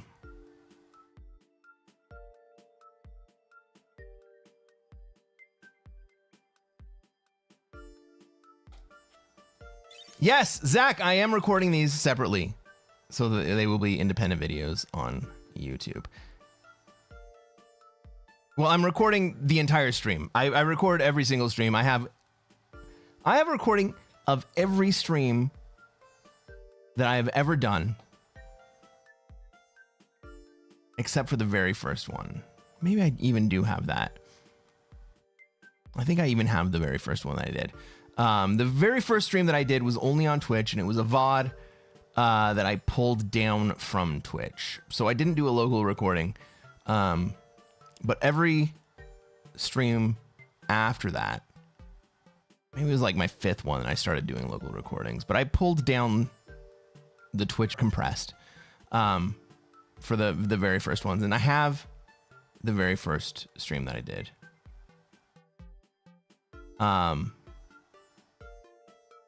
Where was I going with this? YouTube videos. So I have every single one, and I have been posting YouTube videos admittedly sporadically. And the last YouTube video that I posted was from November of 2024.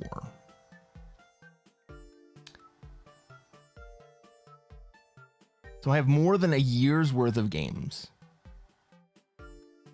that I've played on stream that I have recorded that I have not posted on YouTube. And that means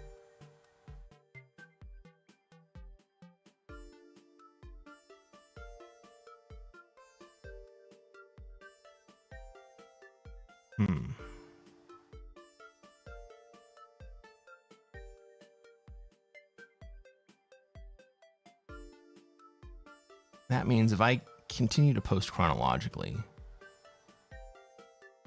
all of the games, the individual games that get posted, are a year, more than a year back from the evolution of my gameplay and from, how do we put it, the evolution of my production. I have a huge catalog. I have a huge catalog. It's large. Big Wave Dave says, yet somehow I have run out of content. Dave, you are voracious. You are ravenous. I appreciate every single view that you put onto my videos.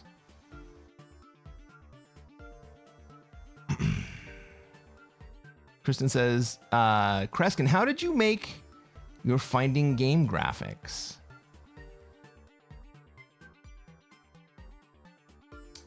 The first thing I did was I made stills on Midjourney. All of these are AI generated, right? The first thing I did was I made stills on Midjourney. And for a long time, most of you probably remember, some of you might have not seen it. All of these moving graphics were just stills. And I have a prompt that I absolutely love. And I kind of use a similar prompt for the thumbnails that I put on YouTube.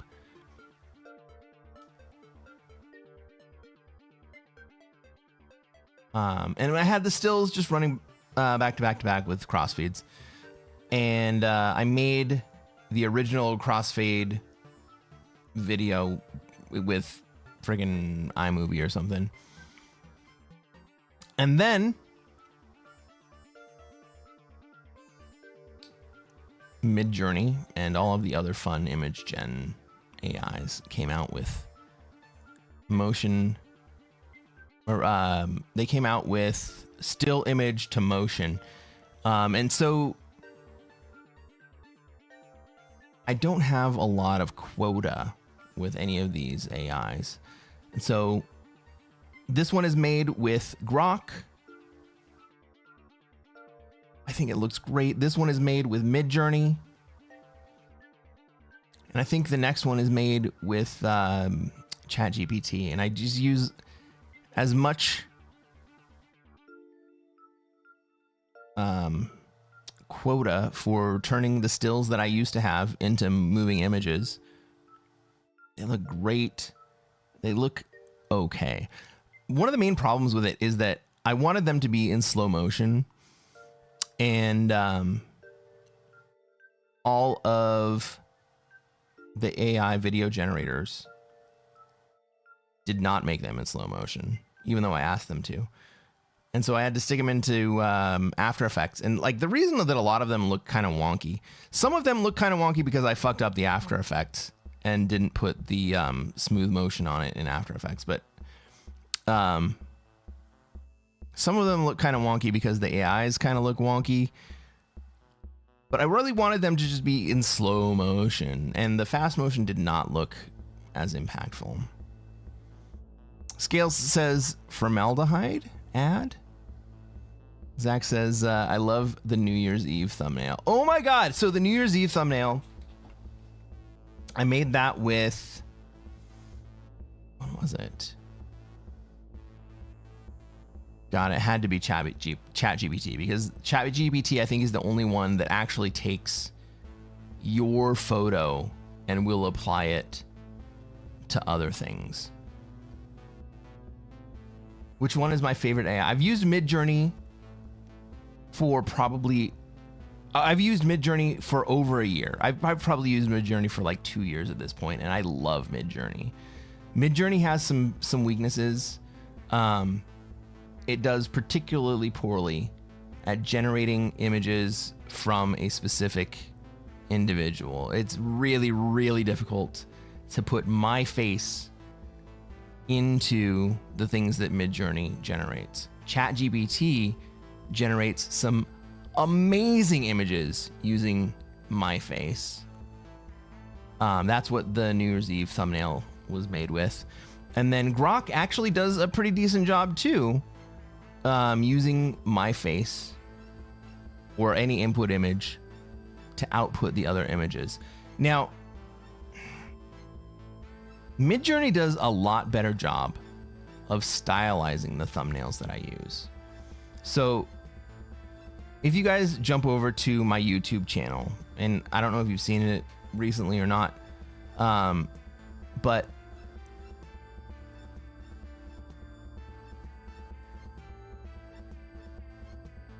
instead of photographic depictions of generals doing stuff like I have in a lot of these images, and a lot of these images were also generated like 2 years ago on Midjourney, or like a year and a half ago.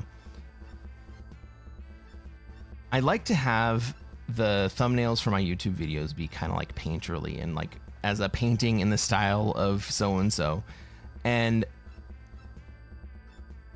far and away, Midjourney does the best job of that. Zach says, you're too handsome for Midjourney? I think you might be right. Hal 9000 is my go-to, Big Wave says. Dave, be careful with Hal. Hal's gonna fuck you up.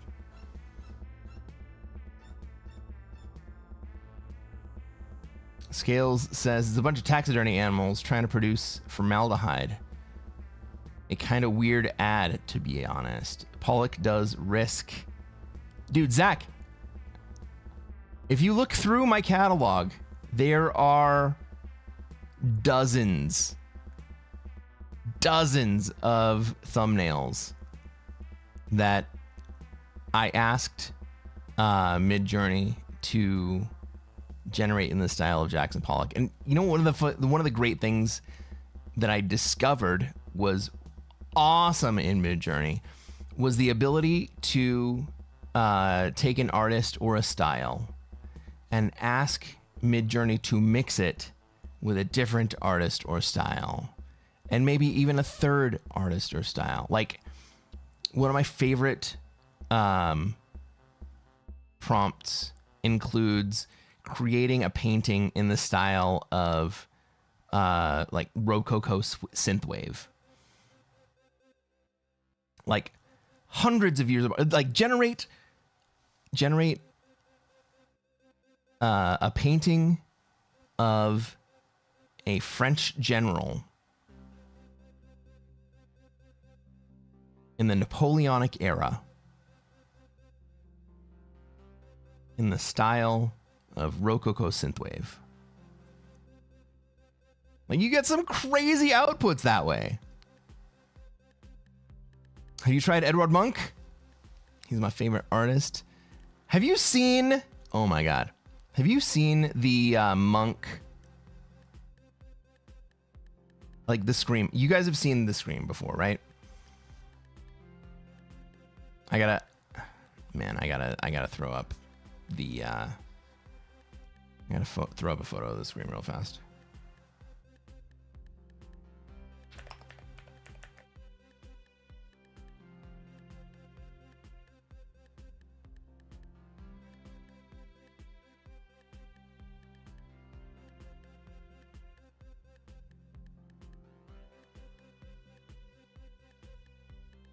All right, so all of you have on your phone an icon that says the Scream. Let's go here. No, let's go to this one.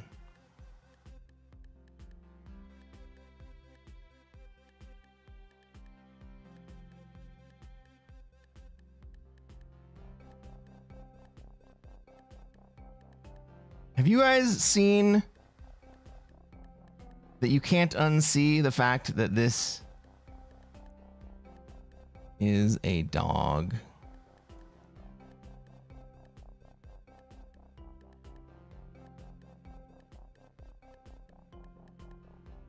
Try to take over the world. Oh, you want me to go back to Risk? It looks like a pup.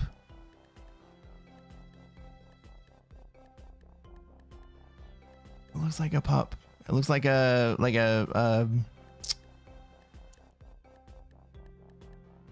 beagle, or like Clifford the Big Red Dog, right? He's got some ears. He's got his nose right here. He's got his eyes up here.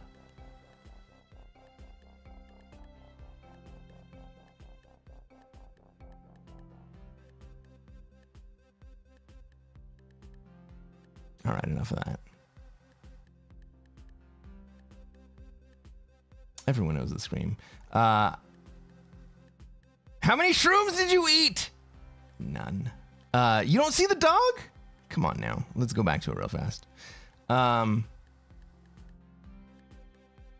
Zach says, I have a Munch quote tattooed on my arm. From my rotting body, flowers shall grow. I am in them. And that is eternity. I love that. Scale says, once you see it, you can't unsee it. I know. It fucked me up, man. Look at this. Look at this. We got ears right here. Ears. We got a nose. We got some eyes. All you got to do is squint a little bit. And it turns into a big old beagle.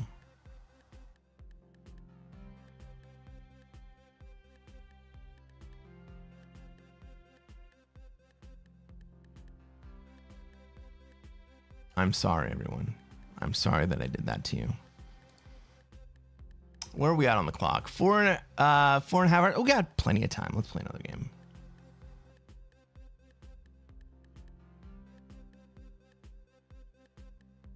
Oh! Before we do that,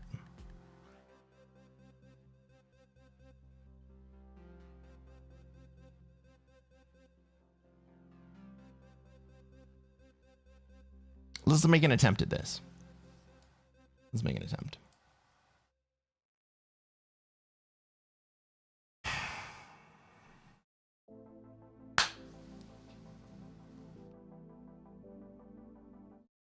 Let's do it again.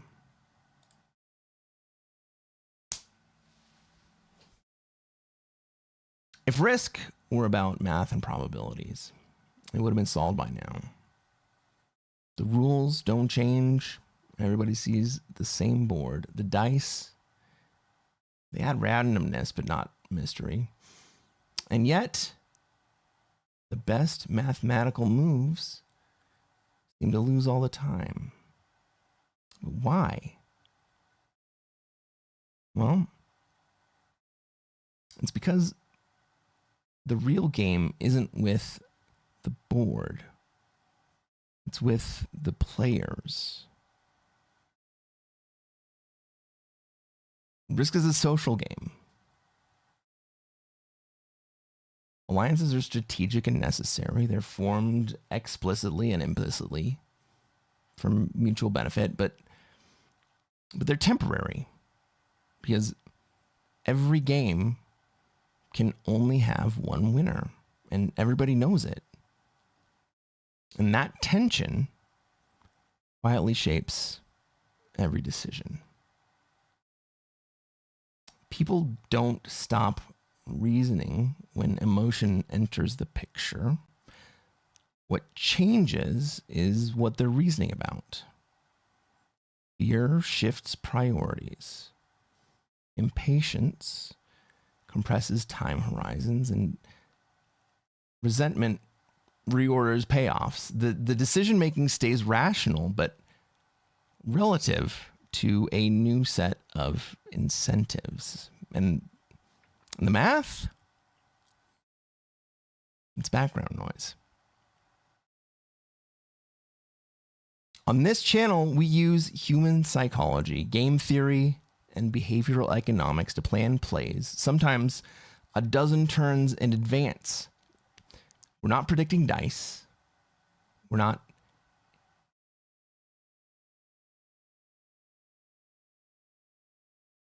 predicting dice. We're anticipating and shaping incentives, emotions, and predictable mistakes. Optimal play isn't about troop counts. What matters is timing, signaling, and perception. It's about playing the players. I'm Cresquin, and this is Classic Fixed Risk. I fucked it up in the middle, guys. God damn it. God damn it. Let's play a game.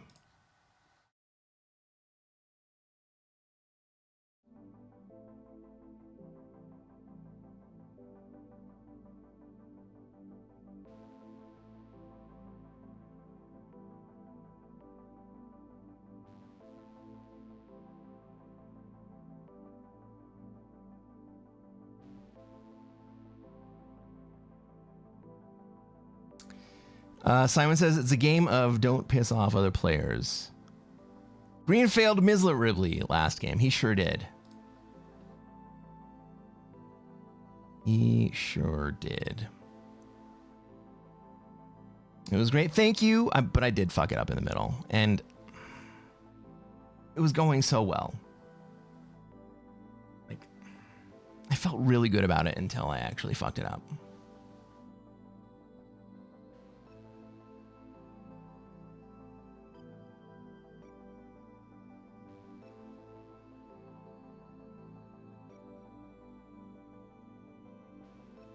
Like, maybe I can get away with making a cut right there, but it, like...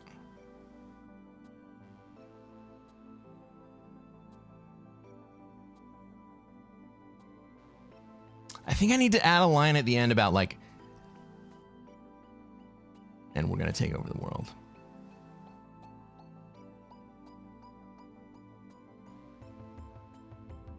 That's what it is. Like, I'm Cresquin. This is Classic Fixed Risk. I'm going to show you how to take over the world. All right. We got a lobby, everyone. Grunion run? Oh, you know it, buddy. Nothing suits me like a suit. Let's freaking go, Nordic Noob! Ladies and gentlemen, welcome to another episode of Cresquin Plays Classic Fixed. I am Cresquin. I'm a Classic Risk Grandmaster, and Oh, what are we going to try to do tonight, chat? No. We are not going to narf.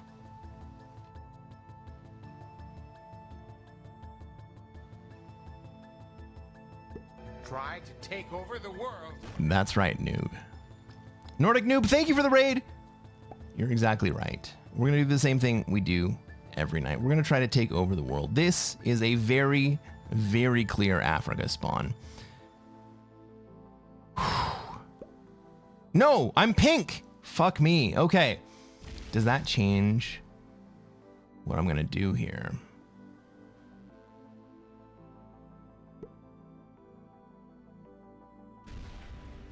Well, before this turn happened, I was just thinking that pink is going to go into South America. We got red having botted out immediately. I think I'm moving to South America. I wasn't expecting that, but I guess that's what happens. Is that 3 games and 3 wins or 4 wins? I think that's 3 games, 3 wins. Noob, Nordic Noob, thank you so much for the raid. Oh, Red's back. He's not a bot. Fuck. What am I gonna do here?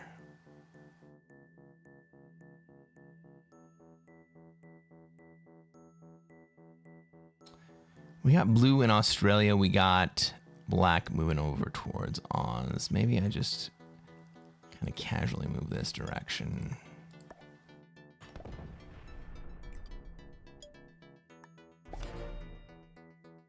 And I'll jump in for the 3rd wave.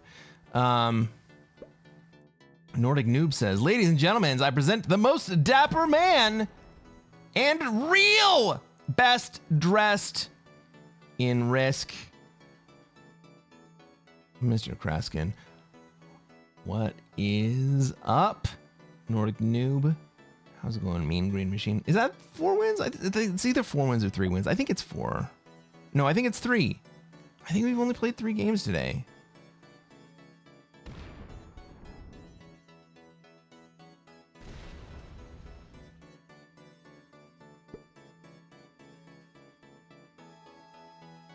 Suit up!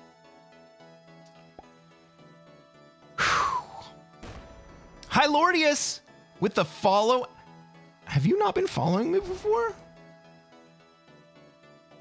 I swear to God, you've been in here.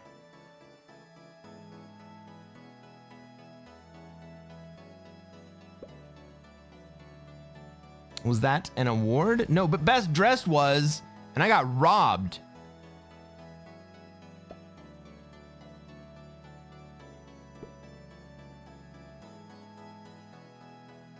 Let me introduce Hylordius. He likes to troll. Oh, okay. It's almost like I didn't know that before.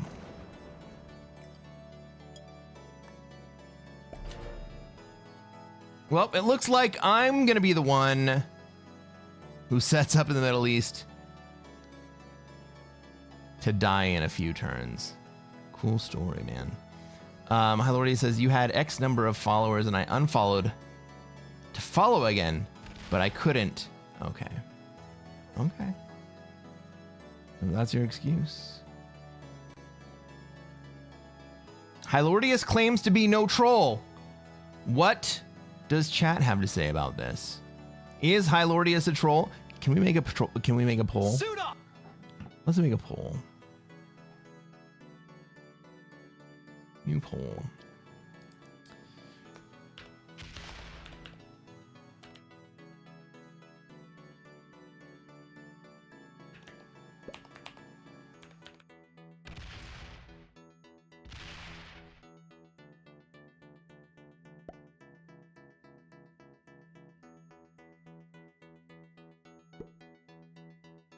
All right, everybody. We got a poll running. Is Hylordius a troll? It's the poll. It's the troll poll.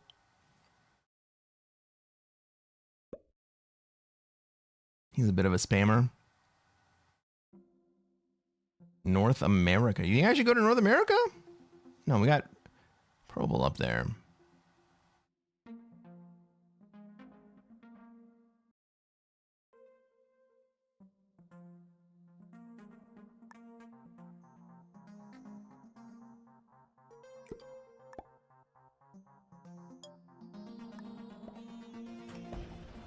Let's get out of SA. And I'll just come and sit down here in Middle East. Our friend Black has backed off. We got a trade. We got a 10 trade here.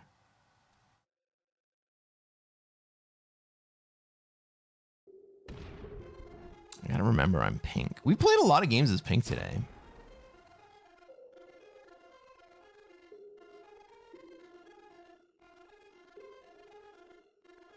Four viewers. Nordic Noobs got Mosley Viewbots? I think Viewbots come over with the raid. I'm just saying. Suit up!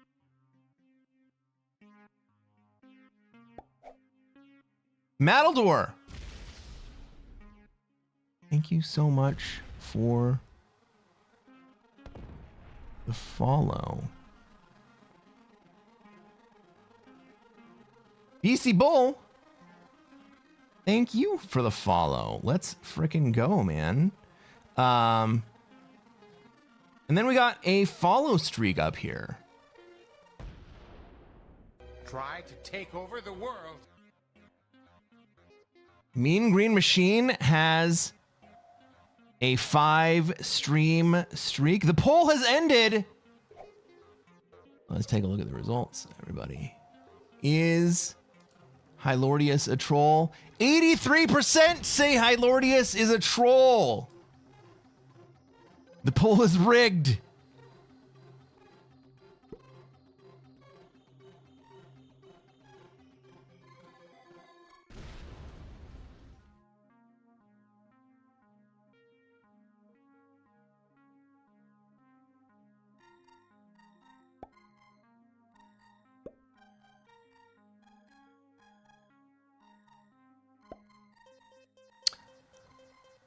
Red skips.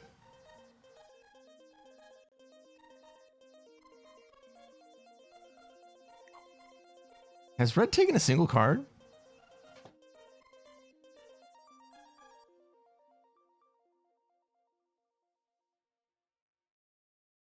Red has never taken a card. Okay.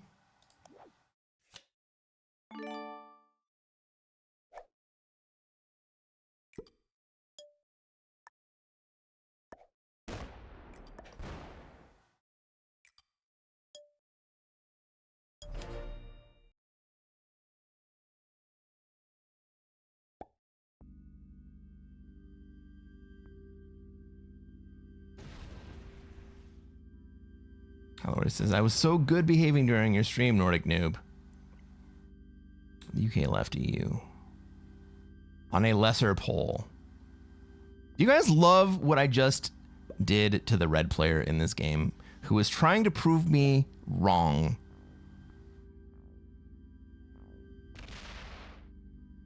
All right, that dude was trying to do to me what Pete was trying to explain that players were trying to do.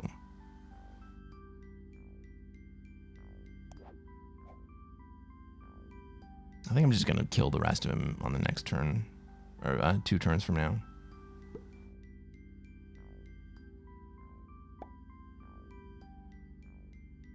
Ah, hi Lordius, thanks for the bits, man. You see my new, this is my new alert thing. I think it might be too small. I can make it bigger.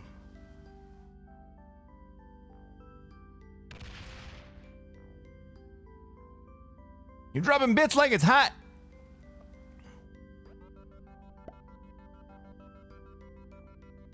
Zach says I call it the Arco strat. Well, we're gonna call it the I kill red strat.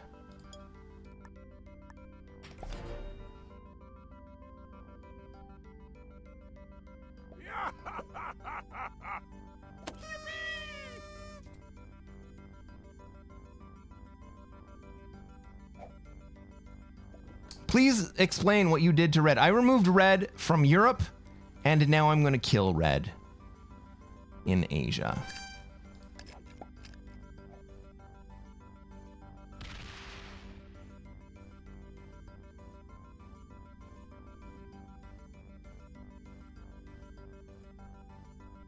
God, Becky!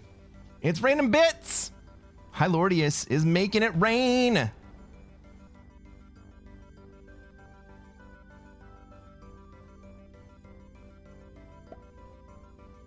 He just likes his name showing up on stream.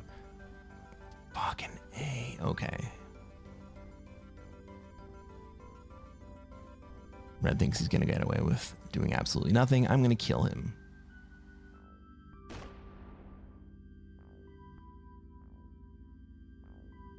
Holy bits, Batman.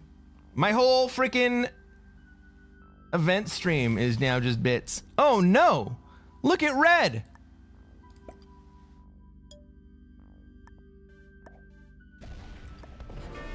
Yeah, fuck you, buddy.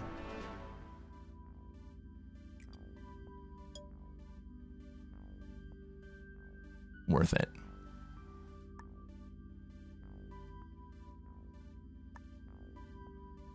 I'm not gonna get Europe here.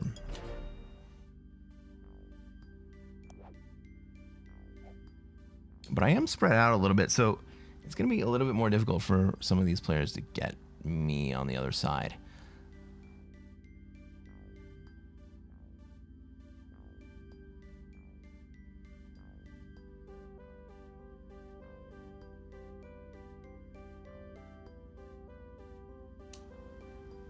See, read this.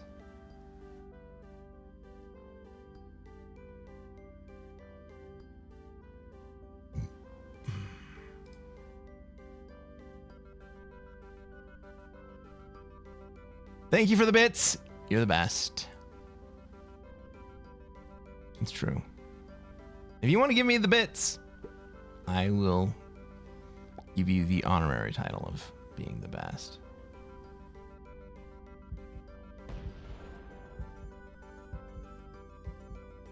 White has insta-botted. Well, I'm glad I'm not in Europe now.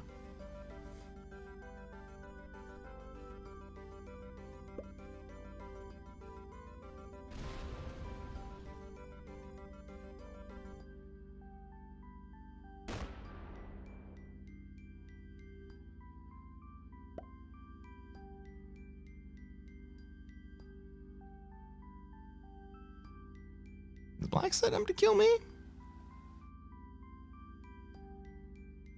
Maybe.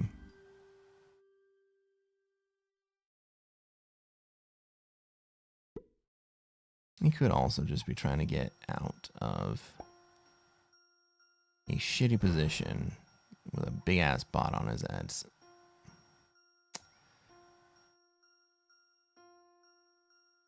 Make a motion picture of Piggy and the Brain playing Risk. You know what's crazy is that most of these freaking machines will definitely not allow you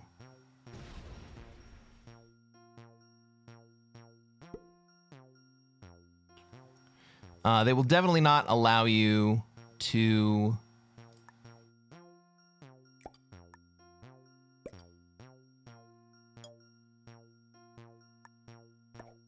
use copyrighted cartoon characters.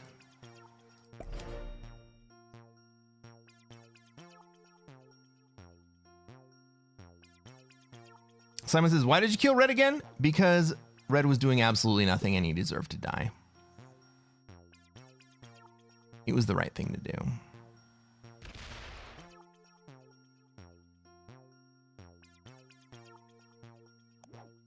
But now I'm going to go to 5 cards. And even after I go to 5 cards, I'm going to end up on a dude's trade.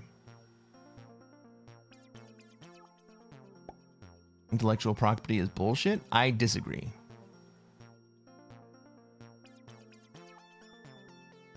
I think intellectual property is legitimate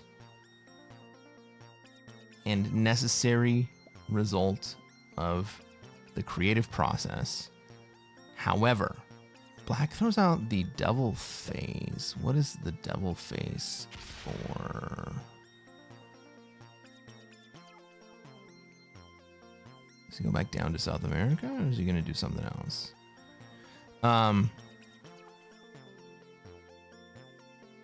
But I think that intellectual property has been perverted over many years.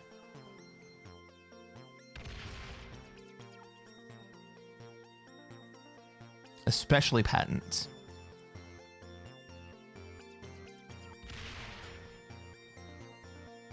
I changed color? No. Sometimes I join other people's lobbies, and the correct color to play with is taken.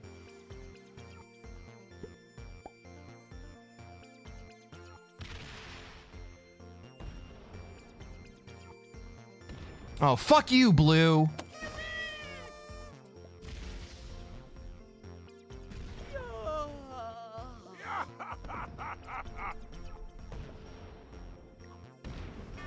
Yeah, whatever. I don't care. Red needed to die. IP is BS and taxation is theft. Fight me. Taxation is theft. IP is not BS. Black was a master. Red was a beginner. Well, cool story, buddy. I'm fine with that. Let's play another game. Let's play another game of Risk, everybody.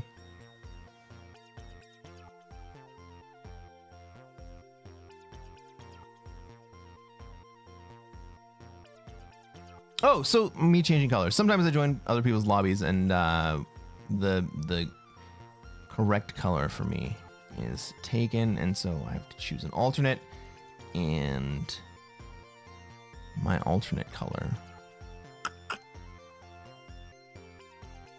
My primary alternate color is pink. We got ads running. I'm not gonna join this game. You guys would miss the very beginning of the game, so I'm not gonna get blah blah blah blah blah. I'm not gonna join it.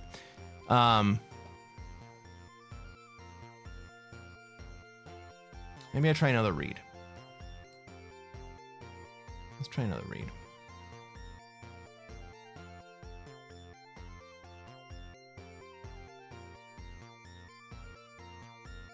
Why the hell not?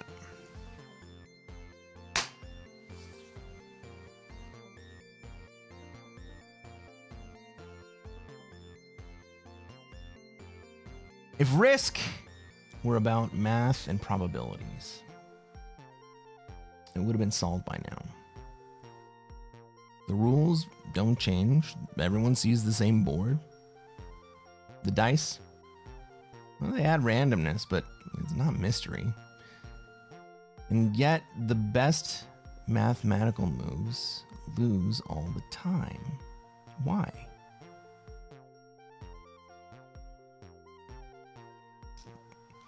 It's because the real game isn't with the board. It's with the players. Risk is a social game, and you form alliances that are strategic and necessary, but they're temporary because every game can only have one winner, and everyone knows it.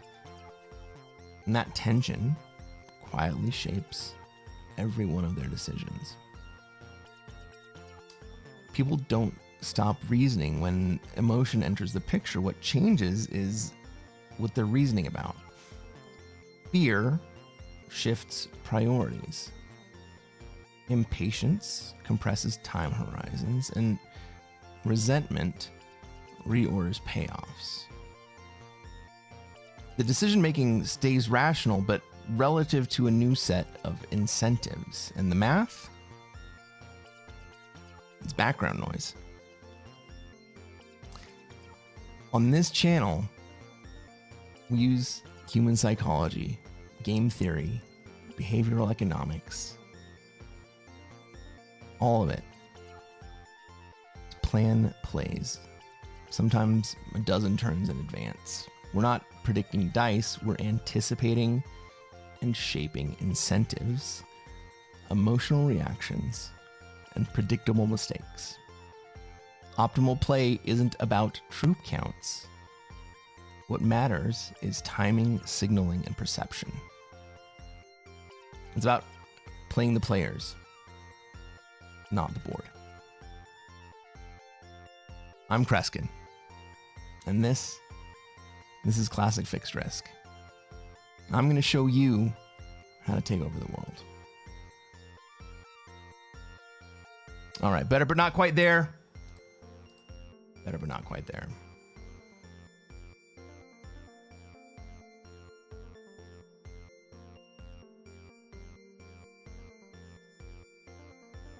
Zach says, I think you got it this time.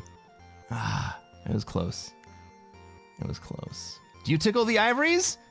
I mean, poorly. Poorly. No ads yet? Really?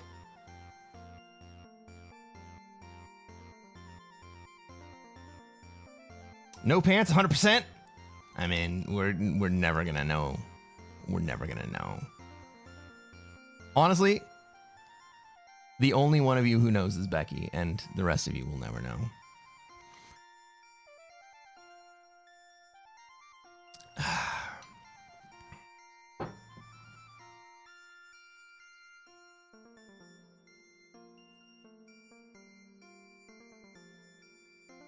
What kind of job do you do? I can't imagine you suit up for playing Risk. Oh, I do. I definitely do. You are correct.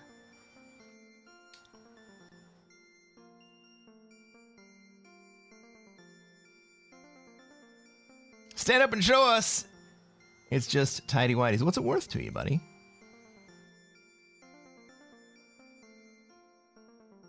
How much you want to see what I got underneath this desk? Well, too late now. We got a game on.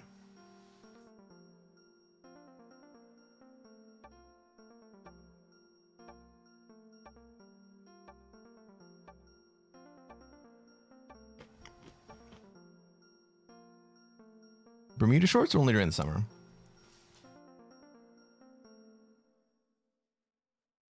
Ladies and gentlemen, welcome to another episode of Cresquin Plays Classic Fixed. I'm Cresquin. I'm a Classic Risk Grandmaster, and what are we going to try to do tonight, chat? Take over the world. That's right, Mean Green Machine. The same thing we do every night. We're going to try to take over the world. Now, let's take a look at this map. Let's see where we have troops, where everybody else has troops. Where they're going to want to be and where we're going to be allowed to be. I am playing as the white player. I'm in the second seat. Oh, I don't love this play.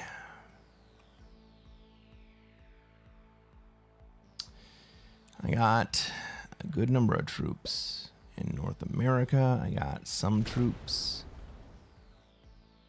pointed at Europe. Looks like purple is moving towards... What? What is purple moving towards? Africa. What about blue? Blue probably wants Africa. Where's everybody else at? I'm just going to put into Europe. I'm going to Europe. I was going to take the Middle East right there. But I realized that I have a 4 in Australia that I can spend that I don't want to have to spend. And I'm just going to start moving everything facing Europe. Maybe we get orange moving in. Maybe we get blue moving in. I'm going to kill those sons of bitches. I am going to try to kill those sons of bitches. Simon says, we need Australia, spawn, and fight. Well, it looks like red would like to oblige. And he runs 2 3v1s instead of using the 4, which is a guaranteed play out of Iceland. Well, now we get to see what orange, pink, and blue do. Orange puts troops into Europe and then leaves. Okay. I'm generally happy with that.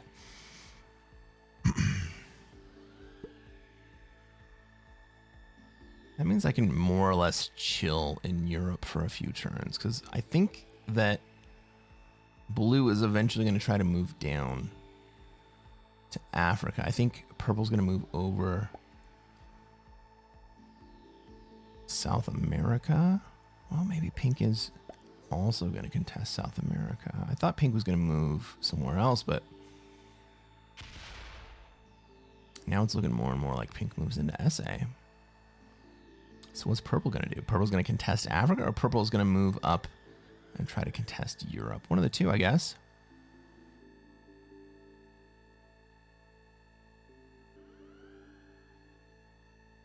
Oh, Panda! Panda redeemed the takeover of the world almost at the exact same time as Green Machine. Kind of feel bad for missing it. Crichton says, how have the last couple of games gone? Just got back. Chat. I may be a little delirious at the moment. How have the last couple of games gone?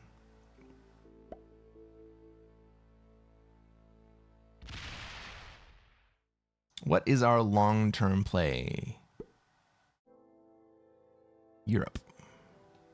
Well, our real long-term play is stay the fuck alive. Right? That's our primary long-term play. Jesus. Why do I have to lose so many fucking troops? Simon says, the last game was suboptimal. I think I still won, though. Oh, no, wait, no. Not the last game. I got vengeful, and I killed someone out of vengeance.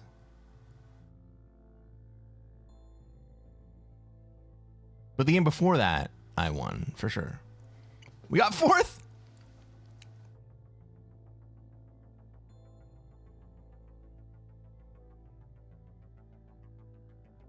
Leave me alone, guys. I may have been drinking a little bit. Wyatt Knight says this leaving then lurking for a return has become a common strategy lately. I hate lurking. Well, you don't have to. Wyatt, you don't have to. But I will say that if you guys are lurking and your streams are continuing to watch ads, I am absolutely happy with you guys lurking. I mean, I say that as if I actually make money on ads.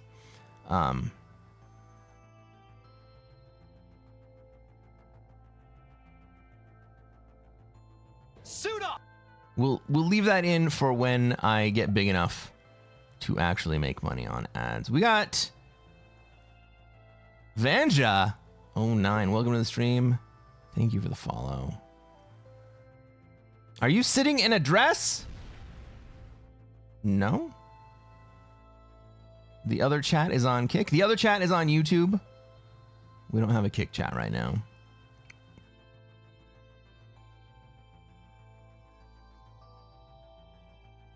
Zach. Yes. Funky Panda Risk is Panda. Kilt? No.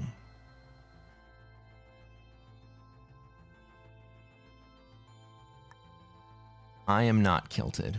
What? Did I just say that? Is this motherfucker... Is this purple motherfucker gonna come at me in Europe?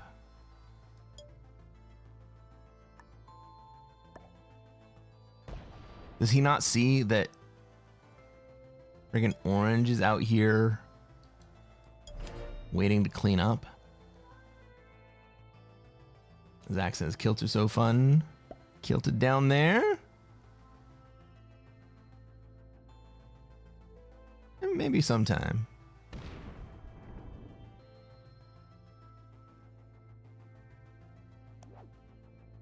All right. We got a nice little trade coming in. Purple does trade ahead of us. I mean, we don't die if purple trades, but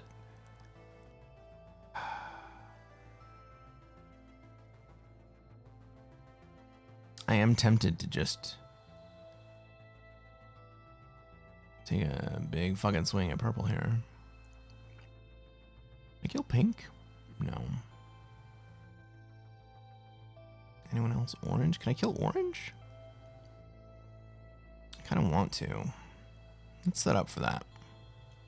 Let's set up for that.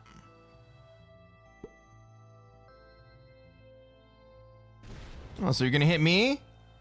Screw you, buddy.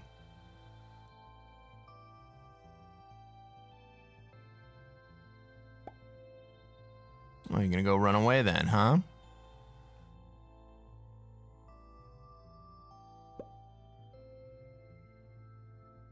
I don't want to open up Australia, though. I want Orange to want to go to Australia.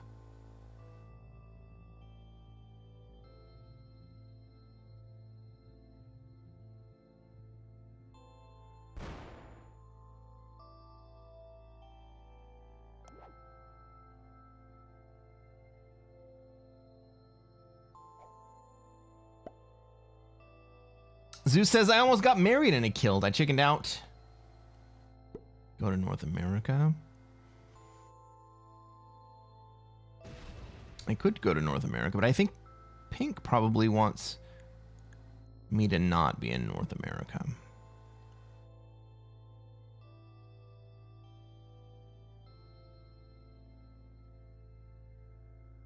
Purple trades. So, maybe I do go to North America. Ooh. Never mind. Never mind. Ooh, that was fun. So what do we do here?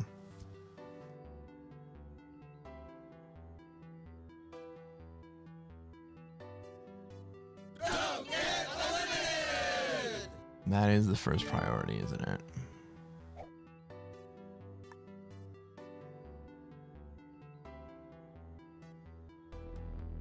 Is anyone gonna take Africa from us if we take Africa? Red's gonna break us.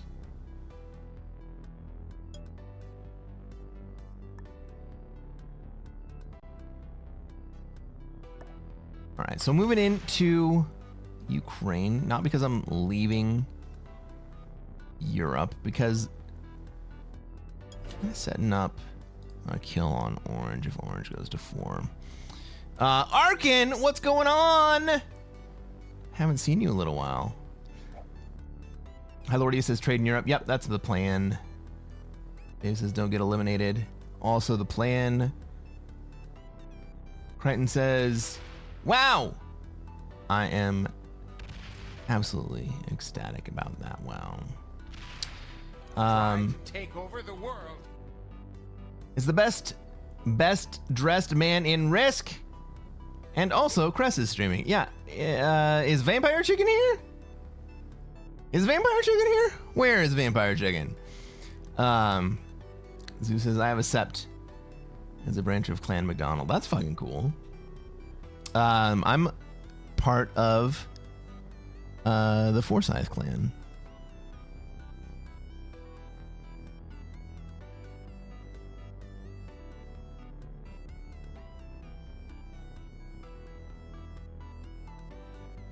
Arkin says, if it ever becomes an award, I will definitely win. Arkin. Do we need to have another competition here? Do we need to let chat settle this once and for all? Orange? Ooh. Orange goes offline.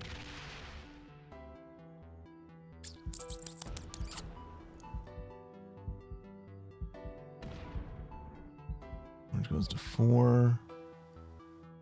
I can definitely kill Orange here. Is it going to be worth it? 25 troops. Maybe I can't kill Orange here. Fuck.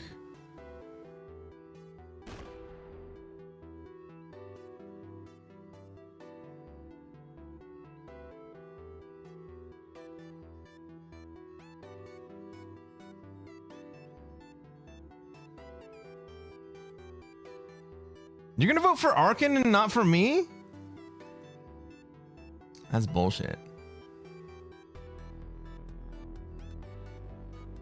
I'm very certain that the waitress at the Win voted for me.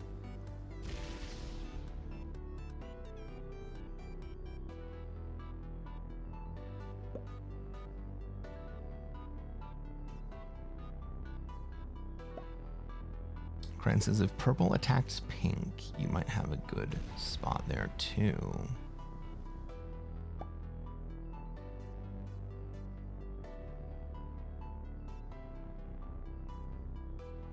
I think I'm actually gonna leave orange. Orange got out of my way.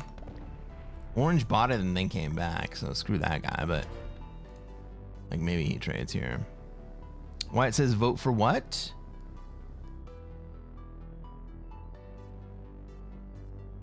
When was it, Arkin? It was probably about a year ago now, right? Arkin came down to Las Vegas. And he and I met up at the Wynn.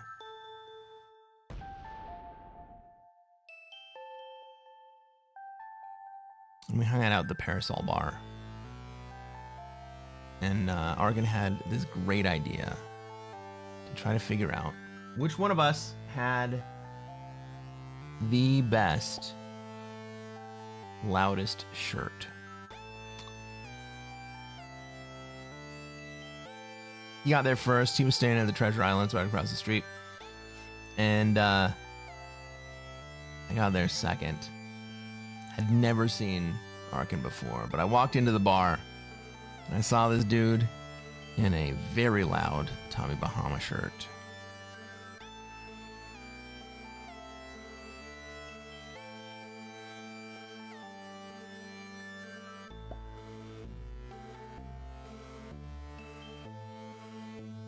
And I knew that was my boy. I think I walked right up to you, dude. It was last November? It had to have been longer than that. Last November. Like a year and a half ago. That feels right. Oh, shit!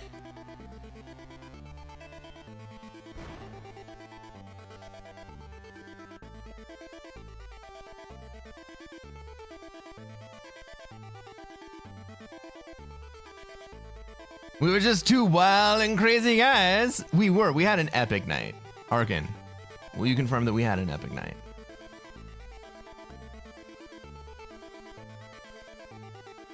The Scottish invented the man purse, the sporin. The Wynn? Where is that strip club? Rumple Blunskin? Blunty. Blunty, you know it's not a strip club.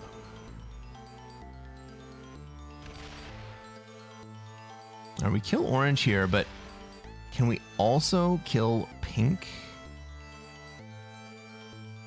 That's going to be the fun question. Oh, the wind. Oh, the wind. No. No. Can confirm was epic. Zeus says, I'm pretty sure Cresquin is wearing either pajama bottoms or adult diapers under the desk. I mean, you guys are going to never know. Orange has gone MIA again. Well, it sucks to be orange. What if I put 5 out here? Should we run a 5v2? Let's try it. Let's run a 5v2.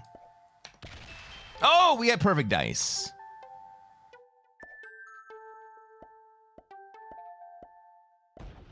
-8. This is going to be a winning play.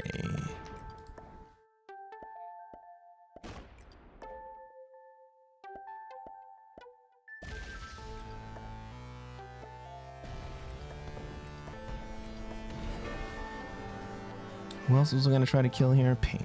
Yeah, that's why I took that path. Oh my god, look at those fucking dudes. Look at those dudes. Well, I still got pink, so...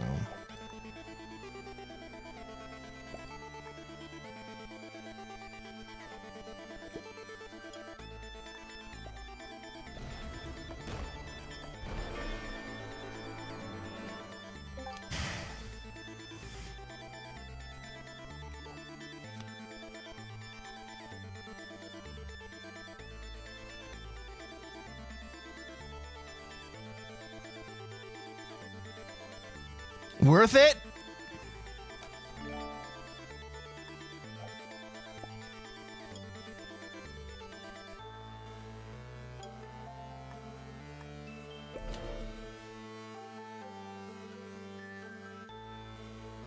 double kill and I got 10 troops. And more dudes!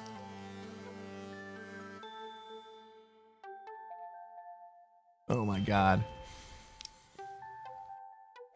I think that's 7. I think that's 7 dudes in a row. Elijah says you did invoke Kilted earlier. You know what? I hate it, but you're right. What's up, Dicey? Welcome to the stream. I haven't seen you in a little while. Nasty Nate. It's rough, man. It's rough. Hopefully nobody gets the stupid idea that I should be killable at the moment, because seriously.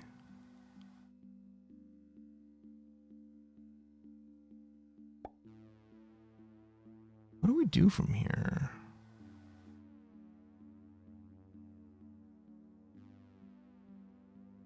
I mean, blue does have technically kill lines on me, but yeah, he's not going to get the kill. He's just going to take +5. Fair enough.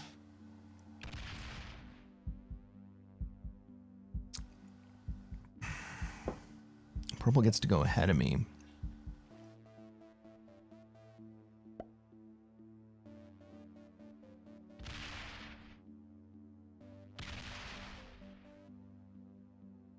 I mean, if purple's going to swing at blue,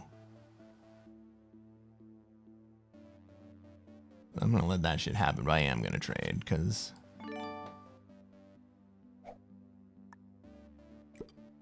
if I don't, I die.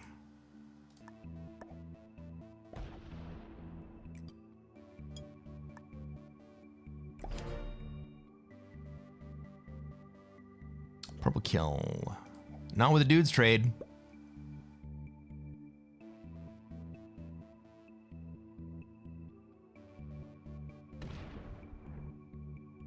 It's possible.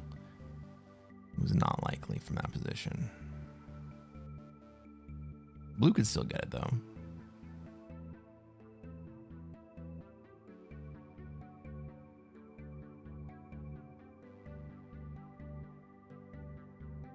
I actually kind of like it if blue goes for the purple kill, because it's going to cost, or blue's going to take a lot of board taking the purple kill. Oh, he opts out. Purple is not going to die here. So why was I kind of excited about blue taking the purple kill? I was kind of excited about it because it was going to force red into action. And now if I take Europe at this, take Europe right now. I have 12 territories. Holy shit, cool.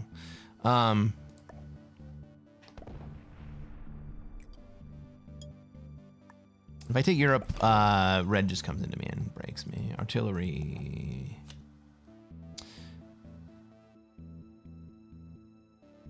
We got the 12 set incoming. I don't think I lose Ukraine here, but I do definitely take Europe.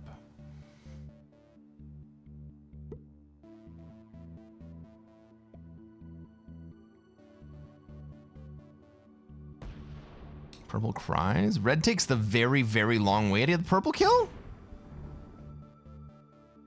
He's so slow. He's gonna miss it. He's gonna fucking miss it. He is not fast enough to get all the way through.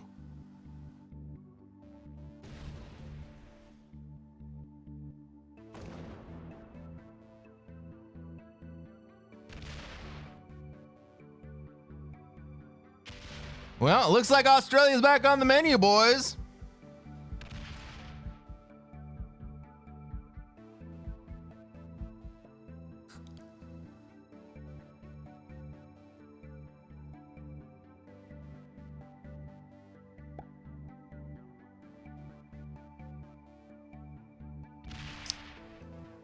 Arkin says, just in case anyone is wondering, Crest is more cool IRL than his streaming persona. Thank you, Arkin.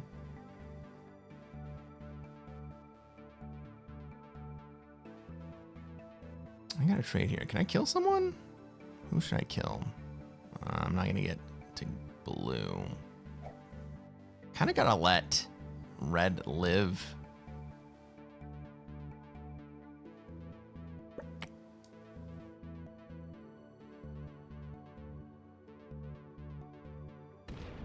Oh, fuck me.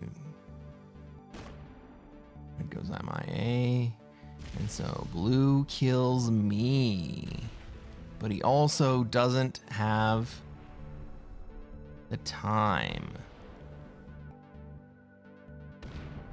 Oh, he's gonna make it. Tisk, tisk, tisk.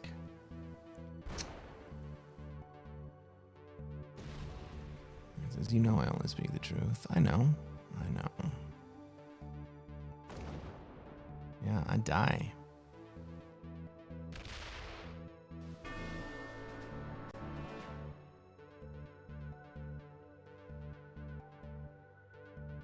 That's utter bullshit. That's utter bullshit. Hey guys, if you're watching on YouTube and you haven't done so already, reach down, hit that like button. Let's take a look at all the players in this game. Purple, who died, was an intermediate. Red, who was too slow to make the kill on blue. No, too slow to make the kill on purple and fed the game.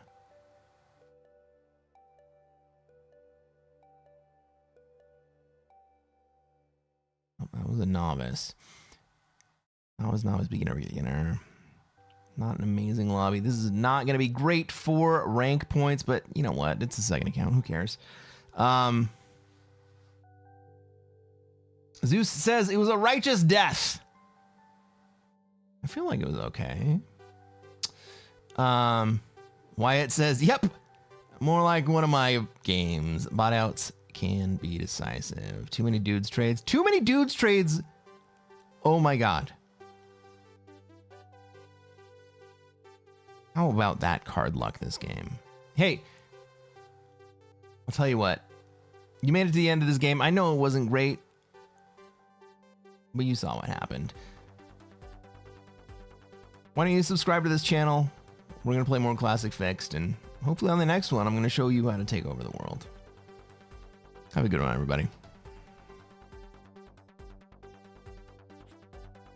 The dudes trades, man. The dudes trades. We were already... I mean, we already made it over the hump of GM quite a while ago. Let's play something weird.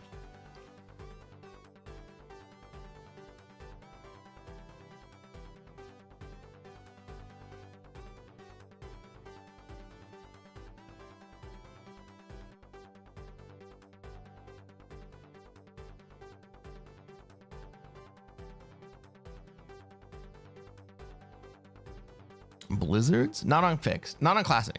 I don't like Blizzards on Classic. I think Classic... Like, I'm very reluctant to say that Classic is a perfect map.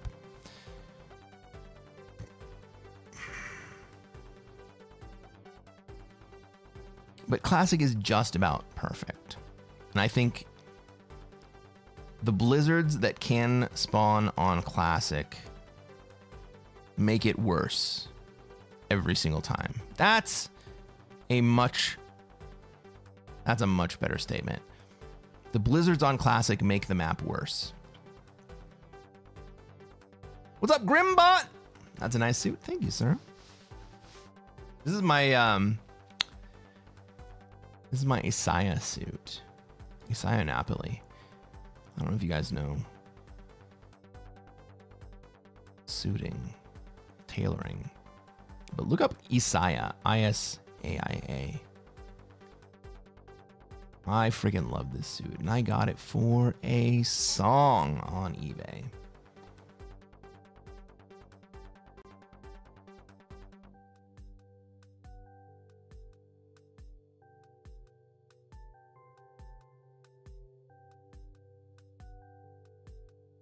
Who designed the classic map? The whoever the guy who invented the game. I should know this. Who was the... Someone look up for me the originator of the game. They did a lot of playtesting. I know that for sure. And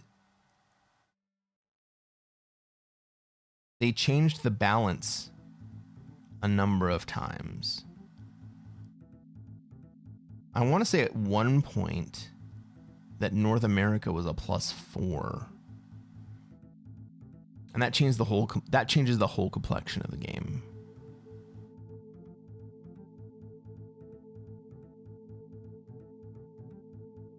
Zeus says I like it because it reduces stalemates. The blizzards? I like classic because it reduces stalemates. Albert Lemorris was invented in like the 50s. Yeah, something like that, Zach.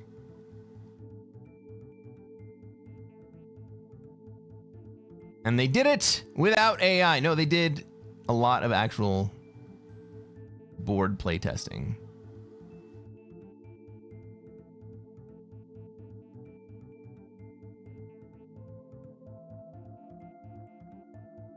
We're not time-wise, 5 hours. All right, we got another game in us.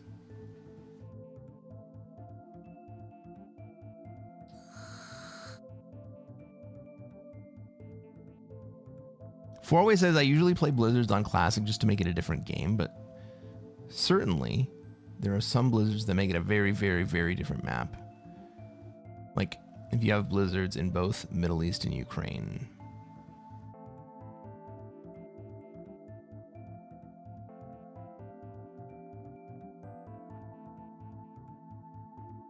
I don't want it to be a different map, right? And the different game comes from the different personalities and the different spawns, the different personalities of the different players, their abilities to adapt or lack of ability to adapt.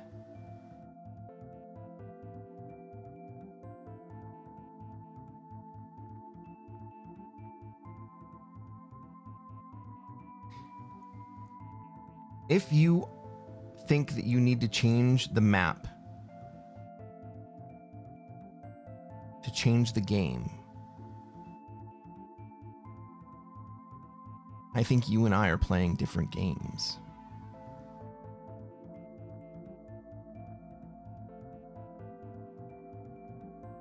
Wyatt says Blizzards make the game easier. That is all they do. On Classic, I think you're probably right. On other maps, I think they don't necessarily make the game easier. They change where the luck is. I think Pete's right about this, that the Blizzards change where the luck is. We talked about this just today, that the, like on Europe, the luck of the spawn is dramatically increased when you add blizzards into the map.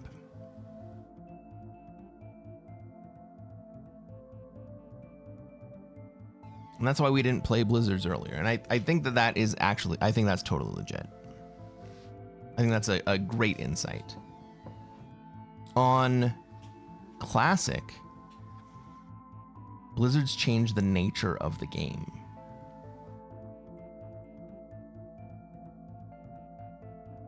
Right? Classic is perfectly imbalanced until it's balanced, until it is imbalanced again. And the game is figuring out how to manage those balances and imbalances. And who's going to try to manage those balances and imbalances, and what the response is going to be to people trying to manage those balances and imbalances. Like, that is the game. And once you change the map, you're not playing the same game anymore. I think it becomes much shallower on the vast majority of other maps. I think that the challenge of the classic map is actually significantly higher than other maps. Partly because it's the map that everybody starts playing the game on. You never know if you're going to get a noob who comes in and thinks that they are the shit, and they cannot be stopped because they have played this game 25 times. And they know how to win every frickin' time.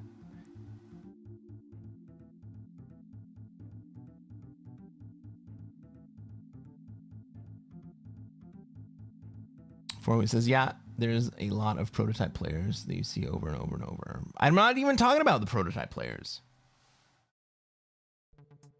Those guys are boring. The prototype players are boring.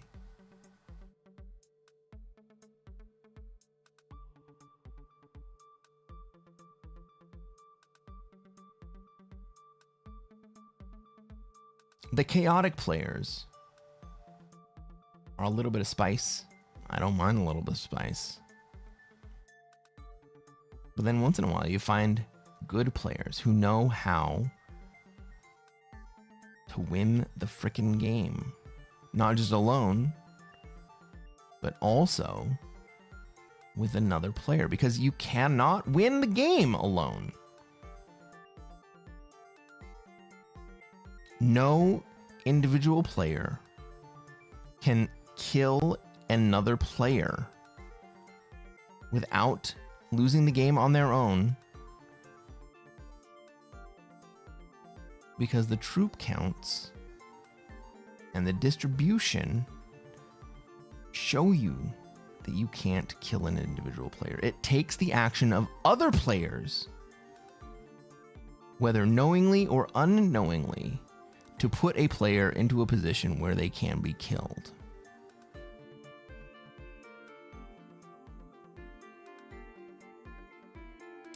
That is what is really interesting to me. You can't win the game.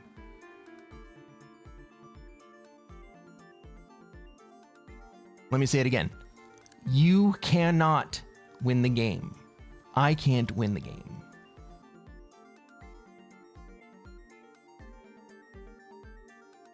It has to be done socially.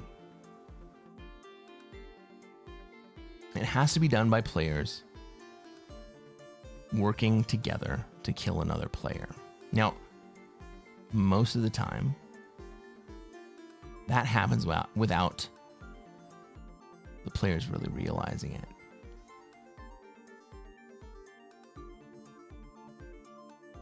But the fact of the matter is that you and I cannot individually win this game. It requires other players to work in concert with you. That's what she said.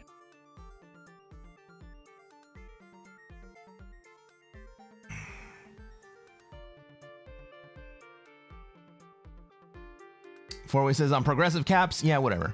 Grimbot says, I think that I watched Kyle too much. I always go for the Congo, and it's not going well for me. Grim! I had Congo at some point. Maybe not last game. I think 2 games ago. Michael says, why did you not ready up in the last game that started? I would have faced you. Michael!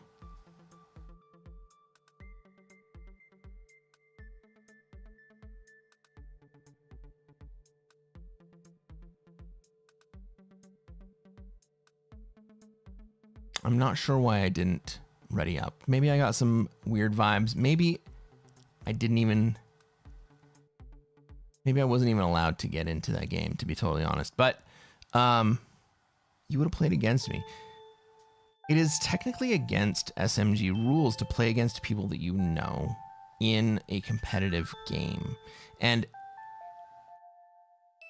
there's a disadvantage for me because more of you know me than I know you. And even if you think that you're not going to adjust your style of play when we get into a game, it's impossible for you not to adjust your style of play when you know that I'm in the game. Even if you think I'm not going to play in a way that is overly aggressive toward Cresquin, I'm not going to play in a way that feeds Cresquin the game. Because you know me, you know my persona, you know the way that I play, it necessarily changes the way that you play.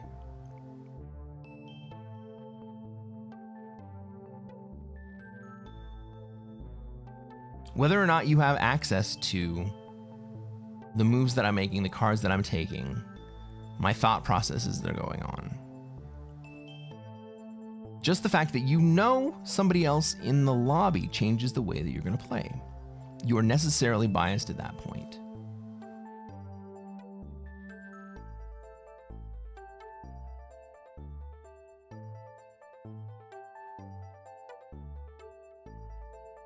And it's technically against the terms of service to do so.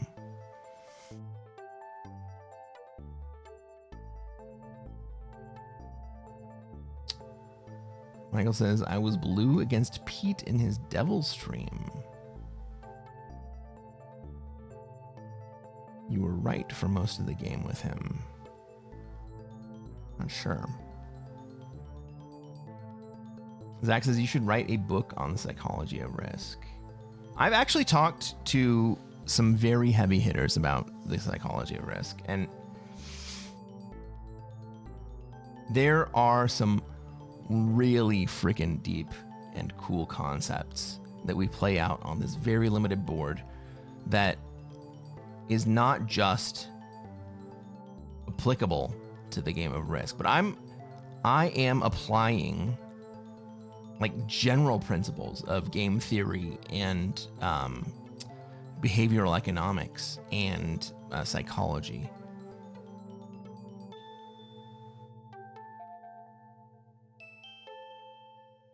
Sometimes the game is straightforward. Those are the boring games. Sometimes I gotta figure out the puzzle. Like, how can I survive and then push other players into a position where they want to fight each other?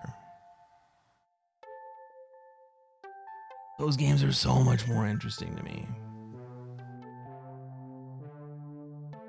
James says, if you have an advantage because you know Cress is a reasonable player. It gives you an advantage because you know Cress is a reasonable player. You know my personality, right? You can't let a GM hold North America or Europe. They will smash you every time. Right? And that's something that if you know that the player in North America is a Grandmaster, then you would change how you play about the player who is taking North America. Four-Way says, I have one confirmed stream sniper so far. I was joking on each opponent's term. Hey, you should go suicide into South America. Finally, one guy does. Then this guy says in chat, now, what am I supposed to do? I'm almost dead. I'll look, and he has the same name in chat as the guy in the game. Oh no, the stalemate match? Pete's stalemate match. Are you talking about from today? Like, you shouldn't be playing with Pete either. And I know that it's thrilling to be able to do so. I know that you guys want to play with us on the stream.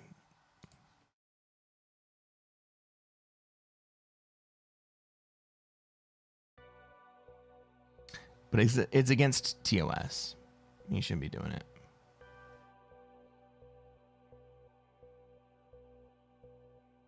Because it can get everybody banned.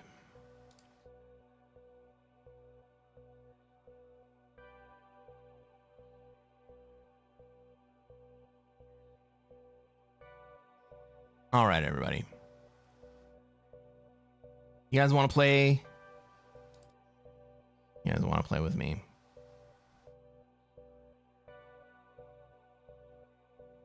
Get the hell in here. X-Ray, Sierra, Bravo, Tango, X-Ray. Let's play a viewer game. This is going to be Airship 30-second Expo. Four-Way says he was very apologetic and said he didn't know the rules. You got to tell people the rules, you know? The problem, there's a risk because the streamer, as a streamer, you are exposed to a large multiple more players than they are to you. And so, like, 3 stream snipers in a stream, let's say.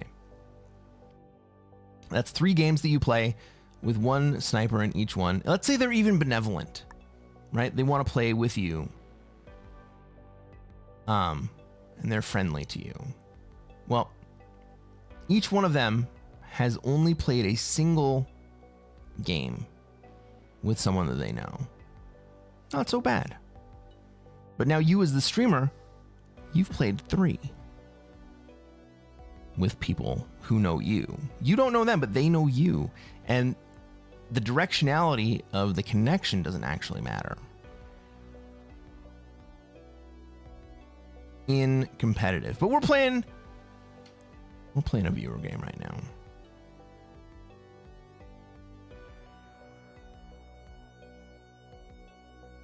Michael says, is it not against SMGs for Grandmasters to help other Grandmasters during a match? Yeah, sure it is. You should be playing your own game. If you do have a game with a streamer, shh. Oh no. Calling out to meta has begun. Oh, get in here, guys. Play this freaking game. XSBTX.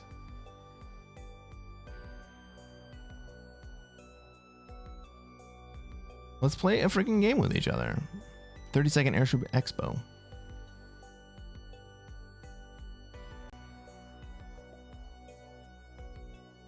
Airship. Zeus, airship.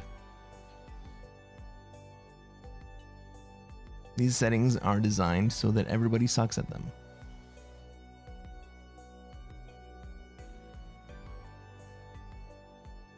Michael says, didn't seem like it when you were giving Pete advice. A little suspect in our match.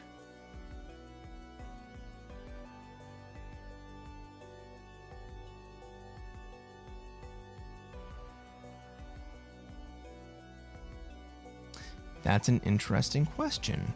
Should streamers not have access to chat?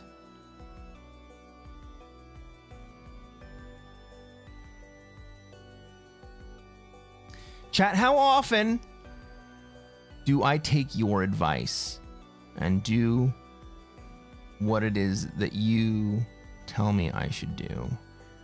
And on the converse, how many times do I tell you, no, that's a horrible idea?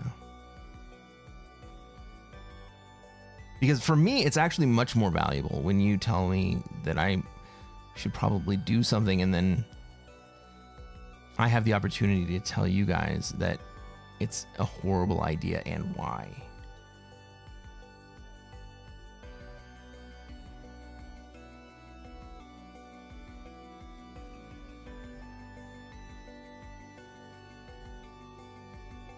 Robot says, what would be...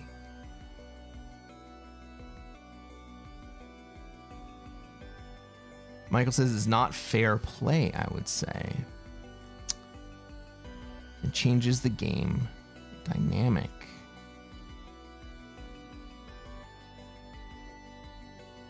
This is fine. I mean, that's kind of an interesting point. This is fine.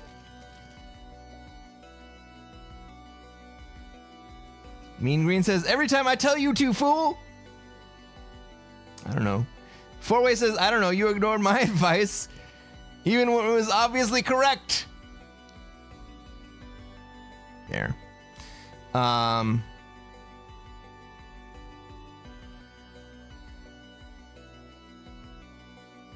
You told him your play worked 80% of the time on a kill. Ooh, I know exactly the game you're talking about. Get in your shark tooth.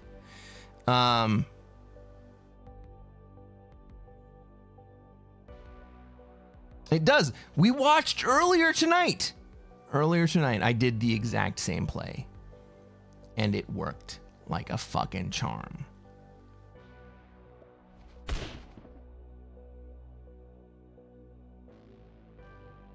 So, should Pete have access?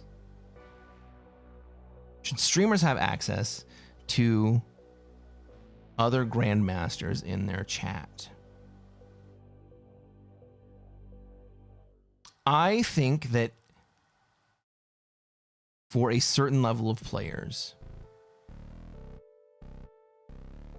they're going to make their own decisions regardless. Would Pete have thought of killing the Australia player if I had not given it to him in the moment? Well, I've told him to do the exact same thing in other games previously. This time, however, this last time, Pete absolutely fucked it up. And then wondered why he didn't win. Wyatt. That is exactly the game that Michael's talking about. Francois says, even if you don't take advice, you're given consideration others are not, which may still affect your play overall. I mean, that's legit. That is legit. Maybe I should only play casual on stream.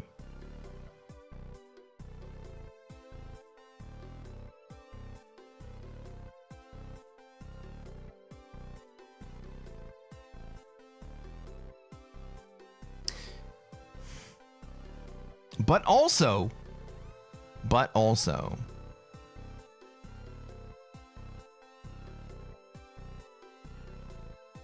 the vast majority of the time, the advice you guys give me is shitty.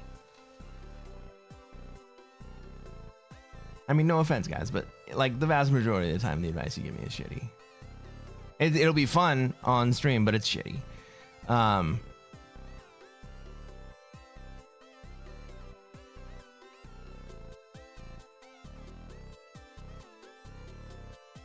Michael says, in that game, I was not only going up against one Grandmaster, but two. I mean, if you're considering the fact, if you're considering that Pete and I were both Grandmasters in that game,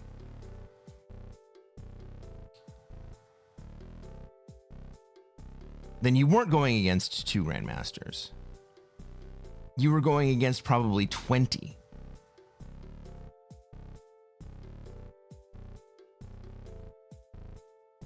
Right? Pete doesn't just have one GM in his chat. Pete has probably 20 GMs in his chat at any given time. Azu says, do this, don't do that. Can't you read the signs?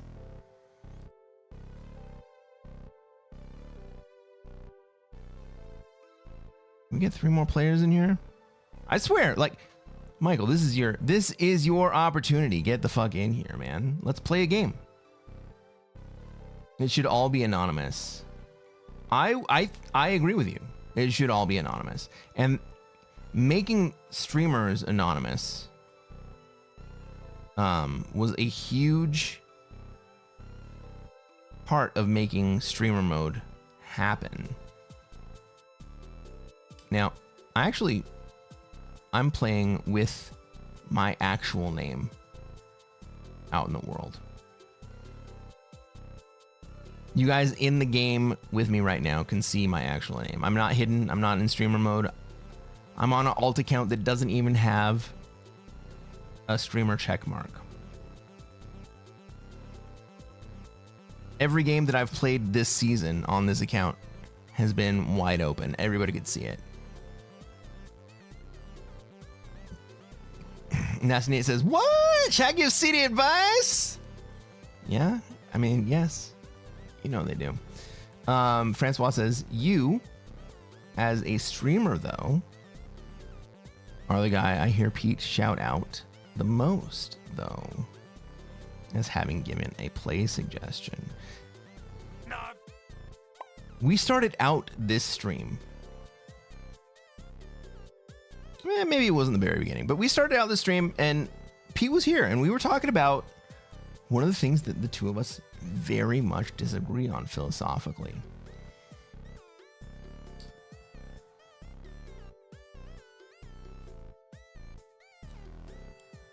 Pete doesn't lean on me.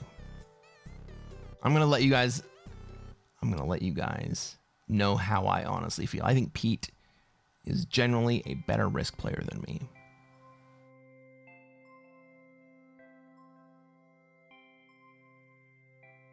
I learned a lot of shit that I employ in Risk from Pete.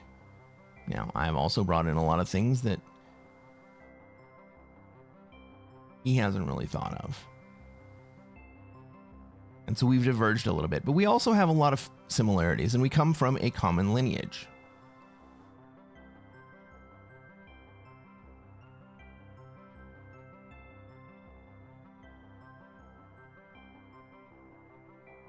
Also, I spend a lot of time in Pete chat. So we chat a lot. And we're friends offline too. We chat a lot off stream.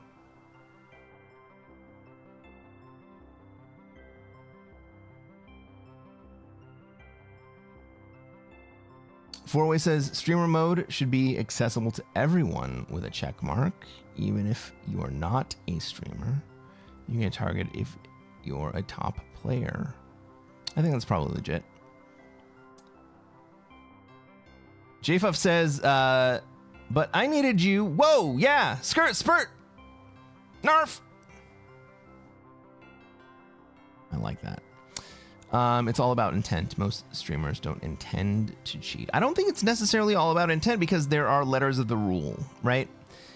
Even if streamers are not intending to cheat, I would like to believe that most stream snipers are not intending to cheat, or at least half of them, or maybe, whatever. A percentage of them are not intending to cheat. The problem is that the way that the rules are written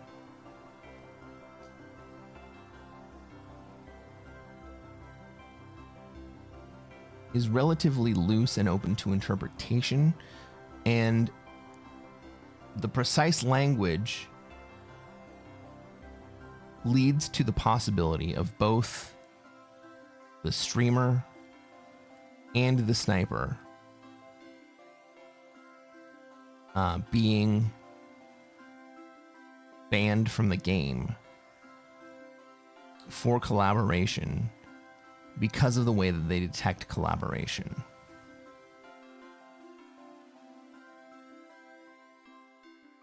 Pete plays what works, nothing special, good on him. I think Pete plays some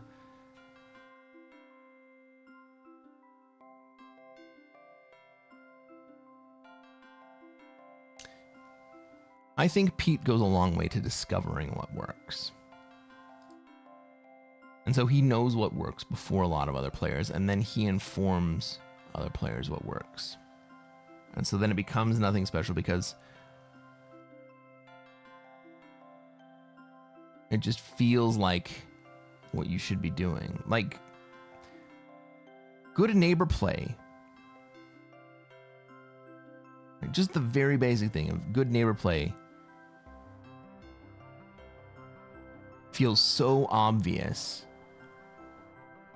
to players who have spent a good amount of time playing or have watched good players play. But then there's a point where good neighbor play stops being the right play. And the intuition for when that is something that's special about the way that Pete plays.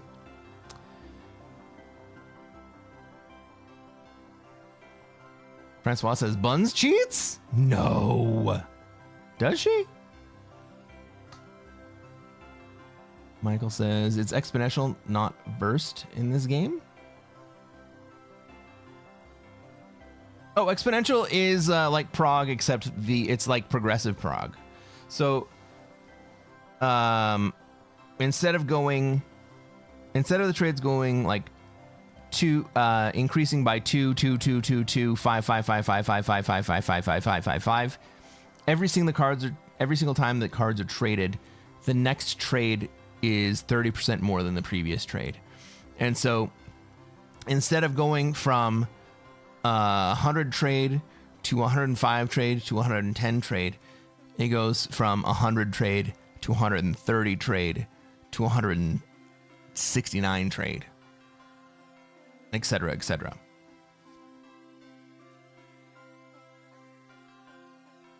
Grimbot says, most of us on the streams just enjoy hanging out. We enjoy watching each other stream great game player and perspectives. We troll, of course, but we just hope you as a streamer have fun. And if we identify a sniper, then that provides ammo to do making fun of them. Kind of complex, though, I do realize. I want to have fun. I don't think that this viewer game is going to happen, guys. Wyatt says SMG don't understand the game and they rarely can detect collaboration. I think it's harder than you think. Francois says she absolutely does. She uses tools from outside the game that she didn't create herself. Are you talking about using like dice calculators?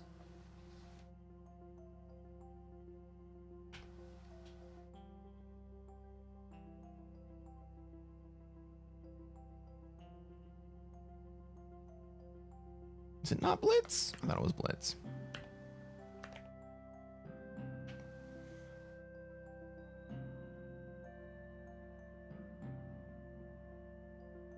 There it is. You guys can all have access to that as well. Take over the world. Take over the world? All right. Shark Tooth. If that's you, Michael, I'm very sorry. I wanted to open this up to everybody, but nobody seems to want to play right now. Oh, wait. Arkin says, hold on, give me a second. We'll wait for Arkin. Do we think we can get everybody? Can we get 3 more players in here? Michael says, in that game, if I wasn't going to get first, neither was Pete, but didn't know it was Pete until I watched this stream. Okay. Okay. Well, that's a slightly different thing.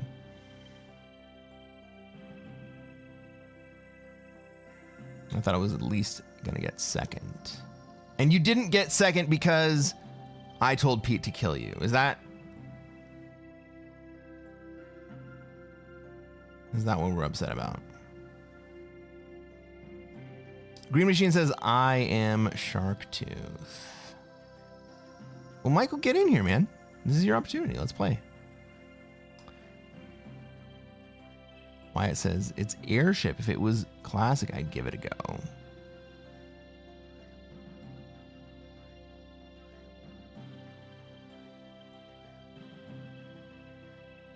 So the whole point of playing Airship 30 Expo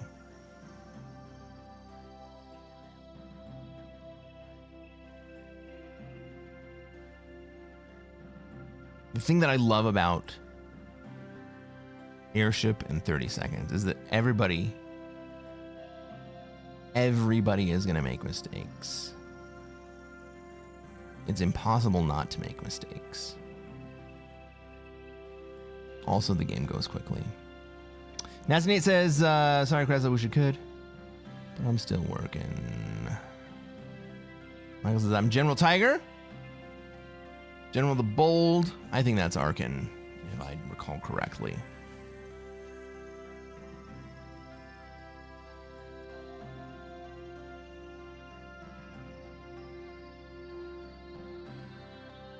Well, Michael, I'm going to be honest with you. You have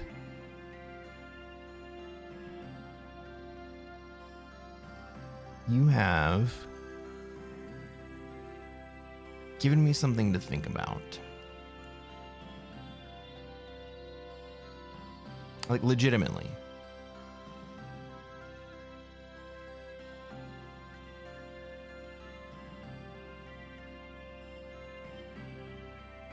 And maybe I'll talk about that with Pete.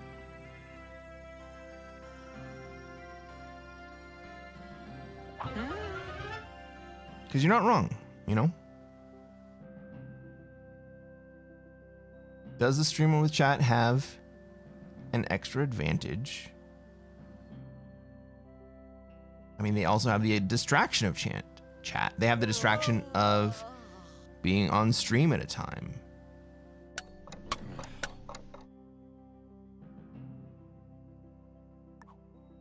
Right? Is that advantage and disadvantage? Or do they balance out? Does reading through chat and telling them that they're dumb and I don't want to take your advice, does that balance it out? Because honestly, one of my very favorite things is getting suggestions from chat.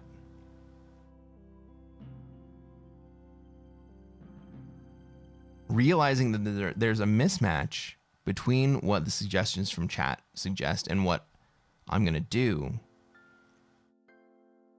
And then thinking through and describing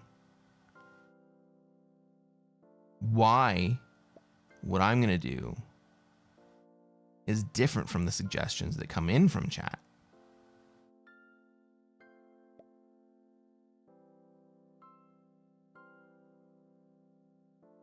Like, I think that's where some of the biggest value for what I can provide to you guys actually comes from. Because I can't think like all of you all of the time. And when you are giving suggestions, it prompts me. It prompts me for what I should be addressing. Right? Because I'm just thinking about what it is that I'm thinking about. I'm seeing what I'm seeing. I'm not seeing what you guys are seeing. Sometimes we see the same thing, but a lot of times we see different things. And I miss things all the fucking time. And then I look in a chat and I'm like, oh shit, you're right. You saw it and I missed it. But other times, 3-4 turns ahead, I'm telling you guys what I'm looking at.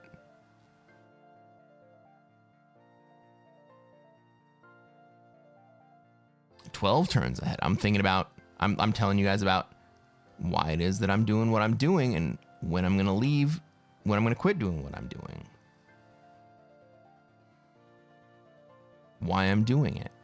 What emotions I'm stirring.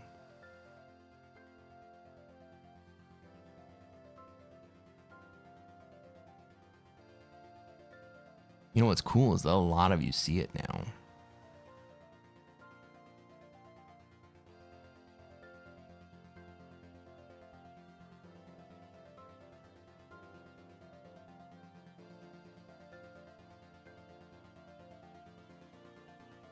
Brad says it's an advantage, but partially balanced out by the distraction nature of chat.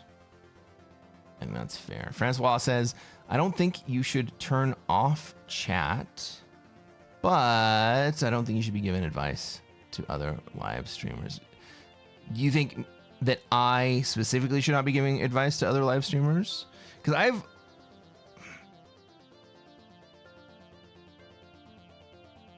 I can see that.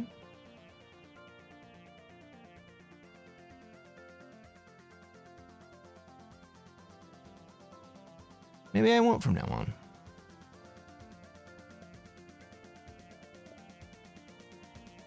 I don't think this game's gonna happen, guys.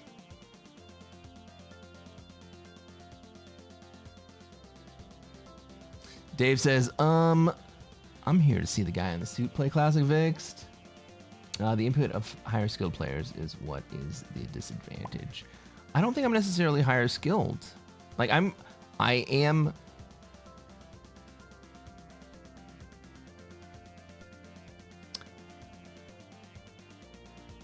I recognize your point. Because I've thought the same thing about other streamers. Especially some that get coached along. I'm going to cancel this game. Some that get coached along. Move by other players. Mean Green Machine, I'm very sorry. I'm gonna play a separate game. I've seen that happen, and I've seen some players mimicking the moves that they've been given by other Grandmasters and using that to get to Grandmaster. And I had misgivings about that.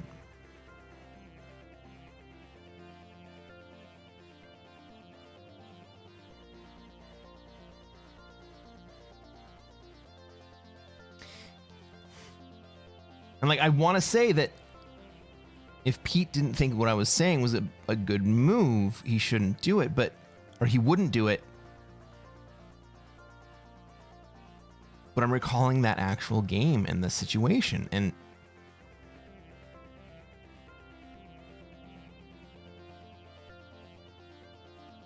you're right. He would not have done what I had suggested if I had not suggested it. Now, this is the second time that I've actually suggested this exact same play to Pete. Would he do it in the future? I don't know. But he's been exposed to it twice, and it's worked twice. Ads? Nah, don't worry about it.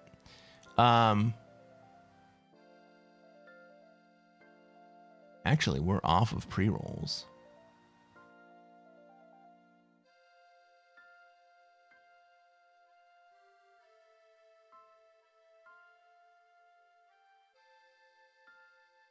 Arkin says, I think you give good advice. I think I give some insights that other players don't really think about.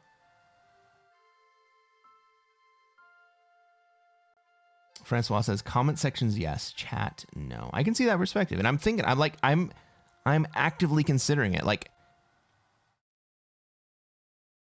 I hang out in chat in Pete's streams.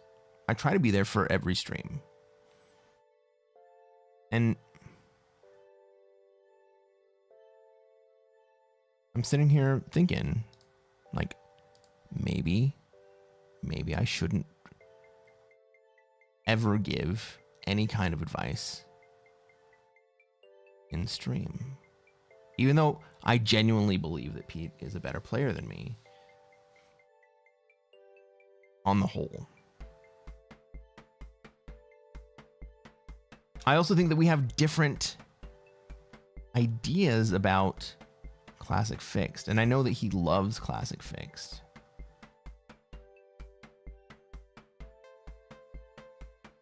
Oh shit, we just got pulled into a lobby.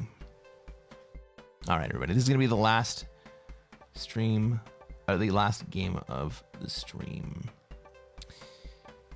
Ladies and gentlemen, welcome to another episode of Cresquin Plays Classic Fixed. I'm Cresquin. I'm a Classic Risk Grandmaster, and what are we gonna try to do tonight, chat?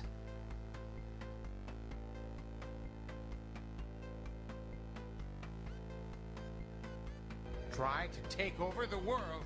That's right, guys. The same thing we do every night. We're gonna try to take over the world. We are in the very last seat, and we have spawned with a 7-stack in Australia.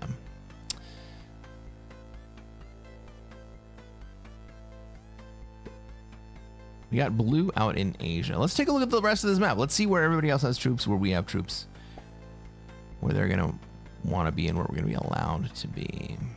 Well, the 7-stack in Oz makes it look a whole lot like this is gonna be an Australia spawn.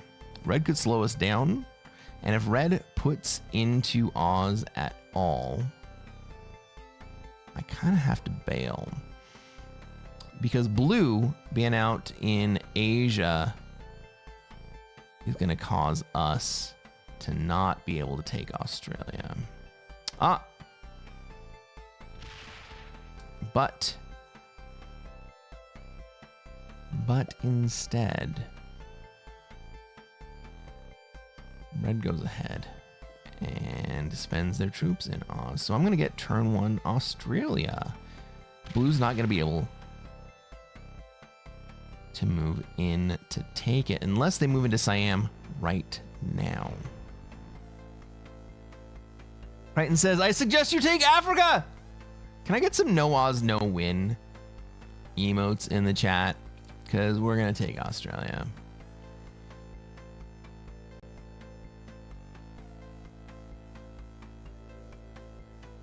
Francois says, hang out in Pete's live, but advice should be a no-no. I'll think about that.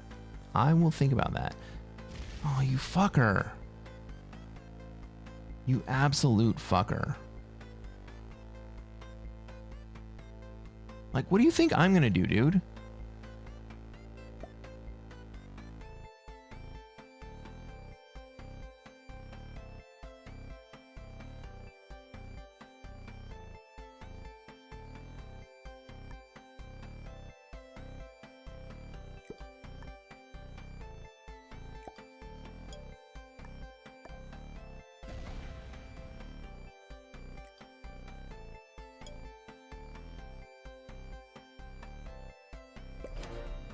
All right.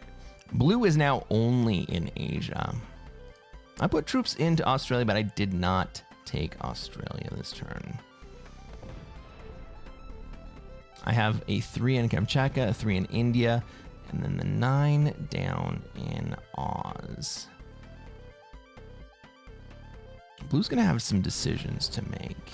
And me putting blue... Oh my god. I think it's taken turn to Europe? Did that really just happen?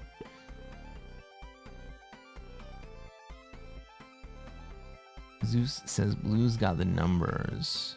Well, I got more troops than blue does. I'm in ace. I have possession, and possession is 9/10 of the law, right? Emote, oops. Good game. And noob slam him. I mean, that would definitely feel good, wouldn't it?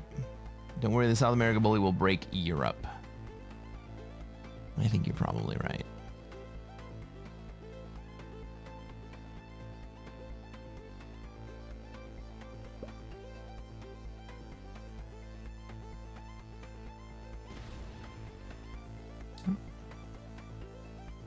Is black botted or just switch to something different?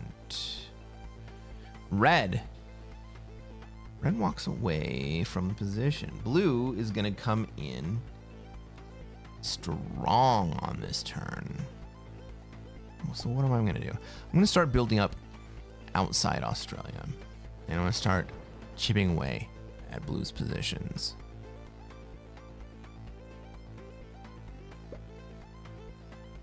Right, I imagine we see this blue 6 come in, and then either the 3 or the 4 come down and fortify in as well. And I'm just going to start chipping away on the outside. I'm going to maintain an outside presence that blue is not going to have access to.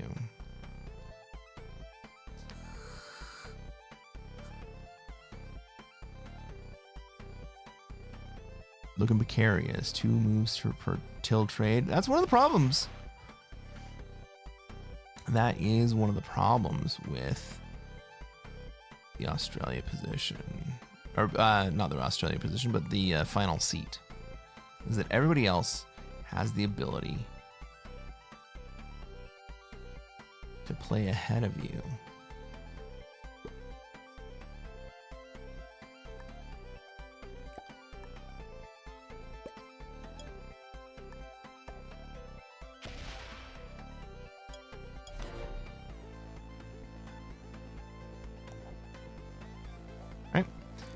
So I put enough up here to be sure that I was going to take a territory.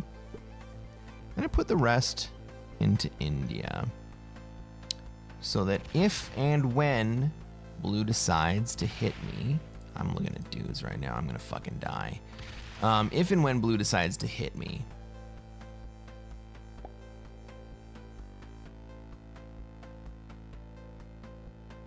I'm gonna have exterior positions to be able to react from.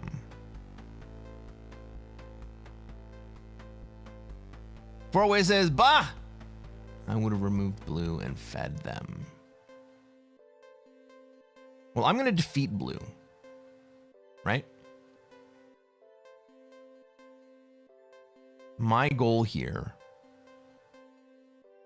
is to defeat the shitty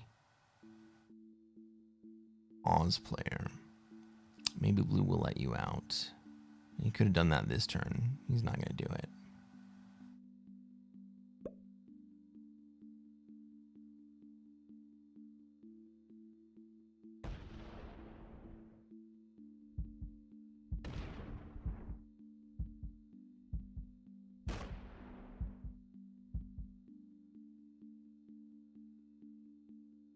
Well, removing me from North America is shitty.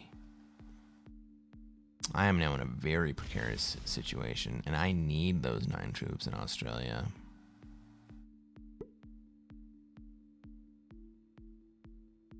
Four-way says you need to kill them when they go to 3 cards, even though it severely weakens you. I'm not sure I'm going to be able to. They have more troops than me. I don't have the position to do it.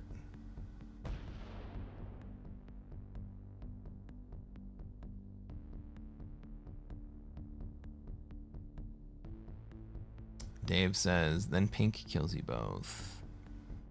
Well, I was worried more about red, but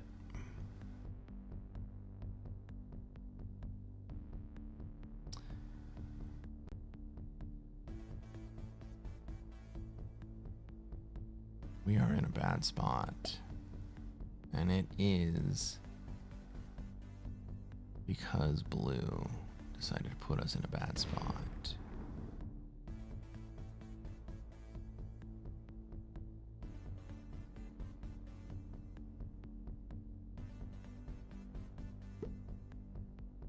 Well, that's interesting.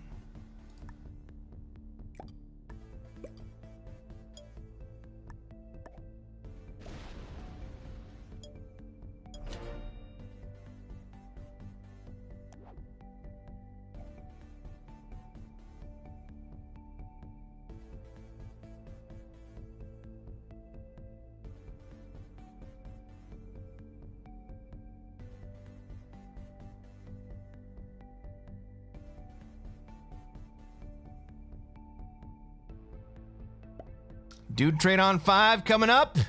Well, it wouldn't be the first time tonight, would it?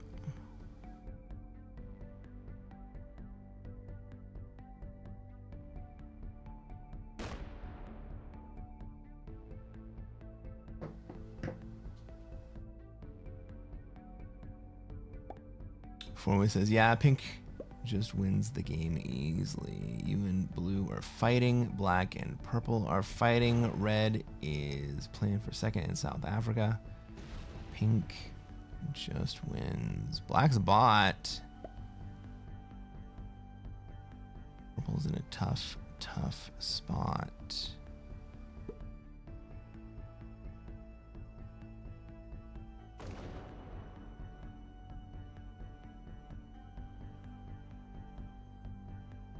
Like, if I could get out of Australia, I would get out of Australia. Like, I would rather give up Oz than go to war with a fucking maniac, you know?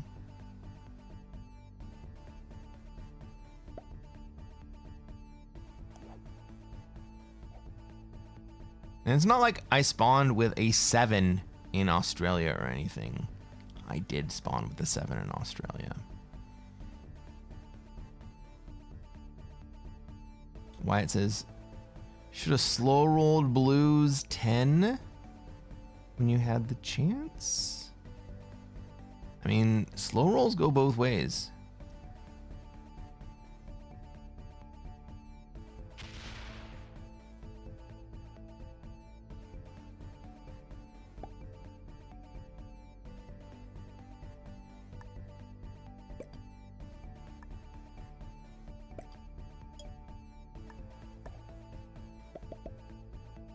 Let's slow roll a little bit.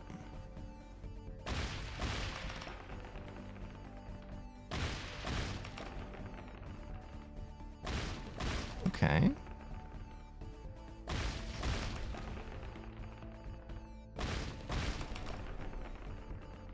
Ugh.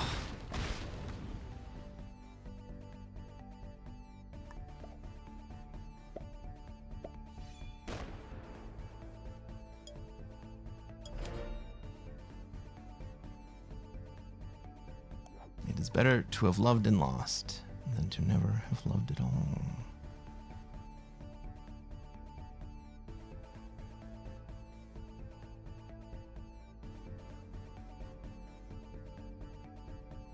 Michael says, don't get me wrong, I started Risk because of watching Pete and learned a lot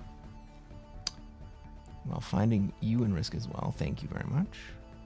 It was something that just rubbed me the wrong way when I saw the stream. It makes sense. It makes sense.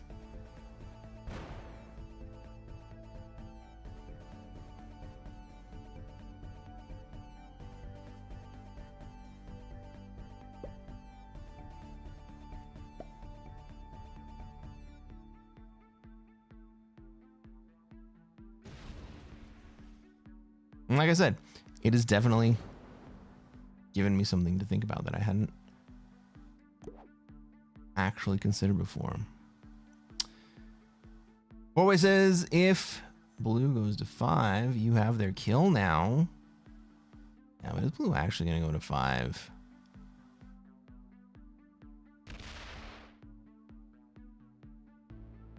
I mean, red kills both of us.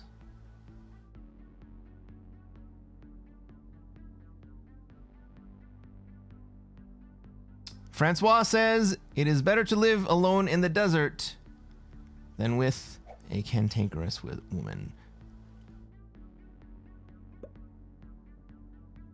This is true.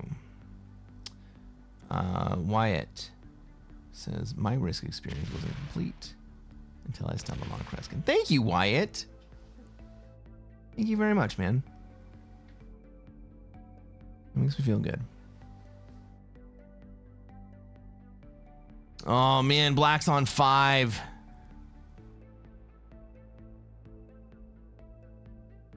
Jesus Christ. If I kill blue here. Well, if blue goes to 5 and then I kill blue, can I then kill black? Not quite, huh? Be so close. I don't think I have it. Blue takes the 6 trade. And then takes the bonus. And loses no fucking troops.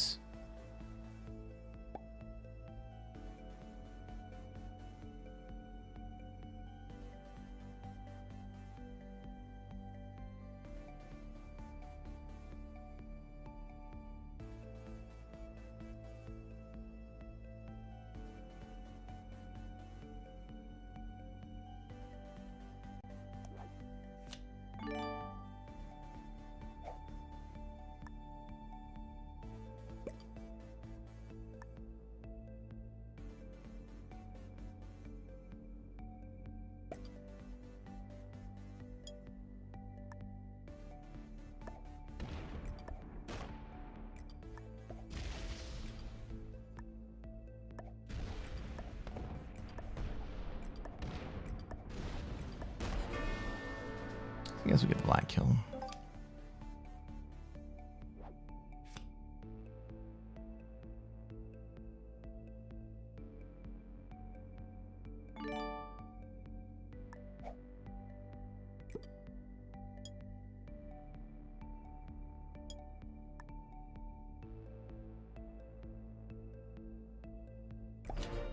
And that does put us decidedly ahead of blue at this point.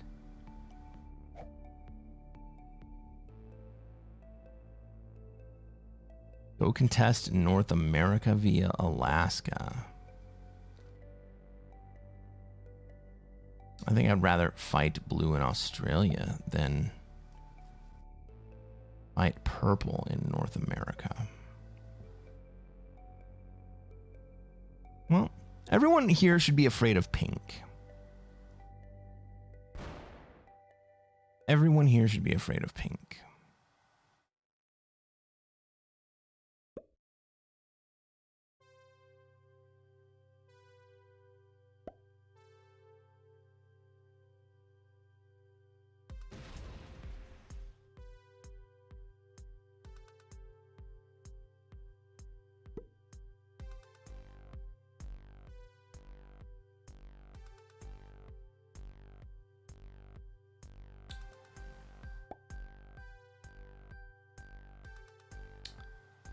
Four-way. I just now read your comment, and I agree. That's what she said.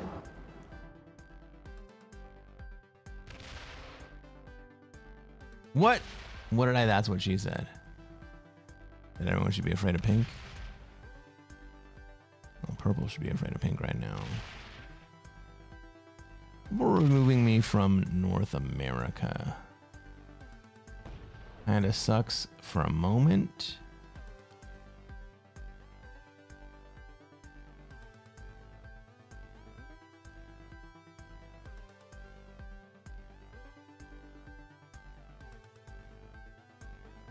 But I wonder if you're right. I wonder if I don't. I wonder if I don't worry about blue anymore.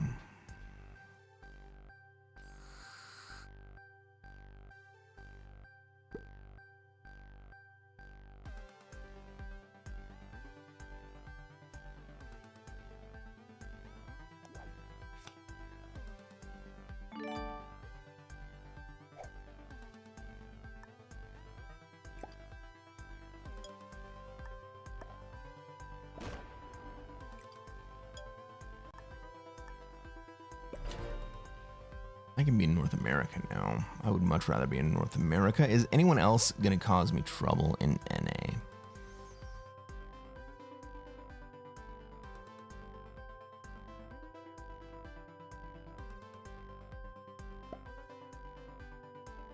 Why no alliances? Because alliances don't actually do what you think they do.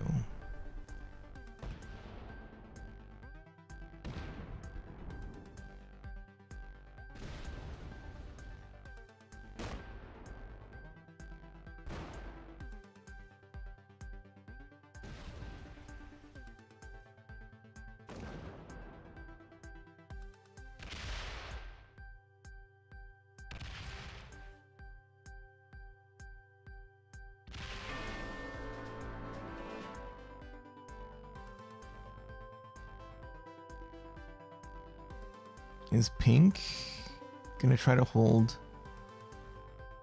all of that shit?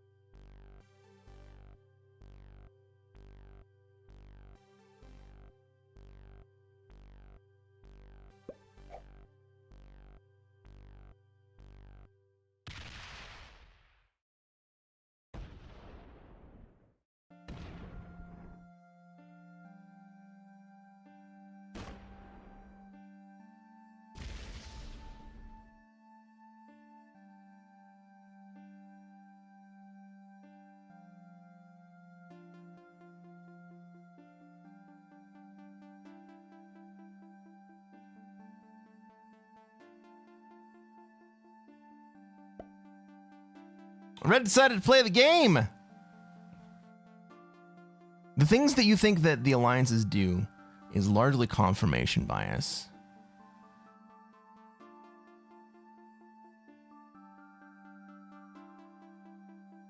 Good players know what they should do without the alliances being explicit. Bad players don't know what they should do, even though the alliances are explicit one way or the other.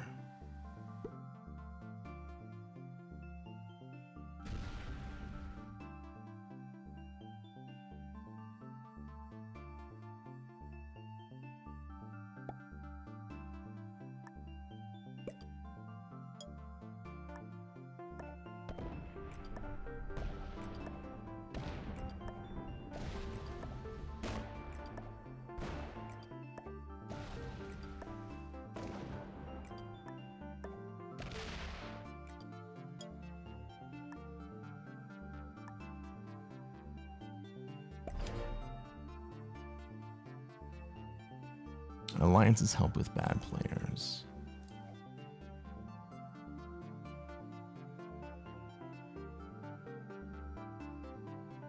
They've got to be very, very bad.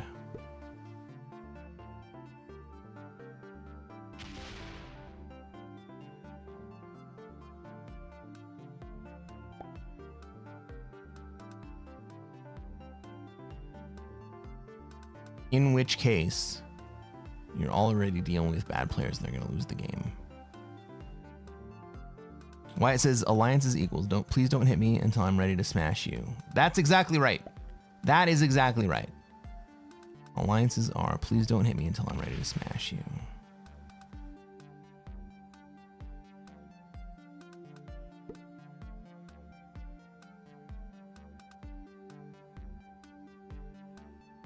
Good players know what they should do, but alliances can help you steer a bad player in the right direction.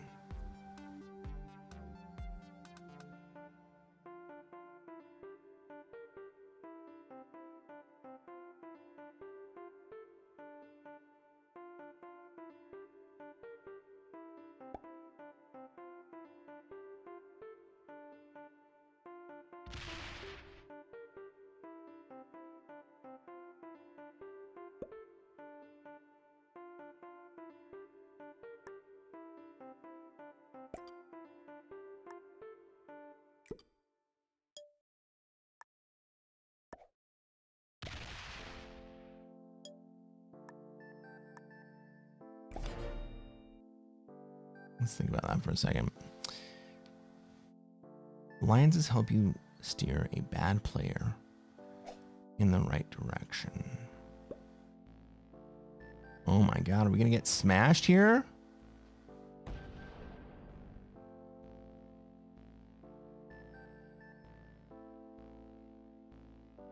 I'm gonna depressurize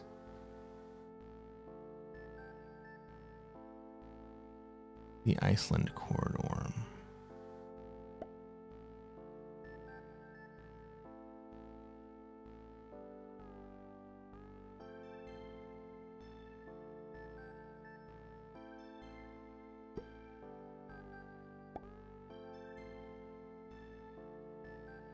For anyone keeping track, I now have more troops than blue has.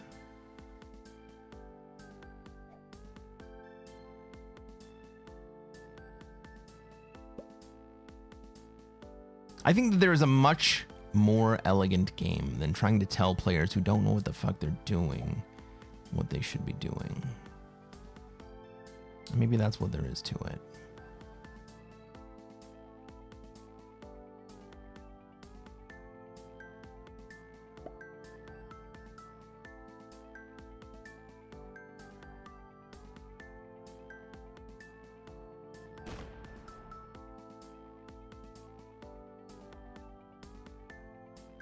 The right direction that helps you, right? I don't need to take a card here.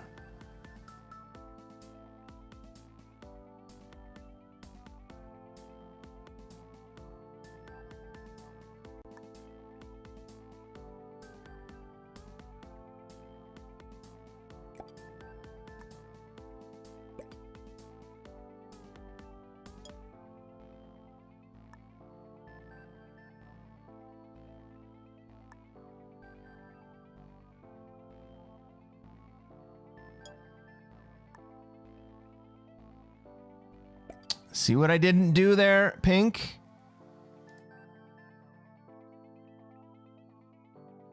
didn't hit your 3, and I backed off my 23. I could have hit your 3. I have 7 troops out there. That's 100% roll. Could have done it. Decided not to. Are you going to continue to leave that 3 in front of me? You're going to spend it. Thank you, fucking pink. It's a help me help you deal with.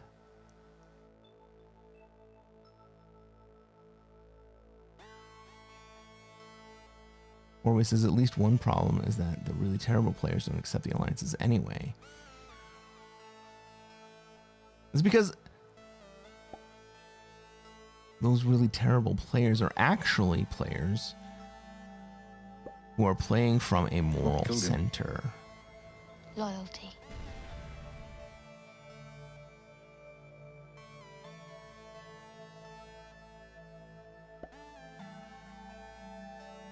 Right, they have difficulty separating themselves as people from the game that they're playing. And they think,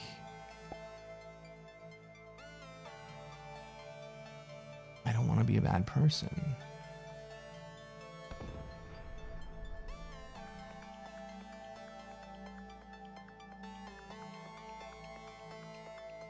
Oh shit, I had 15 territories last turn. I didn't even realize. Dope.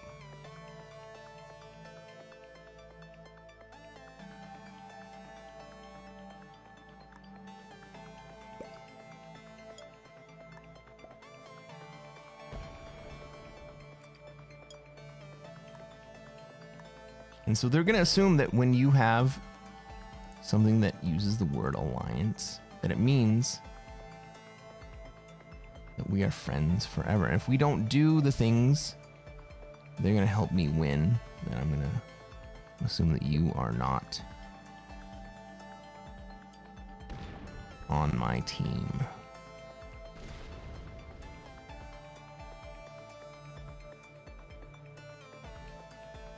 Why it says pink is seeing Africa free.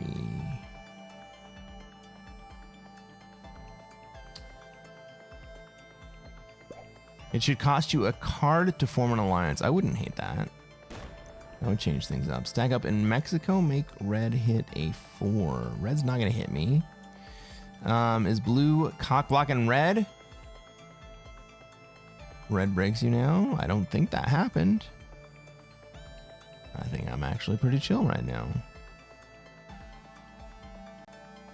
Should red have hit me right there? Probably.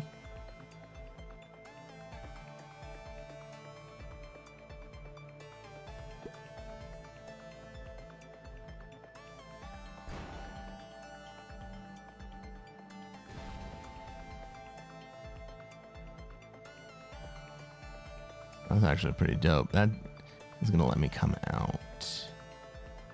Does blue think that that's not going to let me come out? Because I am definitely going to hit that shit.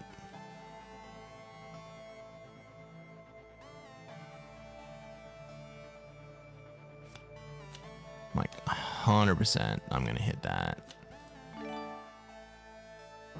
It's like not even a fucking question. That 5 gets smacked.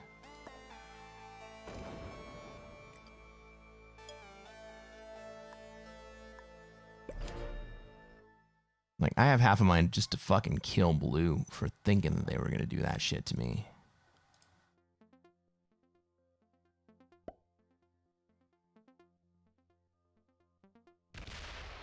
Oh my god! Don't get eliminated!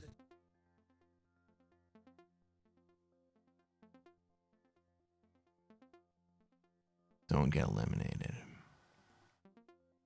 Is that the advice for this game? Forward says, cool, blue opens your cap. Yep. It was beautiful. I love that shit. Move your goddamn 67 forward, red. Move your goddamn 67 forward.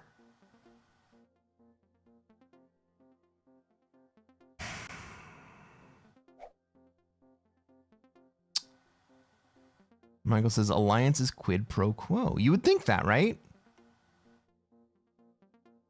But the players who like to play with alliances don't think about it as quid pro quo.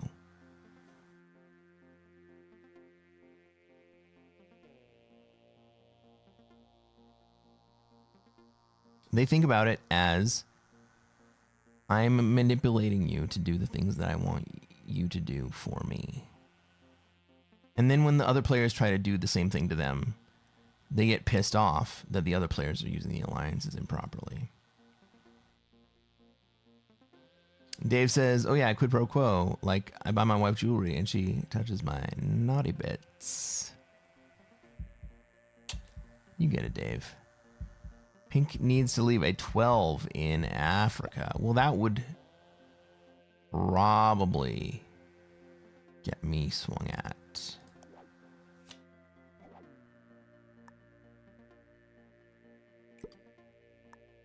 So I wouldn't be super happy about that.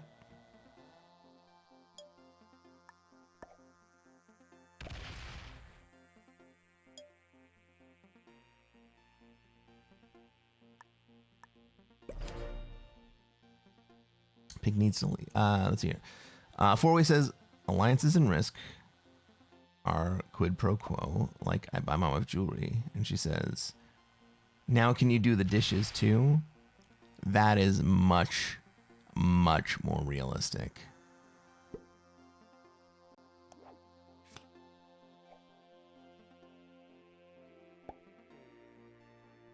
Is Blue actually gonna just leave this game?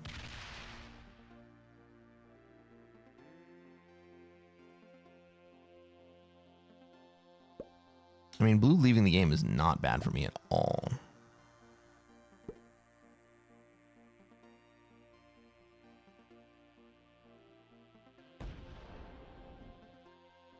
Dave, you have naughty bits like a stash of M&Ms in the cupboard? Yeah.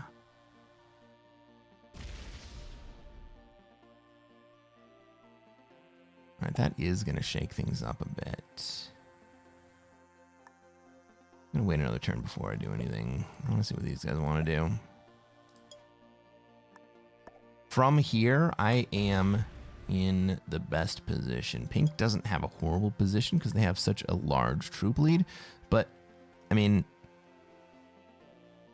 looking at it again, they're only 7 troops ahead of me. They're only 1 turn ahead of me, troop-wise. And I definitely have a 10 trade 2 turns in a row. Well, at least 1. Like, if I really wanted to, I could get down to Australia, but I don't need to. Ugh. Pink keeps fucking just poking at red.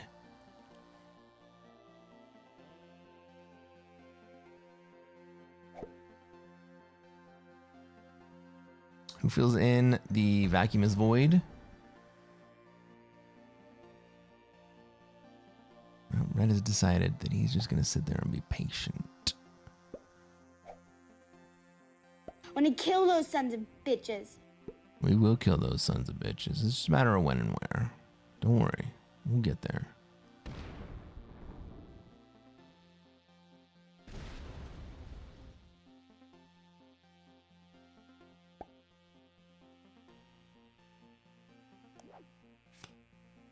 Now, do I go take Australia or do I just break it? I think I just break it because I think that if I take Australia here,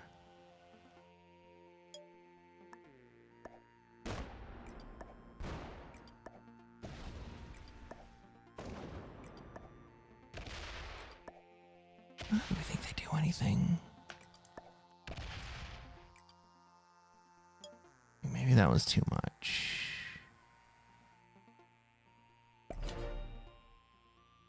Maybe Pink says that's too much. And then finally breaks. He is going to break me here.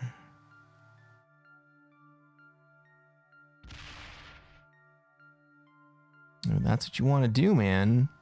My 80 stack comes back at you this turn. And that's going to be rough.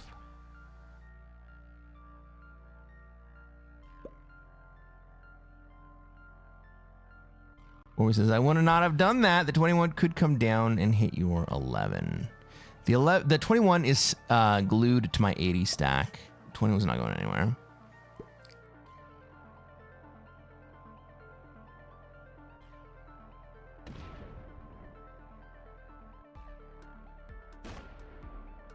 What would Brian Boitano do? He'd kick a little ass or two. That's what Brian Boitano would do. And blue finally opens up the red stack. That is fucking huge.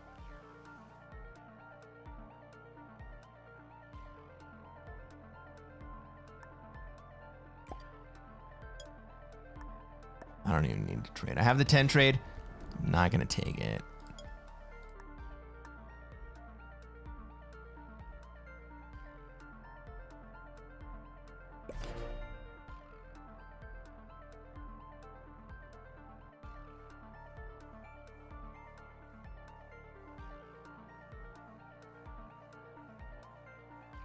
The problem is everything blue has is glued to a stack.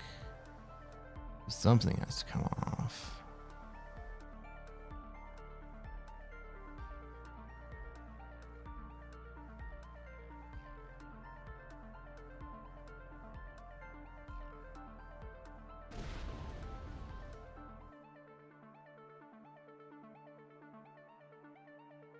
Is blue gonna come break Australia here? No.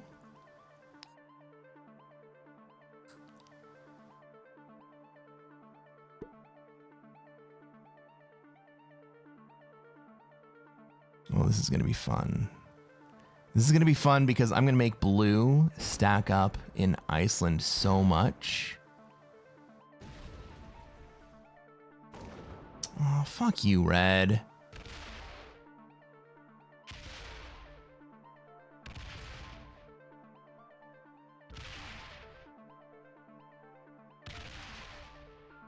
I understand why you did that, but I hate you, and now I have to kill you.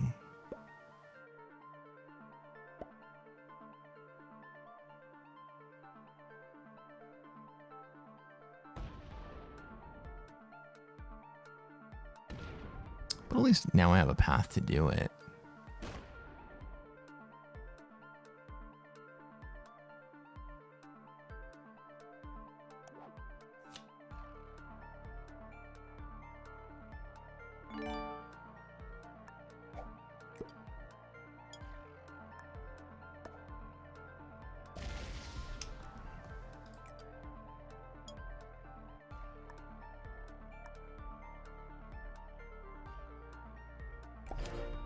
How about now, Pink? You gonna break me now? I don't have Australia anymore. Why don't you just take Africa? And we can both have big stacks. That'd be cool, right?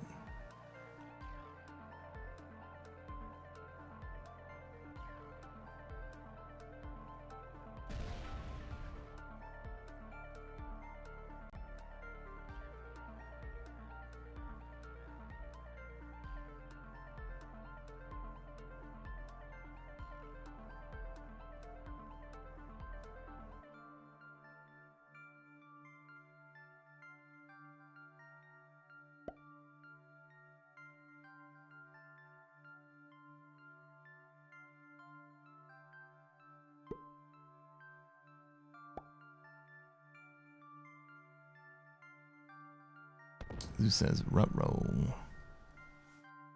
Four-way says emote. Oops, good game.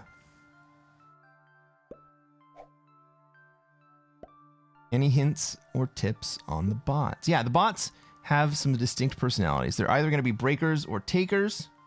And they're going to stack big on certain positions.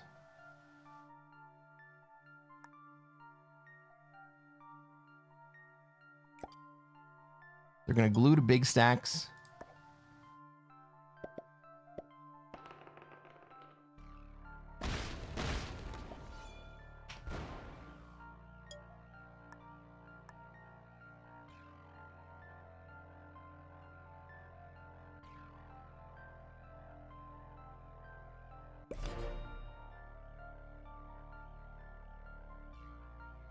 And they're going to try to break bonuses. Bots can see bonuses.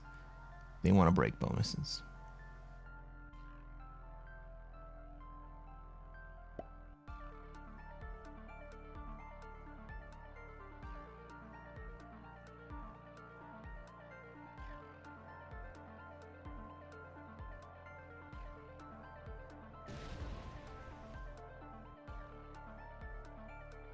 Pink can't see the big picture here.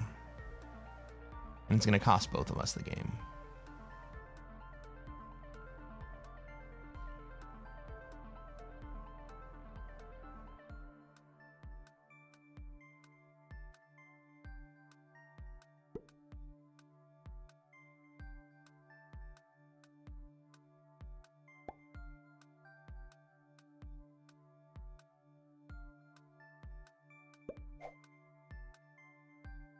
Pink would take 3 or 4 turns to get into the end game position. Too many small stacks.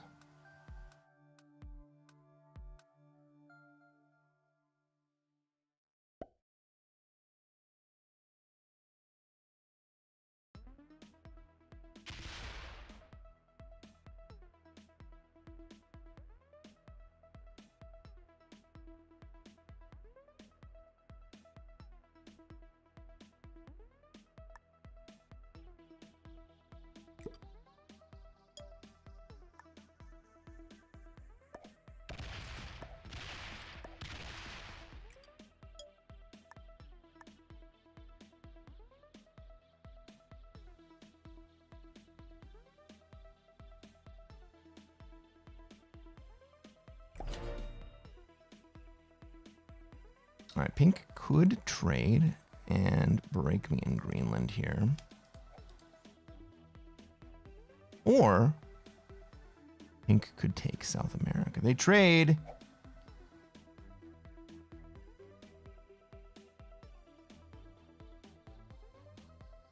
And it takes them a minute to realize that the only place they can break me is Greenland.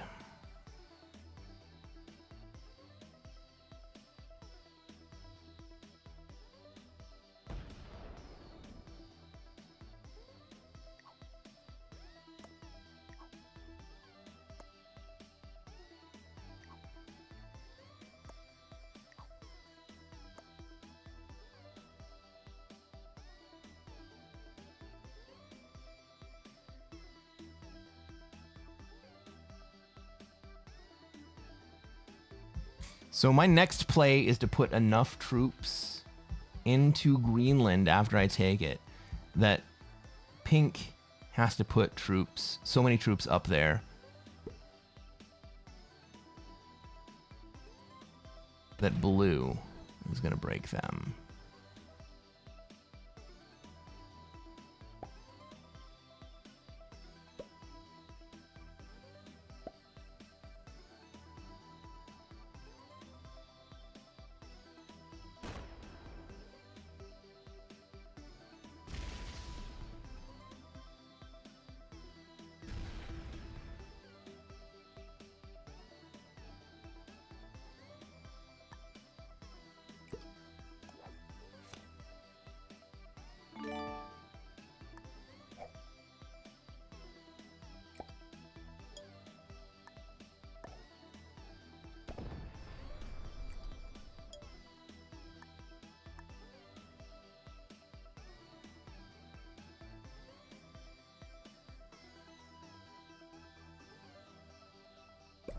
Red's gonna win this game because Pink can't fucking figure it out.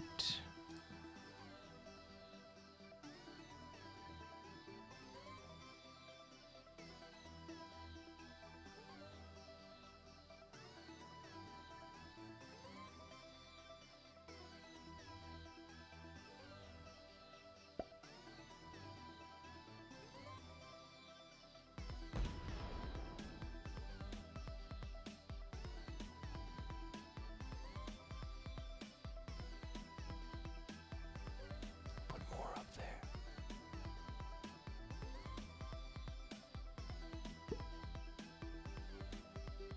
$54.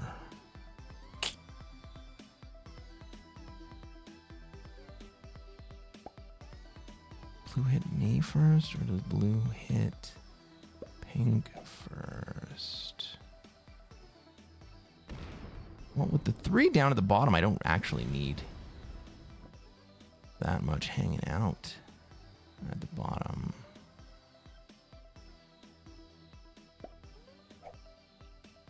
Well, maybe we see 23v24 in Asia.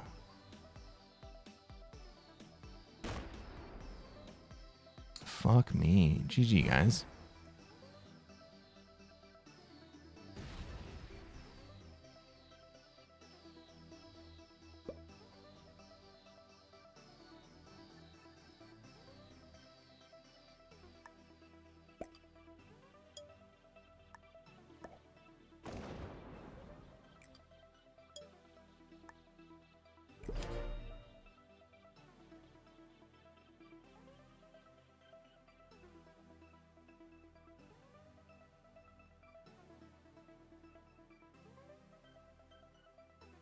Yeah, that 24 on 28.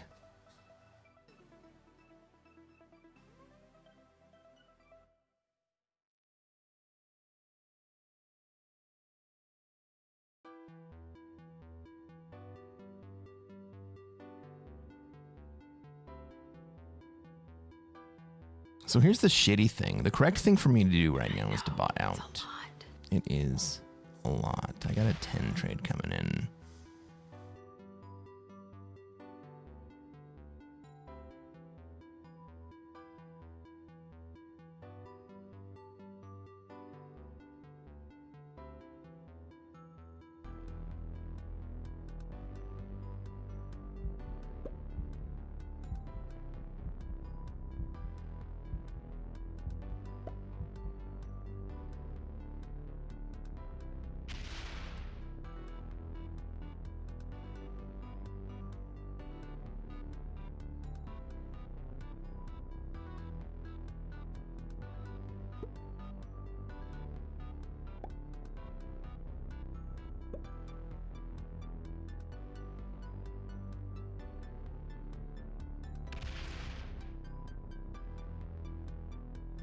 Don't fucking come break me.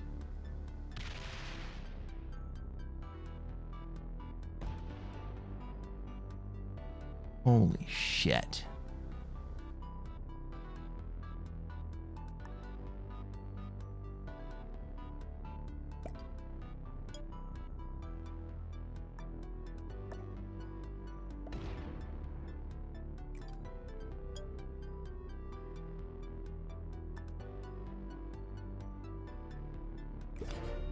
I'm gonna get broken this turn anyway. It's a taker bot, not a breaker bot.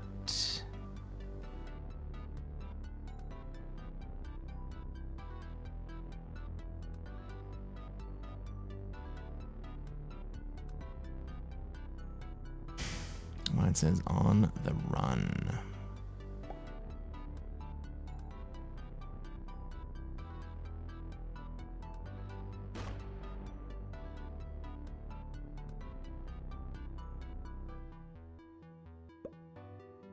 I don't want either red or pink to win. That's the problem.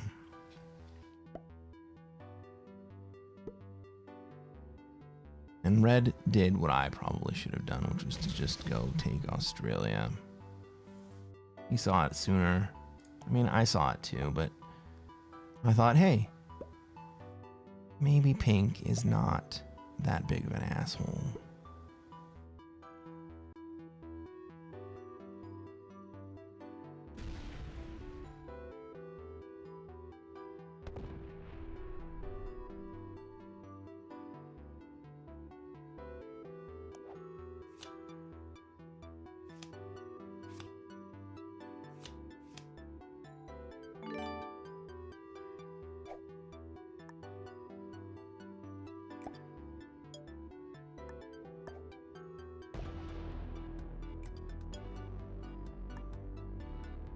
Am I gonna get run over again?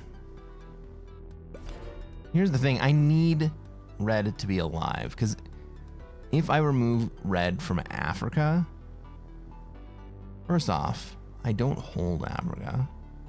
Pink's going to make sure that I don't hold Africa. Blue's also going to make sure that I don't hold Africa. And pink is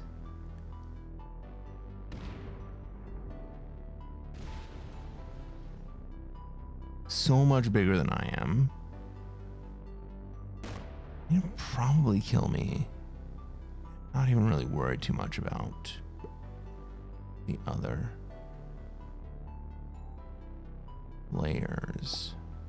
Like, he could kill me and still have enough troops probably to be able to kill red. Red's gonna skip though. Interesting. But it forces red into the game. I think red just ends up skipping with that 21 in Siam.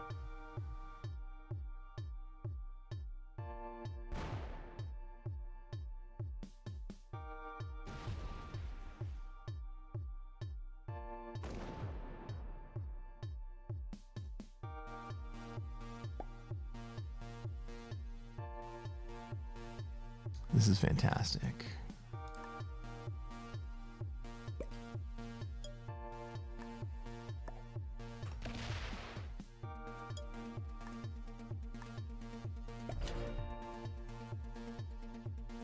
Blue with that 30 sitting up against Ukraine means Ukraine's gonna get fucking smacked.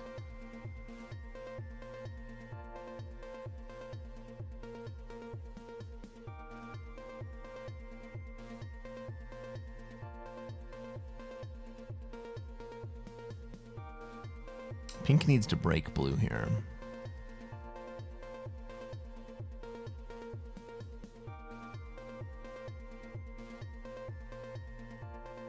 God, can you imagine if pink just bots out right now?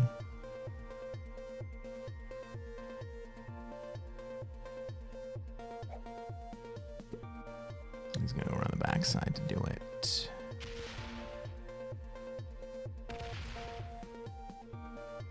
That may not be enough. Oh, you gotta put that in Ukraine, bro. You gotta put that in Ukraine! Oh my god. Oh my god! Can we see the 30v25, please?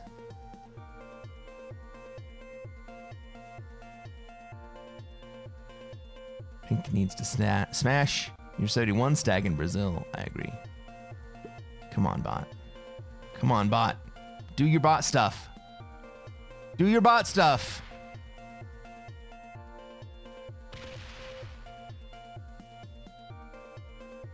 Don't stop there.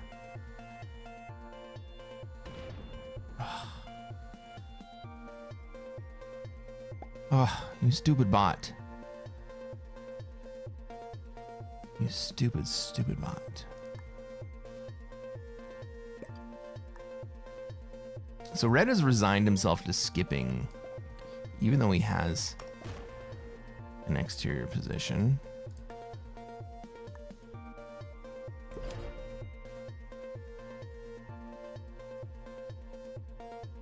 Former says blue does not break Europe until it has no cards.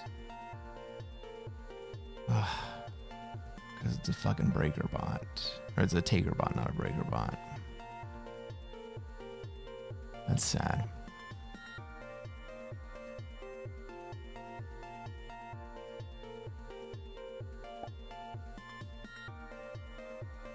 And fucking blue bot swung at me.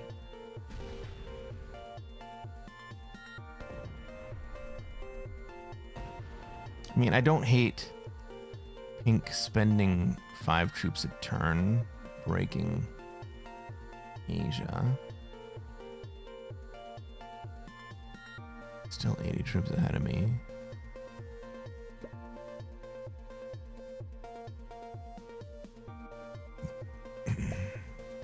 Blue bot swung at you because it was taking Asia.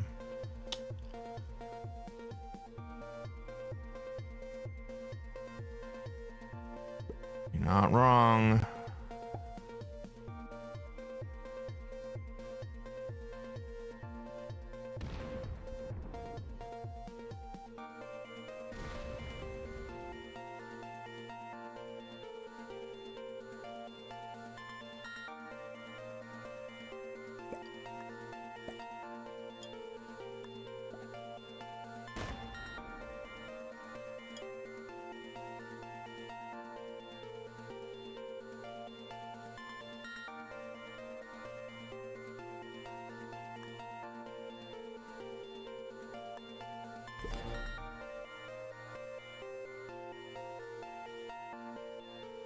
Pink can still come through my 3 and a Lask, and I'm willing to sacrifice that.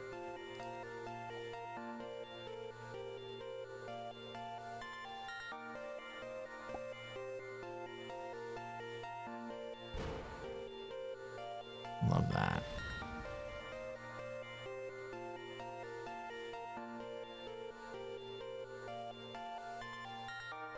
Why it says it's a good game so far. Luckily, Pink hasn't a clue. I agree, that is lucky.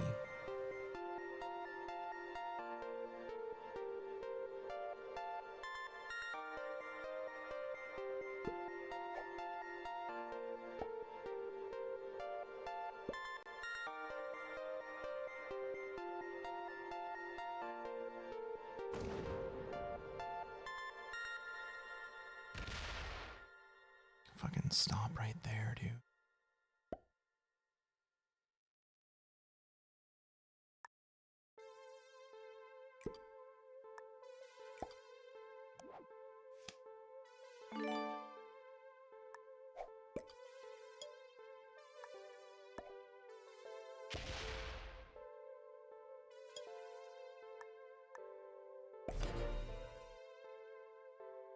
Why it says, I think you need a big stack in chem checkup.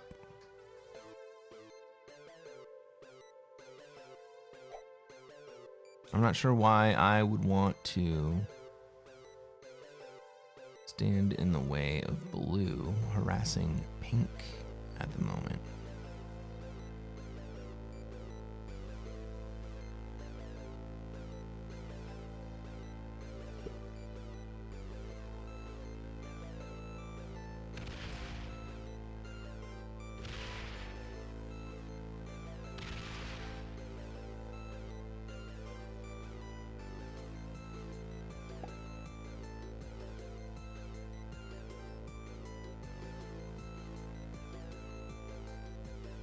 This will be fun.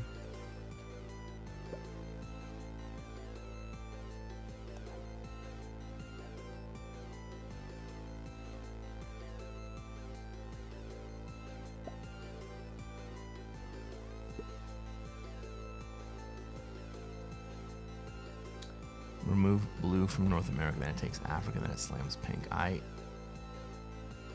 think it slams pink right about now.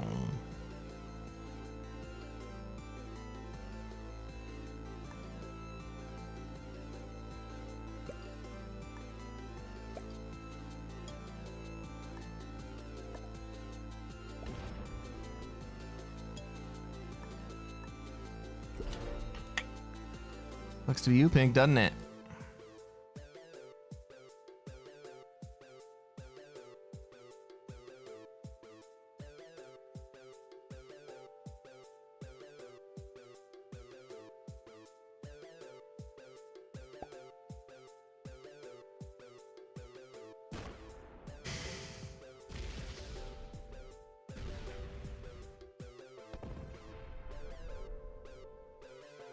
It's amazing cards, or amazing, amazing dice right there.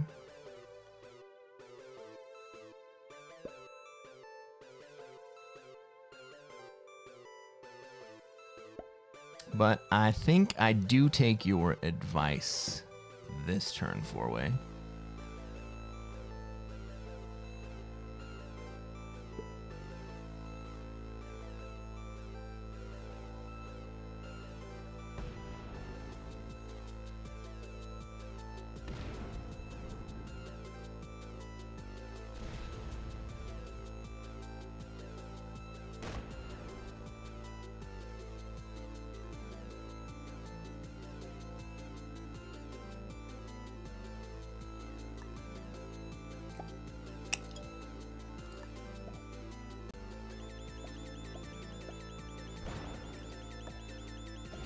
Spicy.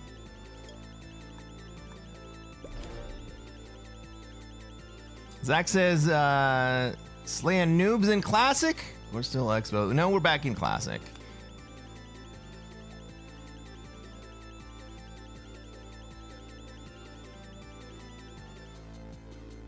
This game just got fun.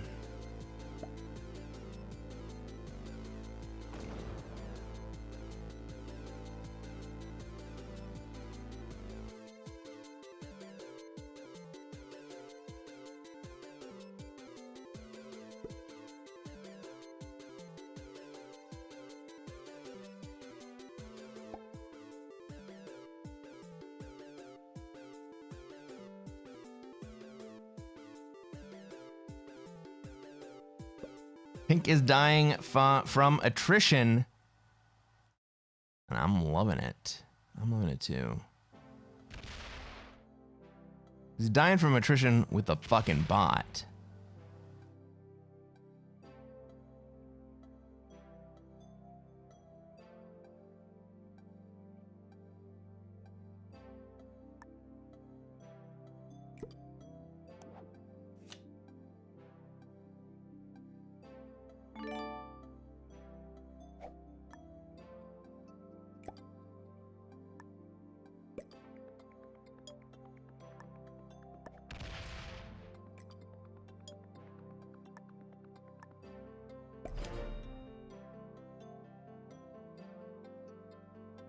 Pink learned, don't allow blue to stack on him.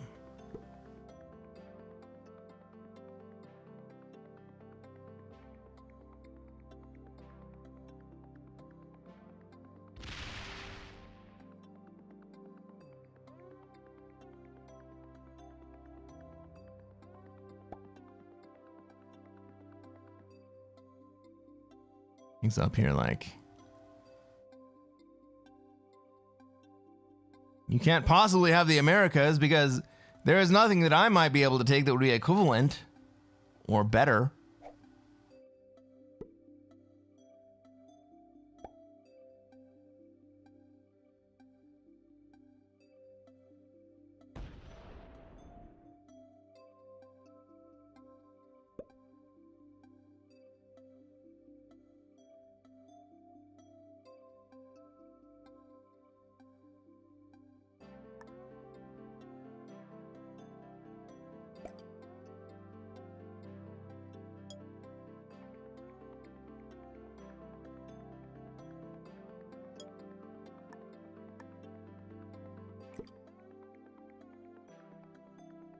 What you gonna do, Pink?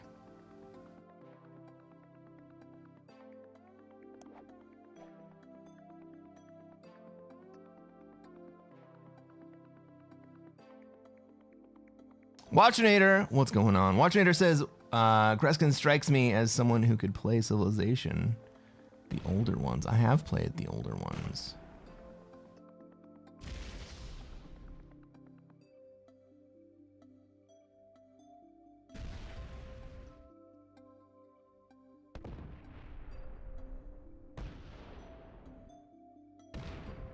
Right, now red has the troop lead, and I am in a rough spot.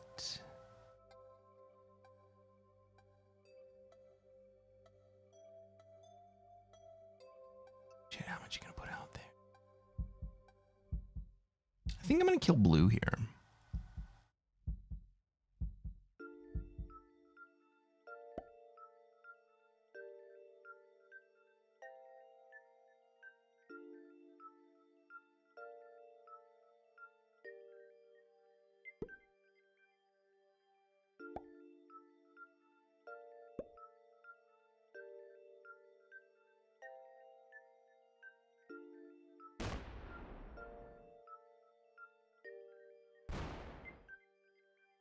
Well, it says, should have fucked off to Cam Chuck Nuggy. Yeah, maybe you're right. But my purpose in killing blue here is also to open up red. Like red, we know that red has the troop lead at the moment.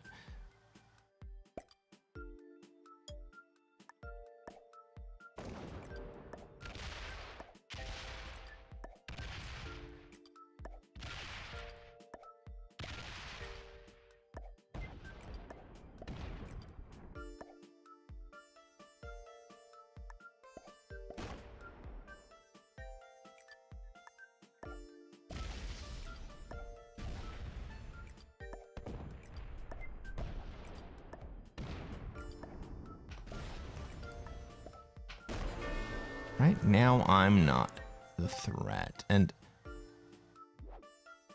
that's kind of got to do something about pink.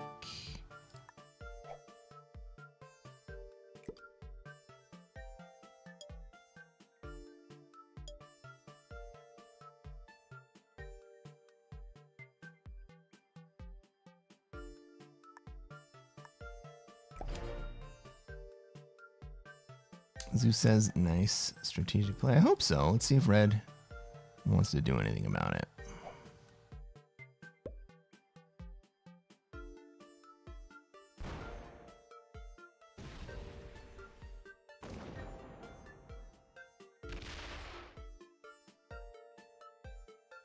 Wyatt says, you are the only one pink can hunt now. That's true.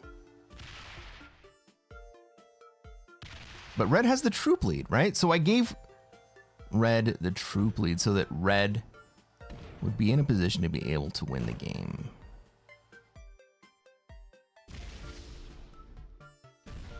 Oh, shit!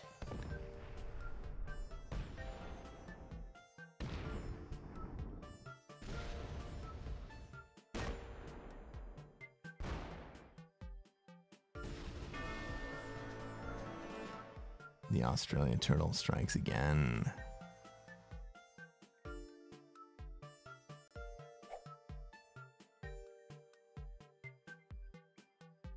All right, red.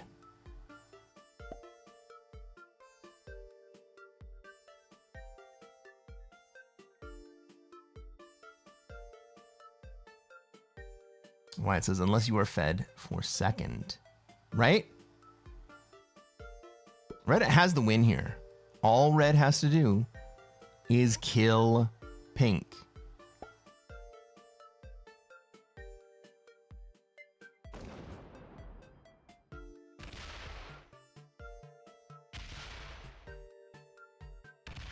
Oh, they're both slow.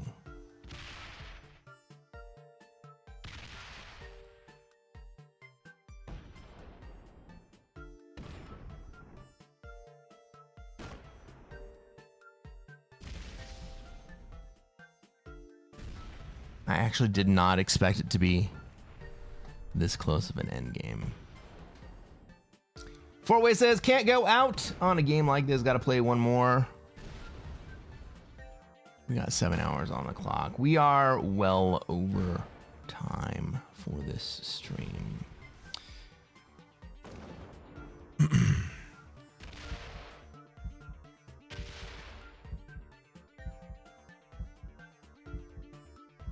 I mean, to be totally honest, I prefer that pink lose this game.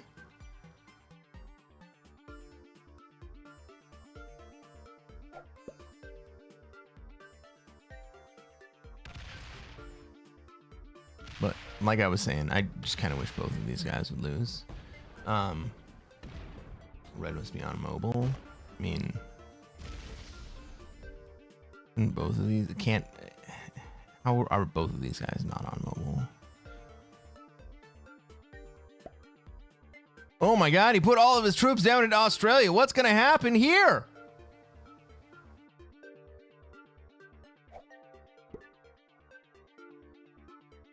Zeus says, I respect Pink's game? No.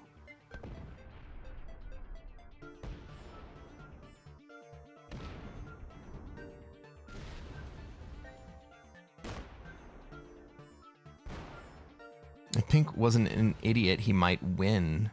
Red's just too slow. Red's still gonna win. The troop count is way too big.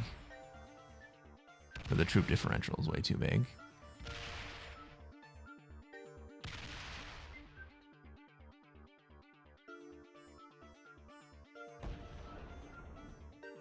Red did nothing all game long. Yeah, I wish neither of them would win.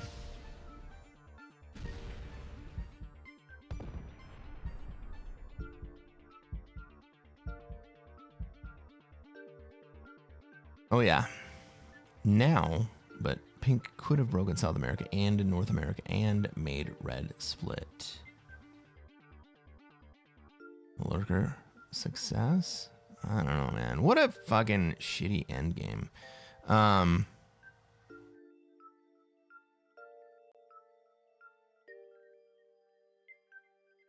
And on that horrible disappointment, some of you get that reference.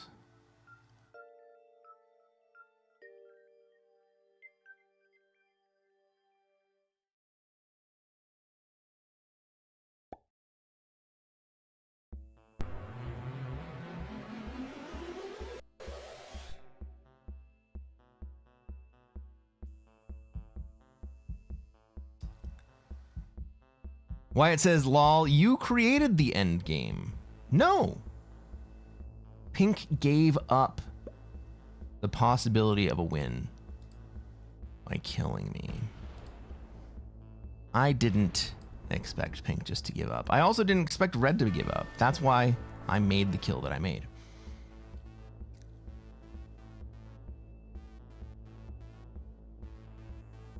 When do I stream again? Maybe tomorrow?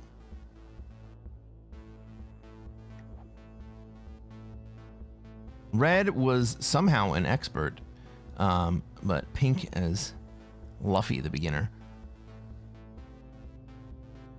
Makes sense. Red moving down into Australia when he did was a great play. I don't begrudge him at all for that.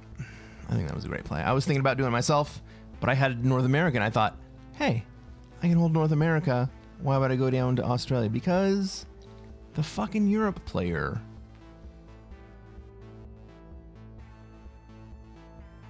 didn't know how to set up everybody to win. Let's do a little karaoke.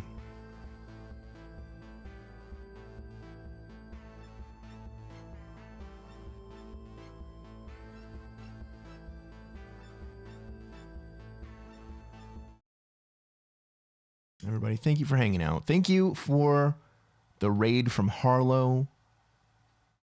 What else we got going on here? Thank you to Nordic Noob. Thank you for the bits to Hylordius. So many bits.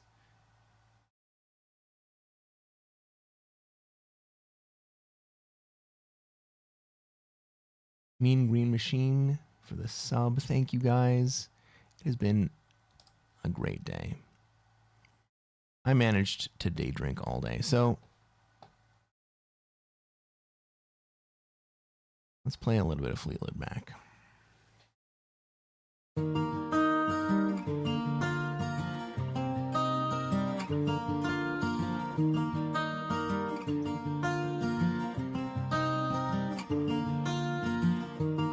I took my love, took it down. I climbed a mountain and I turned around, and I saw my reflection in the snow-covered hills till a landslide brought me down. Oh, mirror in the sky, what is love? Can the child within my heart rise above? Can I sail through the changing ocean tides? Can I sail through the seasons of my life?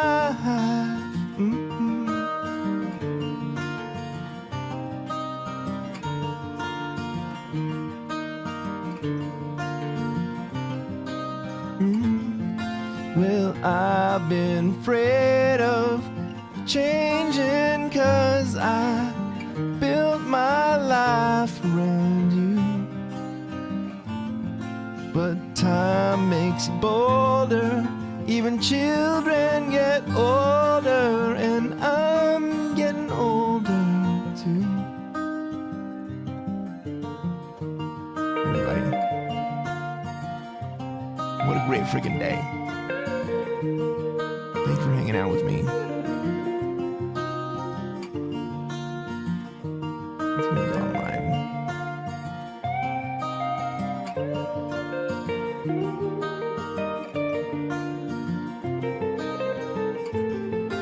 Well, I've been afraid of changing 'cause I built my life around you.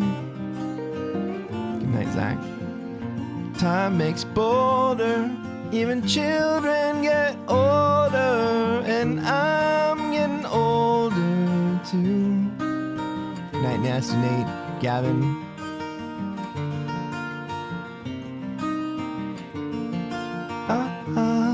Take my love, take it down.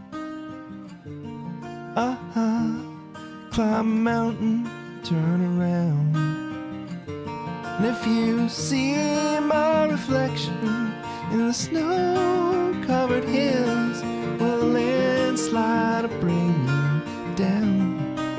And if you see my reflection in the snow-covered hills, will a landslide bring you down? Good night, Wyatt. Everybody, thank you so much for hanging out. I'll catch you on the next one.